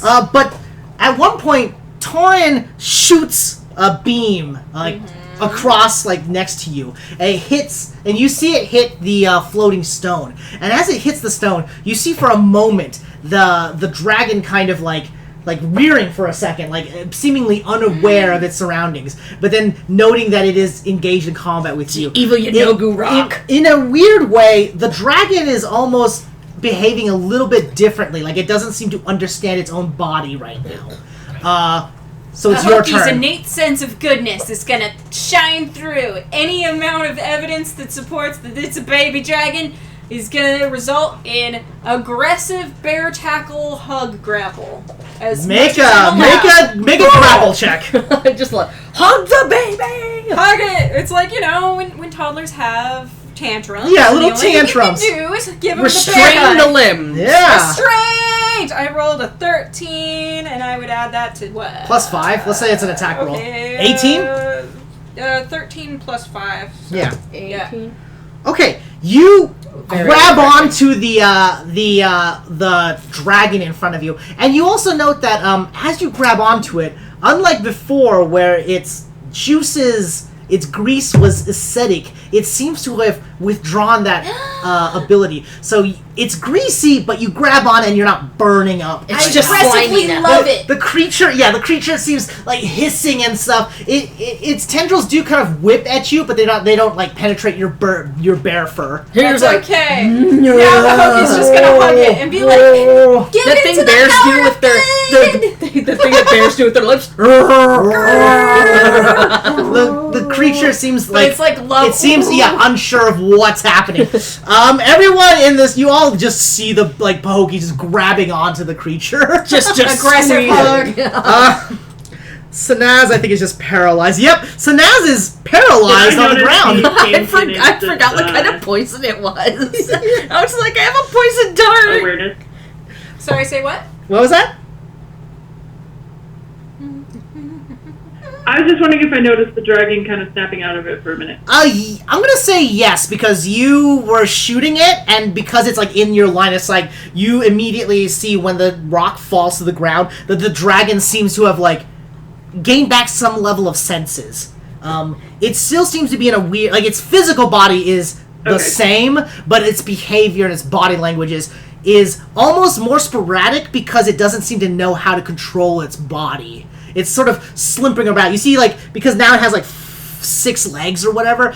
A few of the legs aren't even moving correctly. It's almost like sliding around. Because it doesn't know what Yeah, it's it doesn't doing. know what it is. And you get a strong sense of that just from your actions. Pahokee is already grappling it. And Torin, it is your turn, by the way. You're looking around now. So... Okay, and I see V going for the evil Innova stone. Yeah. We'll call this the stone. The stone is like within reach, and remember, all of this is happening in like the same like 6-second span. So you're like all rushing in at the same time, doing your thing. Yeah. So yeah, she's running for the rock. Yeah, she's running for the rock. You don't know what happened exactly, but Sanaz is on the ground, paralyzed. just Hopefully she stays paralyzed for a little bit longer. It's for the best! Okay. I still have rope. Is there any way I can take my action to run over and start finding her? Oh yeah, absolutely. Wait, Sanaz? Sanaz or the dragon? Yeah, Sanaz. Okay, you're pretty far away from Sanaz. 5, 10, 15, 20, 25. But you know what? I'll let you do that. I'll let you run over and like... Right. Yeah. So you're a bit far away from her, but I'll let you dash up to her and begin to kind of bind her with rope. So, like, especially because run over you're with the unimpeded rope. at the moment. Yeah. Okay, that works. So you want to do that? Yeah. Alright. Suddenly, Torin, like, sees the opportunity, rushes forward. So basically this is kind of what's happening at the same time. Like, you jump over the body and Torin barrels over. Like, your rope is out and ready. You haven't quite looped it around Sanaz. But he's got the rope out. But he's like, yeah, you're basically like ready to just jump on him. Jump on her when you're ready. V still has her little dart out in her hand. Yeah. You're like, ah. Well, no, she's planning on stabbing the rock with it. Oh, okay, alright. Because it's already out and it's pointy, but we're not there yet. Okay, so, speaking of which, it's your turn, actually. Oh, it is my turn? Okay, so... We're there! Well, now that I'm in front of the rock, I am going to just kind of... Alright, as you come up to the rock, you get a really good look at it. It looks like it's a sort of like a...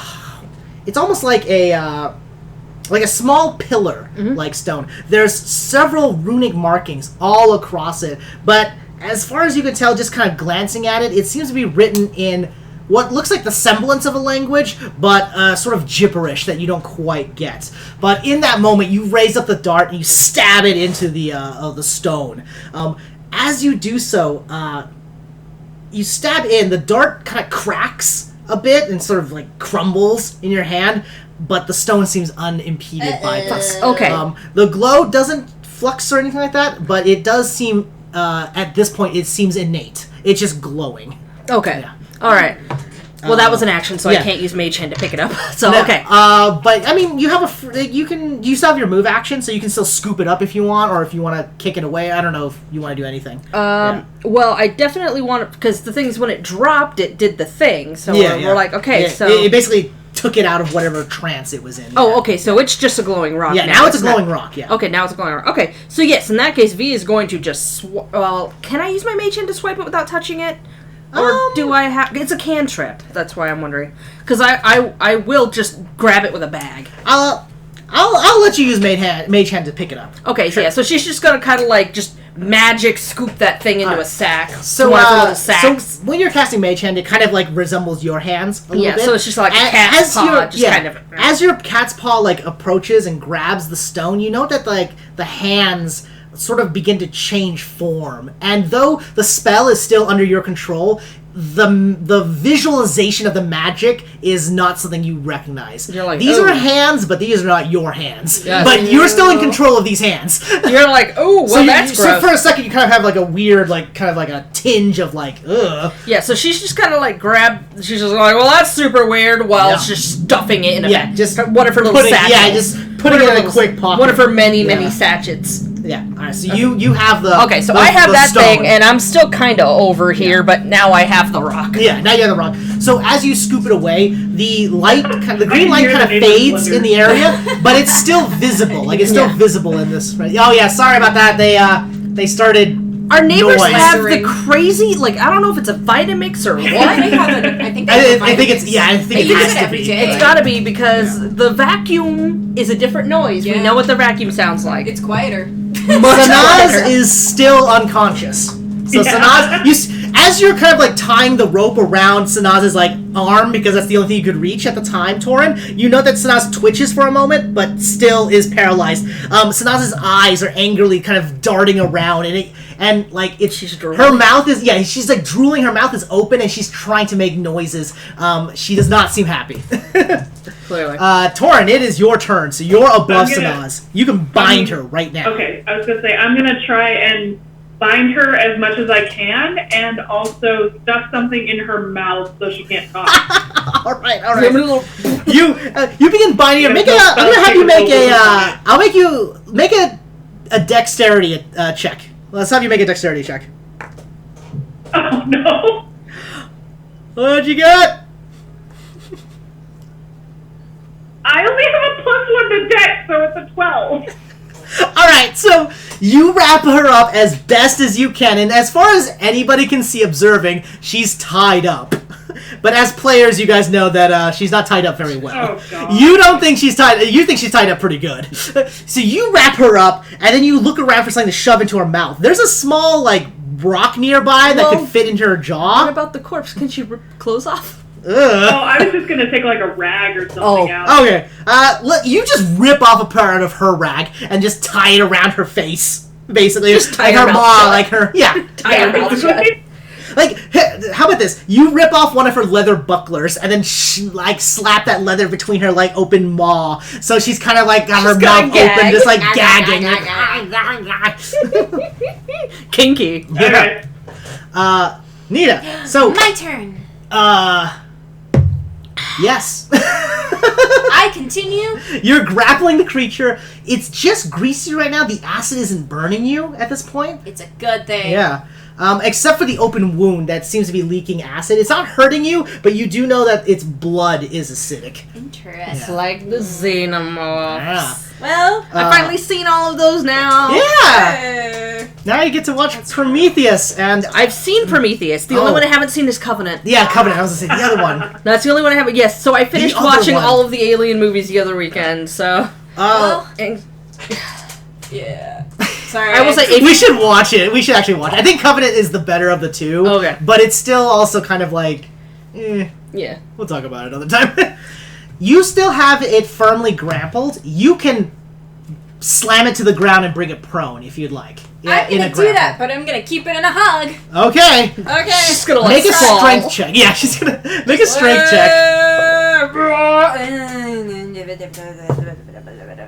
8. 8. It's got a natural 20. Oh. As you try to bring it down, the creature kind of pushes you off. No. And then it pushes you off. You step back into the acid. It kind of burns your foot a little bit. I'm gonna say you take half the acid damage. So I'll just roll a d4 for that. You take 2 points of acid damage, just kind of my foot.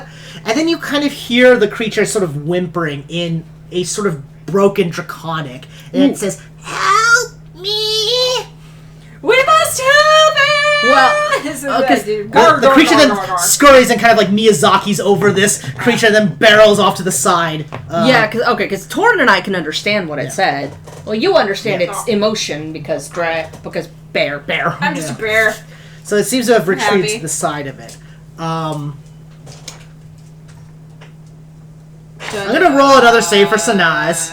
Do I have any movement, or was that my Did whole she thing? fucking fail again? Sanaz! Okay. You as you're putting Torin, as you're putting the gag in Sanaz's mouth, you kind of feel a sudden jerk of the jaw as it kind of almost like it's about to snap, but then kind of gets numb again. And you see Sanaz's eyes kind of roll up into her head a little bit, but then she blinks it back, but she's still paralyzed. But she's from it. This So bitch. I didn't have any. That was all. Is there any way you Because can it's a full acid, knock her out? You can punch her in the head, but you're not really trained in martial arts or anything like that, so you don't really know. The only thing you know is you can smack her in the head. Well, I mean, Torin could give her a good kick. Yeah. You want to just kick her? It's your turn, by the way. You can just kick her. Then I kick her, sir. Good try. Fucking Bardock. Then I kick her. Kick her. Since she's prone, you have advantage to attack rolls, by the way. Okay. If you want to just kick a little bit of the energy out of her. We also don't have I got a 16. Yeah, hit her. So roll a d4 plus your strength modifier. I don't have a strength modifier. Well, I have a -2 or -1 strength modifier. So you get a -1 to your damage. So that would be 2 damage. All right. As you see Sada struggling, you stand up and you kick her in the side of her head, and it's kind of, she just goes it's paralyzed on the ground. I'm so weak. But it's funny because now she's like, oh my god, I can't even make fun of you. Yeah. I just have to take it. Bound, gagged, and kicked. You want to do anything else? You can like move or something like a light action. I'll let you have. Can I just kind of slowly start dragging her toward the center of the room while yelling, is there anybody who can heal the poor dragon baby? Yeah, sir. You pull her back to the side. The dragon seems to have is kind of cowering in a corner. Its body is a mess right now, like the bones and the strange limbs all pouring out of it, and it looks worse for wear. Vishka, it is your turn. Okay, I have a question about what's happened to the dragon. Is this like a magic thing, or is this like it's part of its physical body? Like it is just this now. It's hard to tell exactly. Okay. You'd have to examine it further. You're kind of still in sort of the heat of combat right now. Okay, so you don't really have a moment to sit down and analyze it. Yeah, but because I heard it cry, "Help me," and it went this way. Yeah. So I am going to try and get closer to the dragon, and I'm gonna try and like talk to it like in Draconic, just being like, "Hey there, little guy, I'm not gonna hurt you." All right, yeah. So make a diplomacy check. Let's have you make a diplomacy check. What modifier is that? That's going to be your charisma modifier. Oh, okay. That's a good modifier. So okay. So I got Persuasion? Or persuasion. Yeah, sorry. I keep using old terms. It's persuasion. Oh, persuasion. Yeah, okay. yeah. Persuasion. That's my bad. Okay, so 16 plus 6. I did not 20 expect it to go this way. 22? So. 22? Okay. The creature, like, for a moment, you guys feel a strange calmness, because after the thing gets knocked out of the air, there's sort of like a weird miasma that gets lifted in this chamber. And for a moment, you got 22, you said? Yeah. Alright. The creature kind of turns to you, and it looks... Oh, it's kind of sad the way it looks, but it kind of like looks around and it kind of like calls out a little bit and says, dragon blood. And it as it speaks, it's like part of its like spit and acid are kind of like pouring out of it, and it seems like it's almost kind of like falling apart a little bit. Oh, you see bits of its flesh kind of like weakening and sort of almost sliding off, as if it's been more wounded than before. Okay, so that was like my movement. Yeah, do I still have an action? Yeah, you can you can perform one action now. Okay, so the only problem is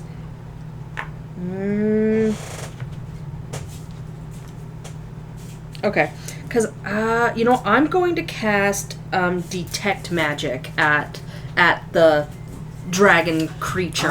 So it says I can sense. Okay, so I can sense the magic within 30 feet of me. So I guess I don't just cast it on it. It's just 30 feet. So dragons are natural bodies of arcane magic. You sense a powerful, palatable magic inside the dragon. However, it's hard to ascertain if it says that I can identify the type of magic or school of magic. Yeah, so arcane. So it is a general arcane magic. It's not necessarily a particular school. Dragons are naturally attuned to like the ley lines of Arcana, and so you feel a powerful presence of magic in this creature. But is it anything beyond what I would think is normal? Not necessarily. You feel a similar tug from like Torin. Okay. So they're very much attuned to magic. So I can't tell if this creature is cursed or... Yeah, it doesn't seem to be. Okay. you're not 100% sure what has Alright, gone on. and I don't know what. Yeah, okay. So okay. The creature does take a few steps towards you, kind of like just sort of like weakly approaching. Okay, well, I the two of can't you. do anything else because Yeah. detect magic was fucking useless. But that's okay. It's only That's okay. No, you gotta try everything. Bahoki, it is your turn. It is my turn, you say. Yeah. I have a suspicion, but I don't know. Okay. Oh fuck! I forgot how many spells I can cast in a day. Oh yeah, be careful. You might be out of spells. I'm not out of spells yet. I just forgot what my total number was. Let me check. Do I have that written down? I don't know if I do. I can. It's the thing. It's like it's kind of. I know I can cast a surprising number. Yeah. You guys certainly have a lot of magic available. Yeah. But but- let me take a look. Because the thing is, like, I know 7 spells. You guys are level. but my number is lower than that. I'm a level 5. Yeah, you guys are level 5 right now, so you can cast 4 first level spells, 3 second level spells, and 2 third level spells. Oh, okay. So those are each. Okay, yeah. Yeah. Okay, never mind. Then I'm still good because I still. Yeah. Okay, yeah. I was like, okay, I forgot that's how it worked. I thought it was a cumulative number for some reason. No, yeah, that would be interesting. Yeah, I was like, oh no, never mind. I'm still good because I can cast a stupid number of spells. It's just they're not very strong Okay. because most of my spells involve. So, They're not as combat-y spells. Yeah, because her whole thing is she likes learning, so her whole thing is like, oh, I like opening boxes. I don't.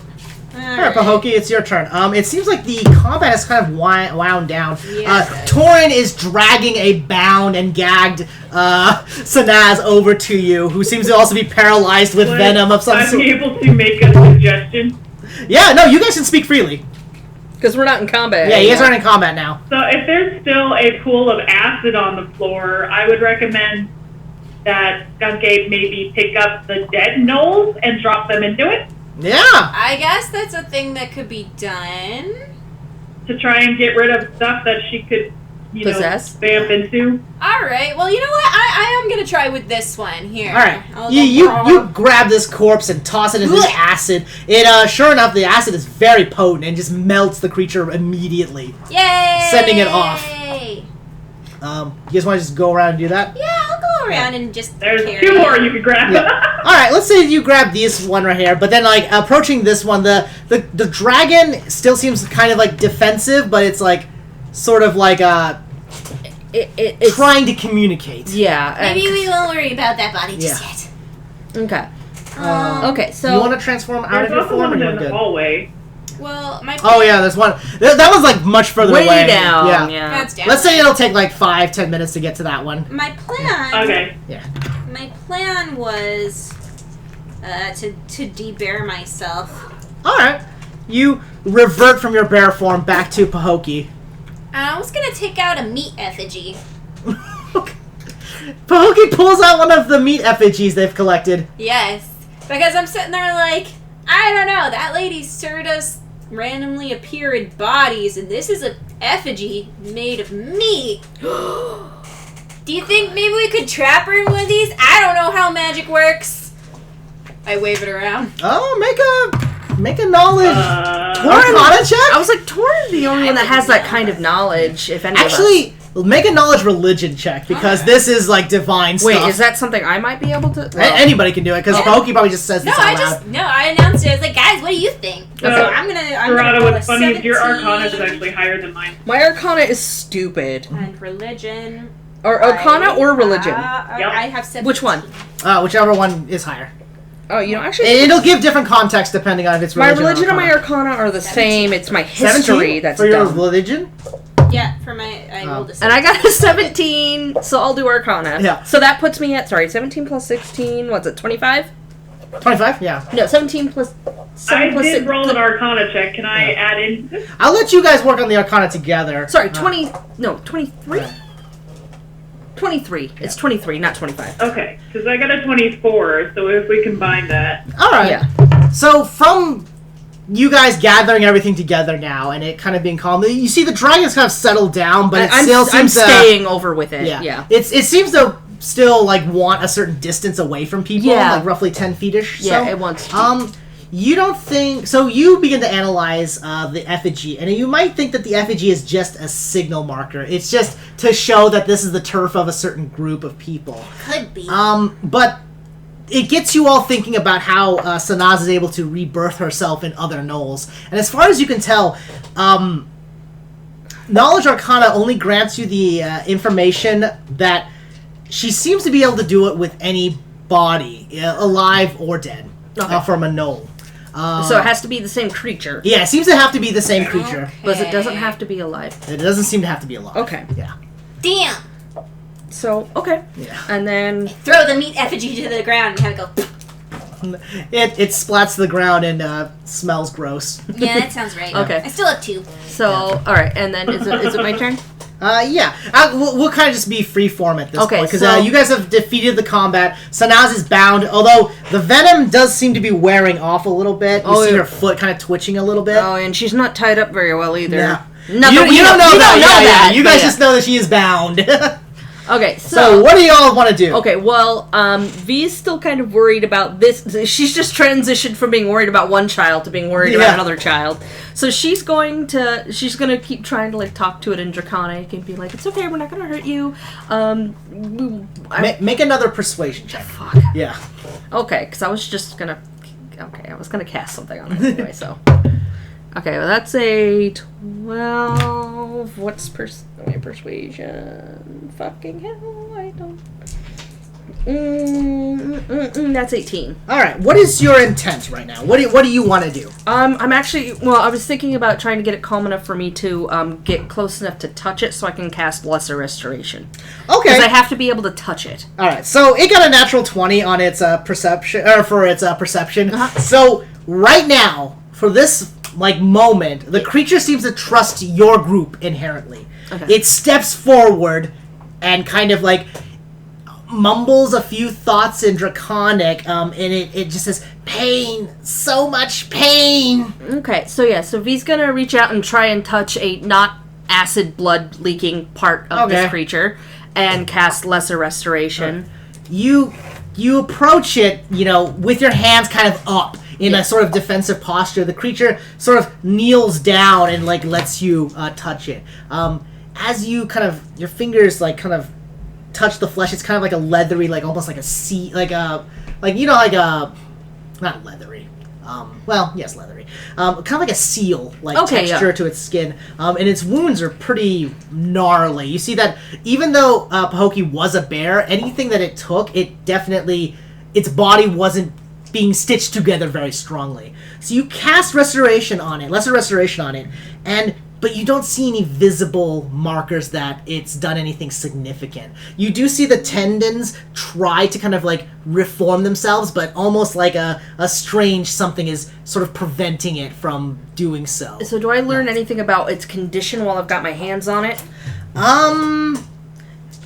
You note that based on your understanding of magic, whatever this creature is, it definitely is in this form permanently. Okay. But also that this form is so unnatural that it can't seem to keep itself together. So it's going to die. Yeah, it's bits of it as you guys are approaching it, because the three of you at this point have probably come up to the creature. It's parts of it are just kind of oozing out and leaking. Okay. So is there anything I can do about the pain that it's in? Not really, because that's just just kind of falling because Lesser Restoration was kind of in that sort of vein. Yeah. And it doesn't seem to be working very well. Okay, so the creature, and at this point, the creature has sort of slumped down, and you note that it can't seem to pick itself back up from the knee, from when it knelt down. Should I kill it? You're not sure. Okay. I guess I'm gonna join V in just talking to it As you approach Torin, calmly and trying to make it feel safe, I guess. Yeah. So as you approach it, Torin, its strange tendrils seem to kind of snake out a little bit, and you hear the term. Yeah, you hear the term family. Oh no! It reaches outward with a weak paw, and it kind of slumps down, and it kind of most of its body kind of slurps to the ground, and you start to see it. I'm just gonna kind of gently pet any part that's not. Yeah, V's just kind of patting it now. Yeah, try to make it comfortable. So and as you guys are doing this, you do feel the moisture drying up rapidly from the creature, and it starts to kind of wither a little bit. Oh no! So it's turning back into its original form, but it's gonna die. Yeah. I'm just gonna it's- keep talking to it in Yeah. Draconic. It as you like give it soothing words, and you're kind of like, it's okay. The creature keeps kind of mumbling. It says, "Siblings, so much pain. Please save Cat." Fuck the eggs.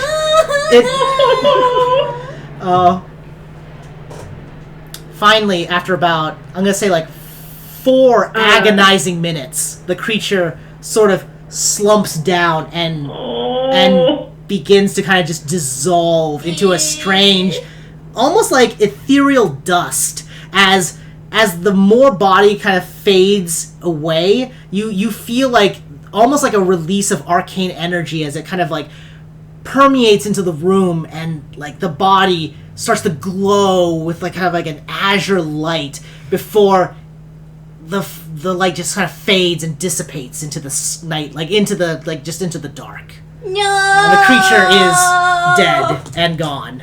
All that seems to remain are some of the bones and bits that didn't quite dissolve, parts that look more draconic, like maybe like its ribs are kind of like sort of still there. Oh, baby. And it's gone now. No!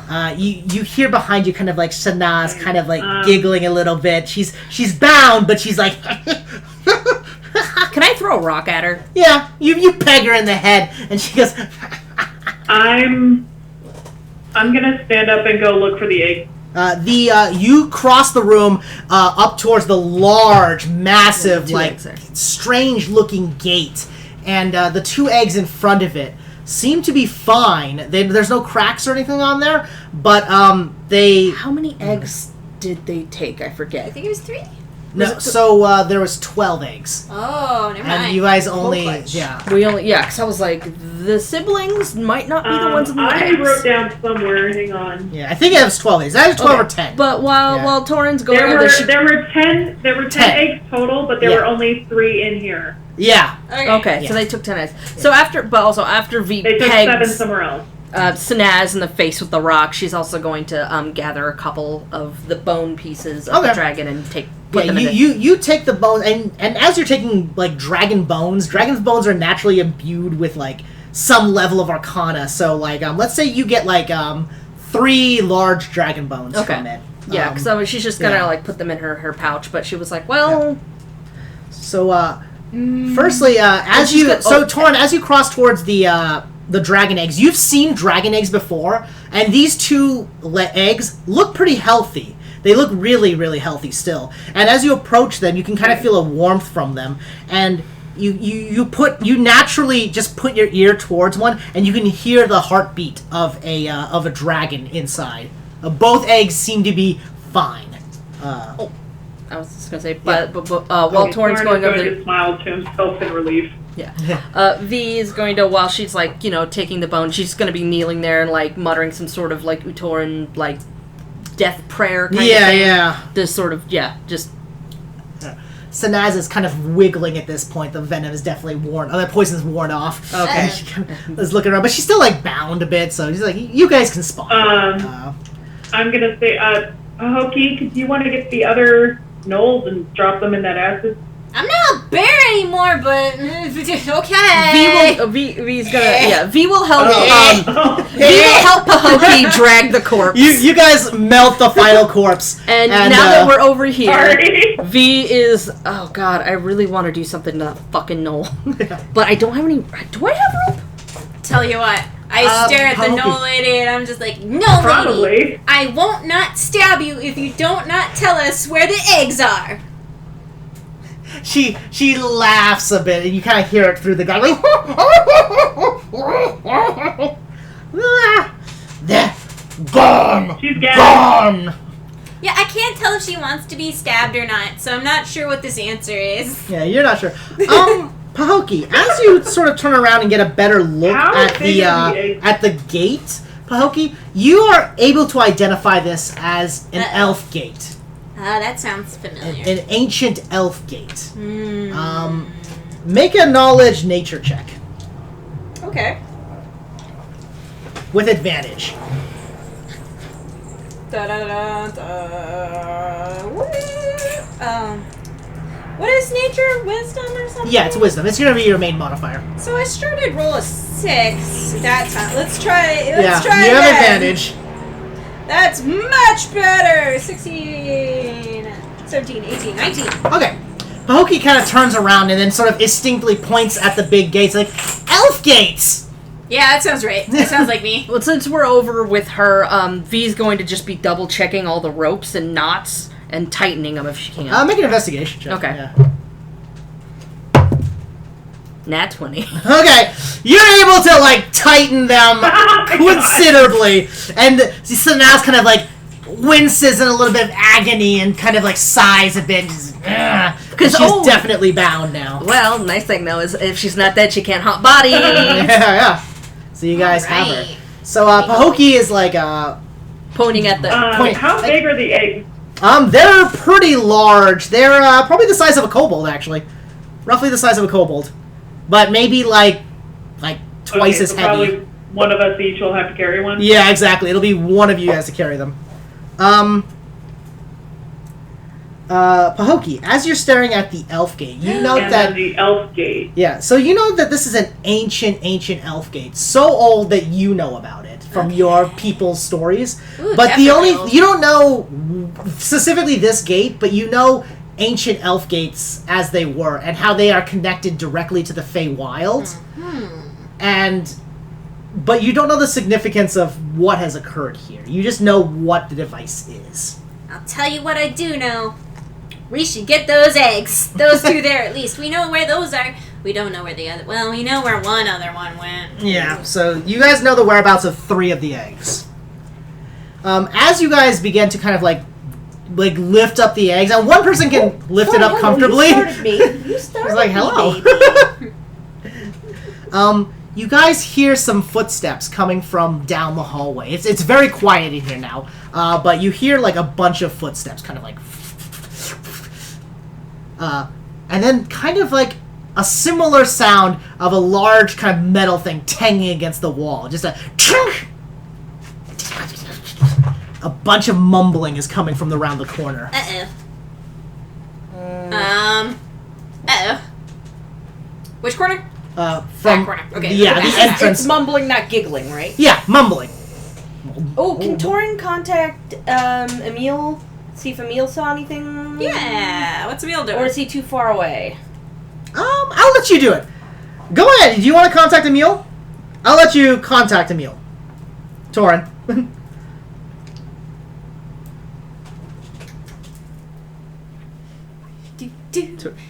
Torin? It's the delay, I think.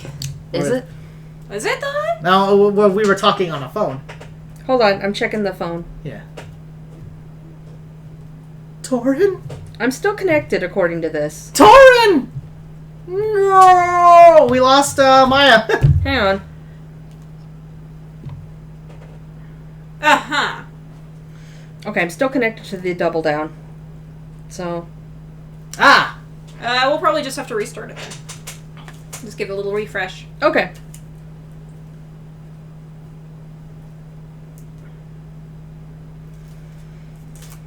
And then, soon, we must refresh Nina, who is Yeah. hungry.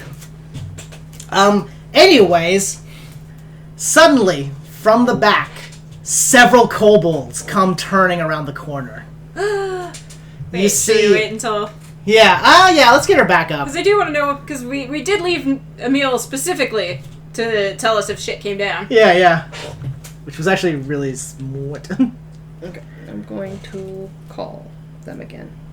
Yeah, give another call. We, for the stream, everyone, we somehow lost communique with, Maya. Alright. Are you there?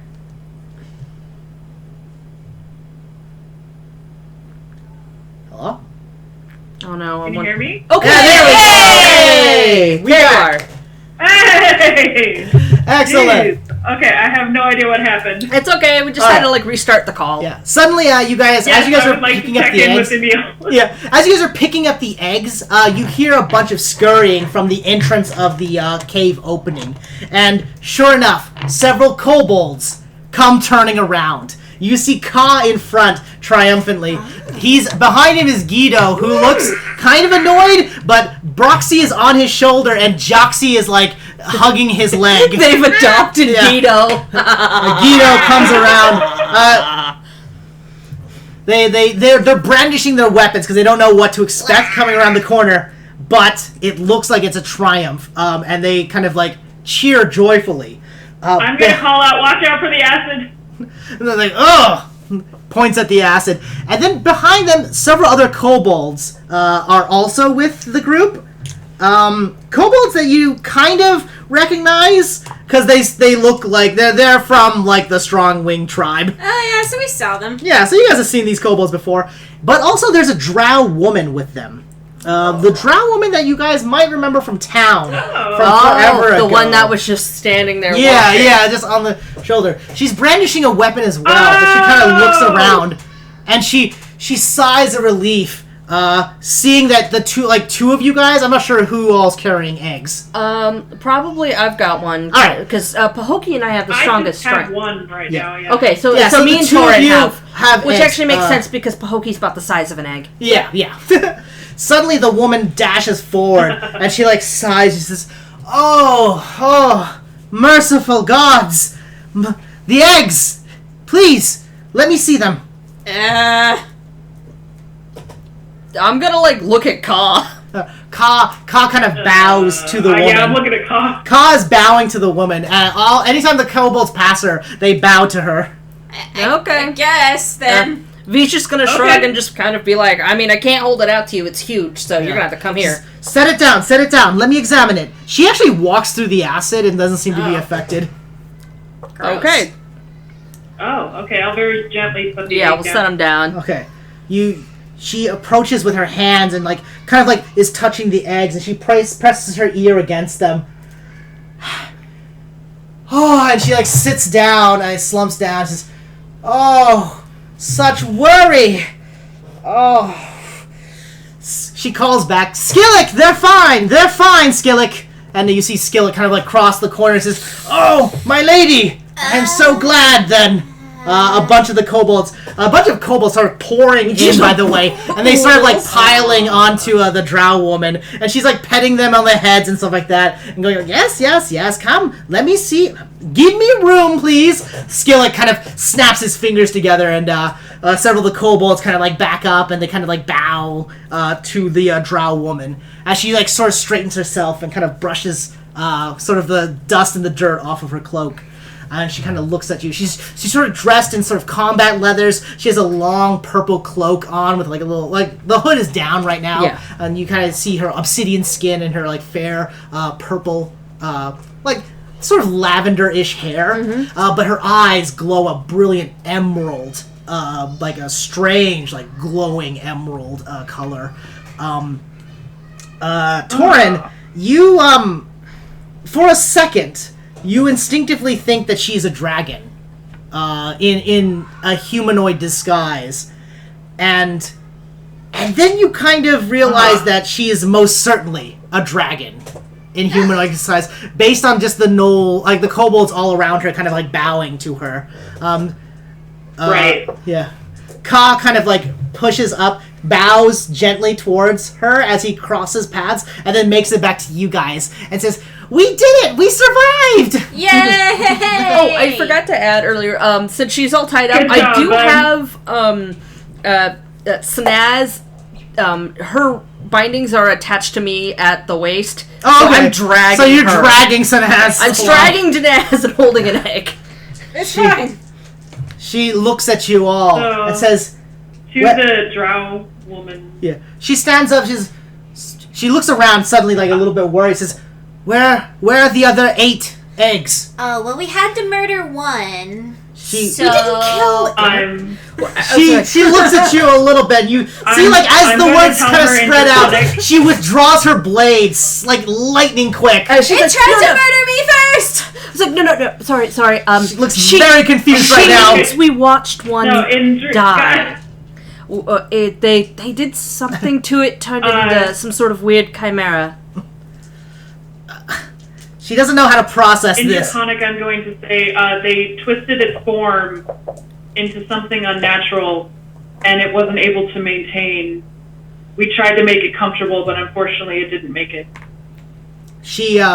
You see her nostrils kind of flare up at the the transformation and all this. She kind of, she breathes in, exhales heavily, and then sheaths her curved elvish blade, and then looks around and says, so one egg was destroyed. There's only 2 here. 7 are still yet missing then. Is that correct? That's correct. This, I'm gonna just kind of kick Sanaz a little bit. Just be like, this one here knows where they are, we think, but she's not particularly cooperative. Also, there's a really spooky elf portal. There is an elf portal and this weird glowing rock. Yes. She again, the drow woman looks around. Their body, so we didn't kill her. Yeah. Oh, so much to unpack. Yes. Firstly, I apologize. I should explain who I am. As she's she kind of inhale, breathes in a bit, exhales, giving herself a moment, and then you kind of hear Skillet kind of approaching and says, "Friends, you are in the presence of Her Royal Highness, Black Princess." Let me get the name right. Black Queen. She's actually, he says princess, but then reverts and says Black Queen of the Black Dragons, Our Lady Vessis. Oh wait, is this Vessis? Yes, Vessis. This is our Queen Vessis. He bows low, to which the drow woman kind of motions for him to kind of cool it down. Just to pat it down a little bit. And she kind of straightens herself up and she says, "Yes, I am a queen of black dragons, and these eggs were the royal clutch belonging to my mother. These are my siblings that you have saved and rescued this day. And for that, I am grateful. But unfortunately, celebrations will need to be smooth as we try to plan and find the rest of my lost siblings." She motions towards the kobold to take the eggs, and they kind of begin going upward. "We've cleared out the manor, and we have Vizian in custody. We'll need to question both this Sanaz and Vizian to see the whereabouts of the rest of my family." She kind of smiles. She tries to smile, but is very bad at it. You see kind of a broken fake smile. She's showing too much teeth, you know. She's, "Thank you for what you've done here, and let us be out of this horrid den and speak more in a more somewhere less delicate, smelly. in a nicer place." Yeah, V's just somewhere that stinks. Yes. There's a lot of poop here, yeah. She motions over and says, "I shall award you for your services here. Truly I shall, but first I must hear what had transpired and what became of the sibling that you had to slay." And with that, she kind of straightens her back and kind of motions for the kobolds. The kobolds, they sort of joyously, they upon hearing that one of the eggs didn't quite make it, they seem pretty sad and somber. But a lot of the kobolds kind of begin hugging the legs of the drow woman, and she sort of pets them. And in that moment, you see a genuine smile kind of crack across her. She kind of gives you, Torn, a very particular look, sort of narrowing her eyes a bit. But then sort of nods and then motions for everyone to kind of go back to the surface level. Alright. And with that, we are going to call it at this point. Yay! So thank you all for coming for D&D. We saved 2. Do you say 2 dragons? Well, and we can grab the kid on our way out. Yeah. Oh, there might be more. We did save Yeah. 2. We And- didn't save the 3rd. And you guys leveled up. So that'll be a thing to do in the docket. But for now, we're gonna call here because it did kind of go a little bit over Sorry what I about anticipated. The, big That's delay. okay. Yeah. No worries. Stream problems aside, that was great. Thank you guys so much. And we'll discuss the stuff later. Yeah, We'll have like an epilogue to this part. Remote in, guys. And then thank you all so much. Woo! We did it. And I will say it was a triumphant success. We got to finish You- the dungeon. Oh, it's so great. Yeah. You guys finished it. You even did it the good way, which was to say, like, there was a few options of like outright just killing the dragon, but somehow y'all are all about saving things. So But Hokey tries to be good. Well, we were doing that, and then I realized that the stone might be having an effect on things. So I was like, maybe if I shoot it, something will happen. yeah. So and so it was kind of like also like a trick thing where it's like destroying the stone, like you're still in the combat with the dragon, so there's still a chance to kill the dragon just outright. But I'm glad you guys were able to stop and be like, no fighting. Hokey just wants no fighting. You just want to hug it Accidentally out. murders each and every person. V's very excited that she managed to stab That was really Snaz fun, because she guys. really Thank you. doesn't fucking like her. Yeah, that was great. Oh, and you guys. Well, the other thing too is I expected you guys to either kill or have Sanaz escape. Yeah, But sure enough, she's bound now. she can't possess any other bodies unless she bites her tongue off and dies. Yeah. Well, I was like, if we kill her, she's gonna possess someone and run. And I was like, no. Yeah. It's okay. She's all tied up because I didn't realize that I was like, ooh, I didn't realize it was paralyzing poison. That worked out really well. And I still have my little dart. It's not poisonous anymore, but I still have a stabby. And for reference, you guys really came close to killing the dragon. Oh no. Yeah, pretty because you guys were hitting it pretty hard. And Was the dragon supposed to die no matter what? yeah, the dragon was gonna die no matter what, but it was also a difference between method Yeah. and whatnot and intent. Yeah, because That's kind of what I wanted to specify during that particular count. Yeah, so. because the dragon. Yeah. Yeah, because the thing is, I'm like, whatever they did to it is. No, saving Woo! the baby Thank you all dragon. so much, Maya. We love you. Love you, Maya. Maya's in Idaho right now, in case that was not Thanks clear. for letting me play. Love you guys. Thanks for working with me. Yeah. Yeah. Now I must do laundry. Yeah. Now I must. I'm gonna cut the stream for you all, so we'll be back. We're not sure what the schedule is gonna look like, but we'll be back eventually. And then we're gonna cut the stream here, but we're gonna keep chatting with Maya for a little bit. All right, so take care, everybody. Thank you all for joining us. Have a beautiful evening. Be good out there. Bye bye. Bye bye now.